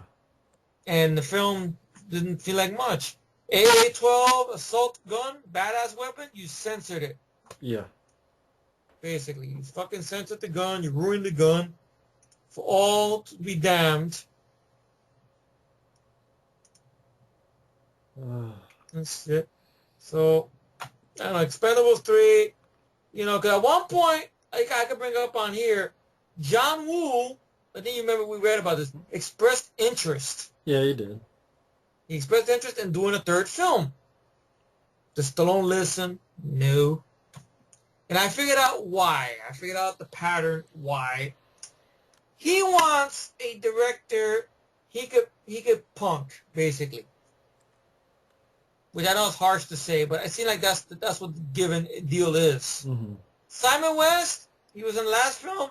Not one fucking person talks about anything Simon West did. Any cast member, they always talk about, well, Stallone did this, Stallone did that. So he ghost directed the fucking movie. Right. That's what I feel. He ghost directed. Granted, it didn't have no shaky camera, a lot of wide shots. Okay, basically, Simon West does his wide shots. That's about it. I don't pay. I don't punk. Yeah. What was that Van Damme movie? Yeah, Death Warrant. Yeah. The guy wanted to punk. I don't pay, I don't punk. Shit. Think of better movies. Sorry, folks. Yeah, but, you know, that's what it is. He got this guy, Patrick Hughes, and Stallone's reason for getting him, because he saw this fucking movie he did and made him think of Rocky, even though it has nothing to do with Rocky. It's a movie about a sheriff and some guy going at it with each Well, other. what does Rocky have to do with an Expendables movie? I have no idea. Oh, the movie's like Rocky, even though it has nothing to do with Rocky, and I'm like, but it's an Expendables movie. Yeah. I don't want the guy who directed Rocky. It's like, I would not want John Avildsen to direct Expendables movie. Yeah, it makes no sense. I don't give a fuck about Mel Gibson being the bad guy. You just had him in Machete 2. Electric Boogaloo. Harrison Ford, okay, he's in it for probably 2 minutes at most. Yeah, I mean, and then plus he replaced Bruce Willis at most, because Bruce Willis wanted his ridiculous amount of money with this whole thing, you know, what's that? He wanted $3 million or something for a couple of days' work, but he wanted $1 million each day or some shit like that, and Stallone told him, the studio said no, they can't do that, and shit, and Bruce Willis going nuts, doing spit takes on interviews, flipping out on people and shit. To be honest, the only thing I'd be interested in is Wesley Snipes. Which I have a feeling they're going to underuse him. I don't know why. I just have a feeling he's going to be underused. Mm-hmm. I have a bad feeling he's going to be underused. And they don't say who is Wesley Snipes playing. Is he a villain? Is he somebody they're going to bump into? Like what happened with Chuck Norris? You know, somebody you just bumped into, he's going to come in there, say some shit, and show up in the end and kick ass? The reason I say it's interesting is that his name is Surgeon. And in the teaser, he had knives. Like, if you watch the teaser, he's holding 2 knives. I'm like, isn't that Jason Statham's thing? But what do I know? Well, I wonder, are they going to finally do it? Because that movie Chaos was bullshit. It was supposed to be Snipes versus Statham, which that's not the movie. Right.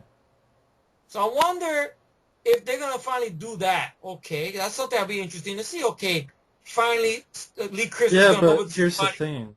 Yeah. Here's the thing. It would be good. So no. There you go. That's the thing. It'd be good because God forbid you can't have a all-out fight like that. That's sad that the Raid Redemption came out the same year as Expendables 2, and and Expendables 2 ended up getting knocked out of the fucking out of my Dread favorites came of out. that year. Dread came out. That's why. Well, I mean, that's what I mean. Dread also came out. Yeah, and those films, The Raid, Redemption, and Dread, to me felt more like 80s movies. So did Last Stand. Last Stand, yeah, okay. I mean, More 80s than Arnold's not that in. one. Yeah, granted, Arnold's not doing his 80s thing, using the muscle and Right. a lot of the one-liners, but still, Arnold's using his age, but fine, I'm fine with that. But it's just here, the lines didn't work. Or Expendables 2 and Expendables 3, I don't know, to be honest. I mean, I would not be surprised if by any miracle or by any chance it's PG-13, really, because part 2 did not make that much the money the first movie made. I think worldwide it did. Just Maybe not because in the maybe back, U.S. not in the U.S. Just by the name alone, and that's a sad fact that Dolph Lundgren with the people whether they loved or hated the first Expendables film, they praised Dolph Lundgren's performance a lot. And right after Expendables, really, what doors opened up? None. Nothing, right? Nothing. He still went to his direct-to-DVD films. Jet Li, what did he do after Expendables? Jack shit. Nothing. Randy Couture, nothing. Granted, he's not much to be in it, to be honest. Terry Crews, any little action films he's done? Nope. No. He went to do Tyler Perry's shows or whatnot. Fine. To make his money out that, I guess. Right. Stallone, well, bullet to the head, bullet to the groin, and Escape Plan were horrible. Grudge Match looks like dog shit. Yeah. So, I can say this, and it hurts me to say this, retire, really. You seem like you're not really giving a shit no more. So, that's all I gotta say. I'm a fan. It's kind of weird me saying this because, 4 years ago. Yeah. 4 years ago, goddammit. What the fuck happened? I know he's been through a lot. I know that injury almost fucked him up really badly. Maybe that's why he hasn't done much. I know a lot of drama going on in the man's life with the what do you call it, bullshit about I forgot what, oh yeah, about bullshit, I'm sorry, not bullshit, but his daughter having some open heart surgery or whatnot, one of his kids. Mm-hmm. And I believe his son being drugs being taken from him. His sister passing away. Right. All this, on his plate. Yeah. And everything. It just seemed like that. He just took Expendables and said, you know what, Hollywood. He gave it to the suits. That's what I feel like. He took it. He just gave it to the suits. He's like, I'm gonna do this scene right here. Then I'm going to go off my golf cart and play golf. That's it. Statham, his track record is another one that's been horrible. Yeah. I saw Parker. I hated Parker. I didn't mind that dramatic one that he did, Redemption. I didn't mind that. If he isn't going that route, fine. Stay in that route then. Homefront, I cannot find it nowhere to watch. Right. At all. It's not on VHD. It's not on YouTube officially. At least not officially up for rental yet. Tier 1 of bullshit. It's uploaded in one go. No, it's not. Those open shaky cam films takes it down. But even I heard that I had problems with shaky cam. That's ridiculous. Even though that was a script based on something Stallone wrote back in the 90s. Mm-hmm. Or whatnot. And what else is there to say? I mean, Jet Li, he didn't come back for the second film, but he came back for this one, which I don't know why. Granted, he's not doing anything. He's got a movie coming out this year called Badge of Fury, which, depending on which trailer you watch, you're in the middle of the road with. I flipped through it. It's more like a comedy. Well, then that's the movie, pretty much. Because he kills the bad guy by...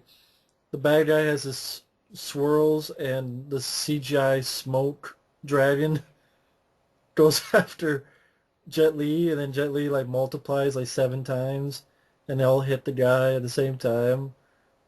And it's almost like a Stephen Chow shit. Those like Shaolin soccer That at Really? least that scene was. That was like the ending. And then the younger guy, like the two women, like hit him, and he like flies into the clouds in CGI. And when he So when he falls basically, back Jet down, Li, he grabs the screen, and the end credits roll.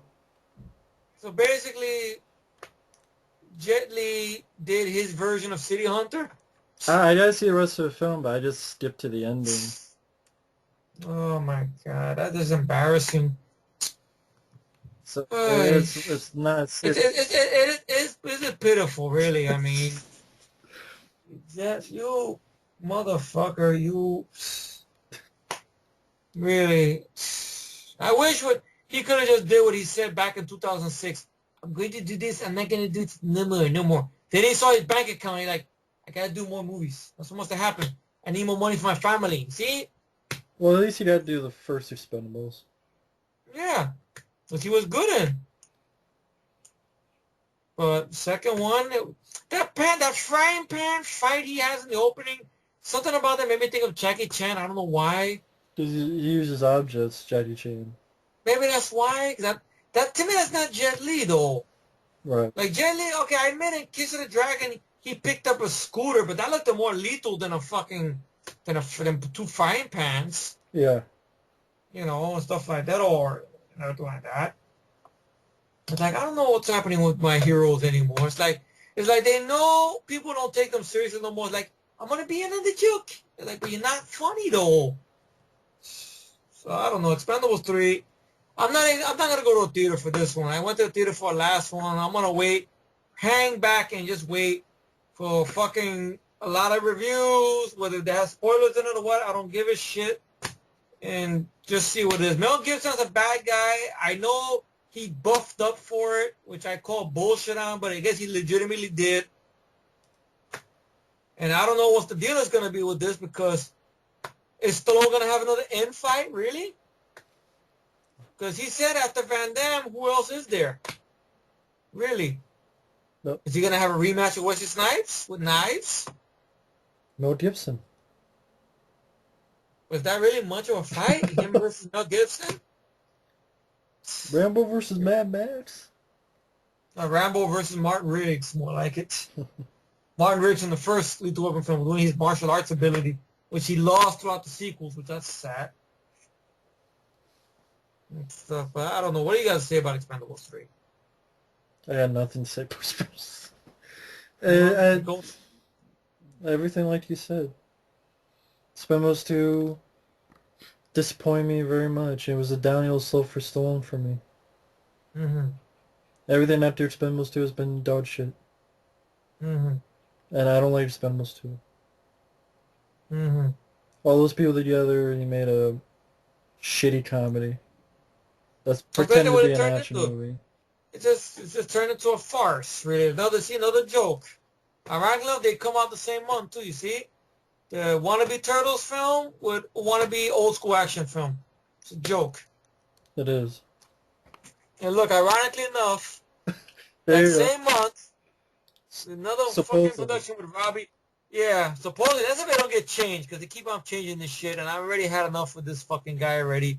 Sin City, a damn or Dame, whatever the fuck title is to kill for. A Dame to Kill For. Which I'm tired of this shit already. It's too little, too goddamn late. Robbie Rod and Frankie Miller. It's too little, too goddamn late. Yeah. Really. Yeah. Had enough of the bullshit already. I'm tired of the shit. It's been since 2008 they've been talking about this. They're gonna do it. No, we can't. We're gonna do it. No, we're not. We're gonna do it. I'm postponing it. We're gonna do it. I'm postponing it. Last year was the same shit. We're gonna do it. Now I'm not. So now let's see. Now it says August 22nd. I guarantee it'll change again. It's through Dimension Films. I don't know if Dimension has even done films in theaters anymore, to be honest. Fucking bullshit. It says here, Robbie Rod, and I lost respect for Rod Rodriguez, really. That's why I call him Robbie Rod. Him and his El Rey network. Go fuck himself. Frank Miller, well. And the screenplay is written by William Monahan. So you see, the other film had writing with Tarantino, Robbie Rod, and Frank Miller. Now this one is a different writer now. Some fucking guy I never heard of. You heard of William Monahan? No. See? A pussy rookie writer. And Bruce Willis comes back. I don't know how. I guess he Mickey wrote Rourke The comes back. Departed. Well, it's a long way from The Departed. It's not... Rosario Dawson. Okay, I don't understand how Bruce Willis and Mickey Rourke come back. They were killed off. So supposedly, I guess not. Prequel. I don't need a prequel to fucking Sin City. Really. I know, I think the Marvel one is prequel. Yeah. Makes me fart thinking about it. Well, if you wanted a prequel to 300... Oh, but plus 300 though, but not... I don't look forward to it either, I mean... Joseph Gordon-Levitt is in this. Jamie King comes back. Jamie Chung, who was in the Hangover sequel and in Sucker Punch, she's replacing Davin Eck, the girl who played Miho, an Asian girl, which I liked her better, to be honest, than this other girl he got. Dennis Haysbert is replacing Michael Clark Duncan.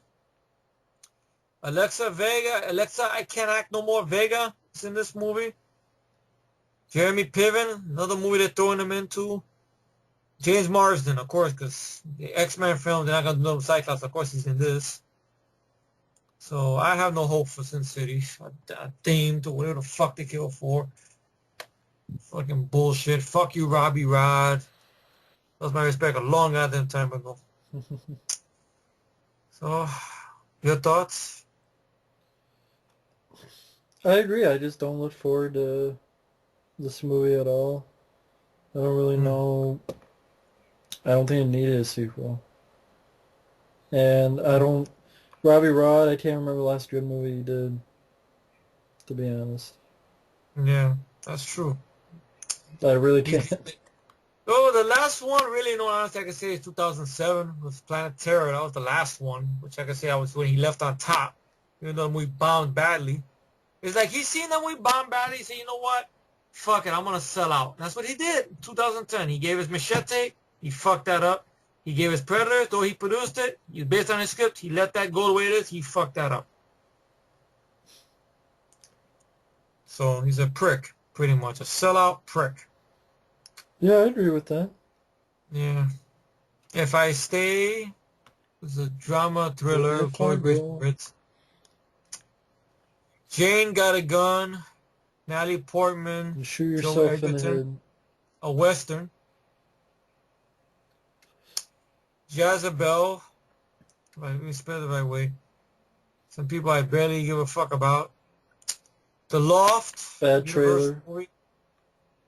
Oh yeah? That's Kyle Urban, James Marsden. Yeah, the trailer sucked. What is that supposed to It be? was shot in 2011. Okay, so that's how good it is. It was held back. Basically, 5 guys are married, and they have this place where they go to meet with their mistresses. And there's a body found, and they're wondering who killed her. And I don't know, just the trailer looked boring. Yeah. As hell. Wow. Addicted. Well, not much to say about that. It's just action drama, but people I barely heard of in this fucking movie. Oh, Tyson Beckford, really? Who's a model. Straight. Yay! The Green Inferno. Eli Roth is out of the game. That's his cannibal movie. He's fucking asshole. I hate this guy. Oh, but he's a fan of the films, but he doesn't learn anything from the fucking movies, folks.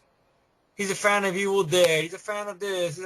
He doesn't learn nothing from those movies. He's a fan of Last House on the Left. You don't learn nothing from those goddamn movies. He's a prick.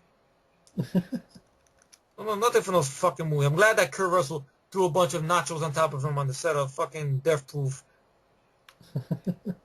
Even though it was a joke. Good for his ass. He's lame. Dark Places. Charlize Theron, Chloe Grace Moretz, Christina Hendricks. Thriller movie. What's this about? Set in a farming town in Kansas, Dark Places followed Libby Day, Charlize Theron, the only surviving witness of a horrific massacre that took her mother and sisters. Believing the slaughter to be work of a satanic cult, Libby testifies in court against her own brother. 25 years after the murder, she remains haunted by the gruesome violence of her past. When she meets a group of amateur investigators who call themselves the Kill Club, looking to satisfy their morbid curiosity, the group begins to their own inquiry about the case, believing Libby's brother is innocent. In order to help them, Libby must unearth painful memories of the event and learn that her past may not be what it seems. Seems like one of the movies with the twist. Yeah. Twist ending. Twist. Pretty What do you think? no interest. Okay. Great. A Reese Weesey Witherspoon movie. Like, I give a fuck. The Good Lie. Oh, well. No Good Deed. Idris Alba. Crime film. Search Party. People I've very rarely heard of. Here's Where I Leave You. Sean Levy directing. Jason Bateman. Jane Fonda. Rose Byrne once again. Comedy. Well, Really, the only one that we've heard of is The Equalizer. that's already on here. That's in September. I'm a little curious about this one, so I see a trailer because I grew up with the show. But let's see how that's going to turn out. Yeah. It's Antoine Fuqua. Denzel Washington is your lead. Chloe Grace Moretz is your supporting lead. So let's see how that turns out. Yeah. Let's see. Even though I know at one point Garrett Evans was attached to it, but he didn't want nothing to do with it. Maybe because of Washington's reputation, maybe. And stuff. Because, the only guy he really worked well with was Tony Scott, really, in all honesty. Yeah. And we get another film in October with David Fincher, Ben Affleck, called Gone Girl, which I read the plot for this sounds interesting, I think. It's basically, I don't know, based on a novel. Film stars Ben Affleck. Like his wife is missing, and they're wondering if he did something, or it's a mystery. Yeah. Well, it might be worth a watch. I mean, from Ben Affleck, at least. Yeah, maybe. Maybe. Okay, The Interview. Seth Rogen, great directed film with Right. Evan Goldberg. Those two guys again. They teased them up with James Franco again. I don't know what The Interview is about. Let's see. Is there a plot? No plot. That's how good it is. Okay. The Judge. The same director who gave us The Wedding Crashers. Robert Downey Jr., Robert Duvall, Via Fleming, Billy Bob Thornton, Vincent D'Onofrio. Comedy drama. The Best of Me. Michael Hoffman directing. Drama. Book of Life. Christina Applegate, Diego Luna, Sonali Saldana. Action movie, really? Channing Tatum, Cheech Marin, and oh, great. Am I reading the right thing? Yes, Book of Life. There's a plot. The film is described as the journey of Manolo, a young man who is torn between fulfilling the expectations of his family and following his heart. Before choosing which path to follow, he embarks on an incredible adventure that spans 3 fantastical worlds where he must face his greatest fears. It's a computer animated movie. Wow. Fox is getting involved in that again? Really? Oh, great. Dracula Untold. Luke Evans as Dracula, I guess. Like, I don't give a fuck about Dracula.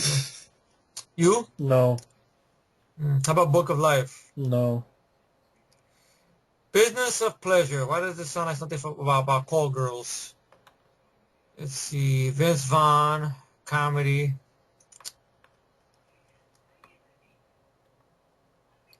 No plot. Well, don't give a fuck. Let's see. Paranormal Activity 5. There you go. No words. White people. Yeah, of course. Anime movie. Big Hero 6. Of course, Jay Baruchel, America Ferrera, Sam motherfucking Jackson, Hugh Jackman. Interstellar. I think it's one you're probably curious about. Cause are you? I remember you mentioned something about Interstellar. Did Yeah, you? because I like Matthew McConaughey. I hope Do you hope know it's what the good. plot of this is supposed to be? Um, Oh, it's on the wraps pretty much. So I guess Pretty November. secretive. All they got is pretty much when a wormhole is newly discovered, a team of explorers and scientists embark on a voyage through it to transcend previous limitations on human space travel. Hmm. Plot is believed to involve time travel and alternate dimensions, but other details are being kept under wraps. I'd be interested. I like Matthew McConaughey. Hmm. I'd be curious about it. Matt Damon, Okay. Casey Affleck, John Lithgow, Michael Caine. Oh, Wes Bentley's in this too? Wow. Even Topher Dumbass Grace is in this too. Wow. Well, see what happens. Hmm. Blackbird, which drama, like I give a shit. Oh, look, I guess this finally is coming out, I guess. I guess it don't change. Yeah. Dumb and Dumber 2. Okay, I think they're done Just, filming. oh, they really did went through with it. Okay. It's kind of strange, though, because the first film was released through New Line. I guess New Line didn't want to bother with it, or Warner Bros., so they gave it to Universal. Yeah. So you had a couple of writers attached to this, so that could be a bad thing. So they didn't just give it to the Fairleys alone. Jim Carrey and Jeff Daniels are coming back. Laurie Holden is coming back. Oh, wait a minute, I'm sorry. That's not Lauren Harley I was thinking about, but no, it's a different actress, Laurie Holden. Okay, Kathleen Turner's in this. Jennifer can act. Big Tit Lawrence is in this. Oh, great. Now this other one, I mean, Dumb and Dumber 2. I mean, I like the first film. I don't think it's Jim Carrey's best, to be honest. You know, I think at times it's a bit overrated, but I can watch Dumb and Dumb. I don't mind it and stuff. And I haven't seen a lot of Jim Carrey films in a long time, so I don't know what his best is. But one I always enjoyed a lot was Bruce Almighty. That's Sue Me and stuff. And everything like that. The Mask I like. I don't know. Sometimes when Jim Carrey's too over the top, it loses me sometimes. I don't know why. Hmm. It's strange to say. I don't know why. It's just when he's too over the top, he loses me. I like him when he's playing a little bit more regular and then little dosages and stuff. But hey, that's just me and stuff. What are your thoughts about Dumb and Dumber 2? Wait for a trailer to Any see. for a trailer? Okay. Now this next one seems interesting because of the cast and your director. It's called Fury, and it's written and directed by David Ayer. And Ayer, if I pronounce his name the right way. Brad Pitt, Shia LaBeouf, Michael Pena, Logan Lerman, who was in Gamer. I guess it's a war film. I don't know which war it's taking place in. The film is set during World War II, April 1945, as the Allies make their final push in the European theater. A battle-hardened army sergeant named War Daddy Brad Pitt commands a Sherman tank called Fury and his 5-man crew member on a deadly mission behind enemy lines. Outnumbered by and outgunned, War Daddy has his men face overwhelming odds in their heroic attempt to strike at the heart of Nazi Germany. Interesting ideas. I've never seen a war film where it's taking place inside a tank. Mm. You know, it's really interesting. Inside a tank. Like a tank crew. The closest thing we got to that was Best Defense, if you think about it, and that's not a good movie. Right. You know, that'd be interesting, all right, to see. All right. I mean, I like Shia LaBeouf. Maybe something, get him away from Transformers roles type and stuff like that and everything. I like Michael Pena. Michael Pena was in, I think he had worked with the director before in End of Watch, which I have yet to see. He was also in Battle Los Angeles and, of course, Tower Heist and everything. But I don't know. See what happens. Clint Eastwood's talentless son is in this, though. It sucks, though. Yeah, I'm What? not sure. Maybe. Maybe Just who's tired Brad of Pitt? World War II movies. It's like they can't do anything else. For some reason, they don't want to do Vietnam, I guess. No, they And don't. stuff. Yeah. The Hunger Games, which I guess they filmed that last scene. I guess they're going to work on some enhancements or whatnot for Philip Seymour Hoffman's character or whatnot. to finish it.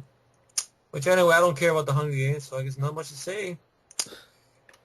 Hey boy, MacFarlane, another sports drama with Walt Disney Pictures with Kevin Costner and Maria Bello.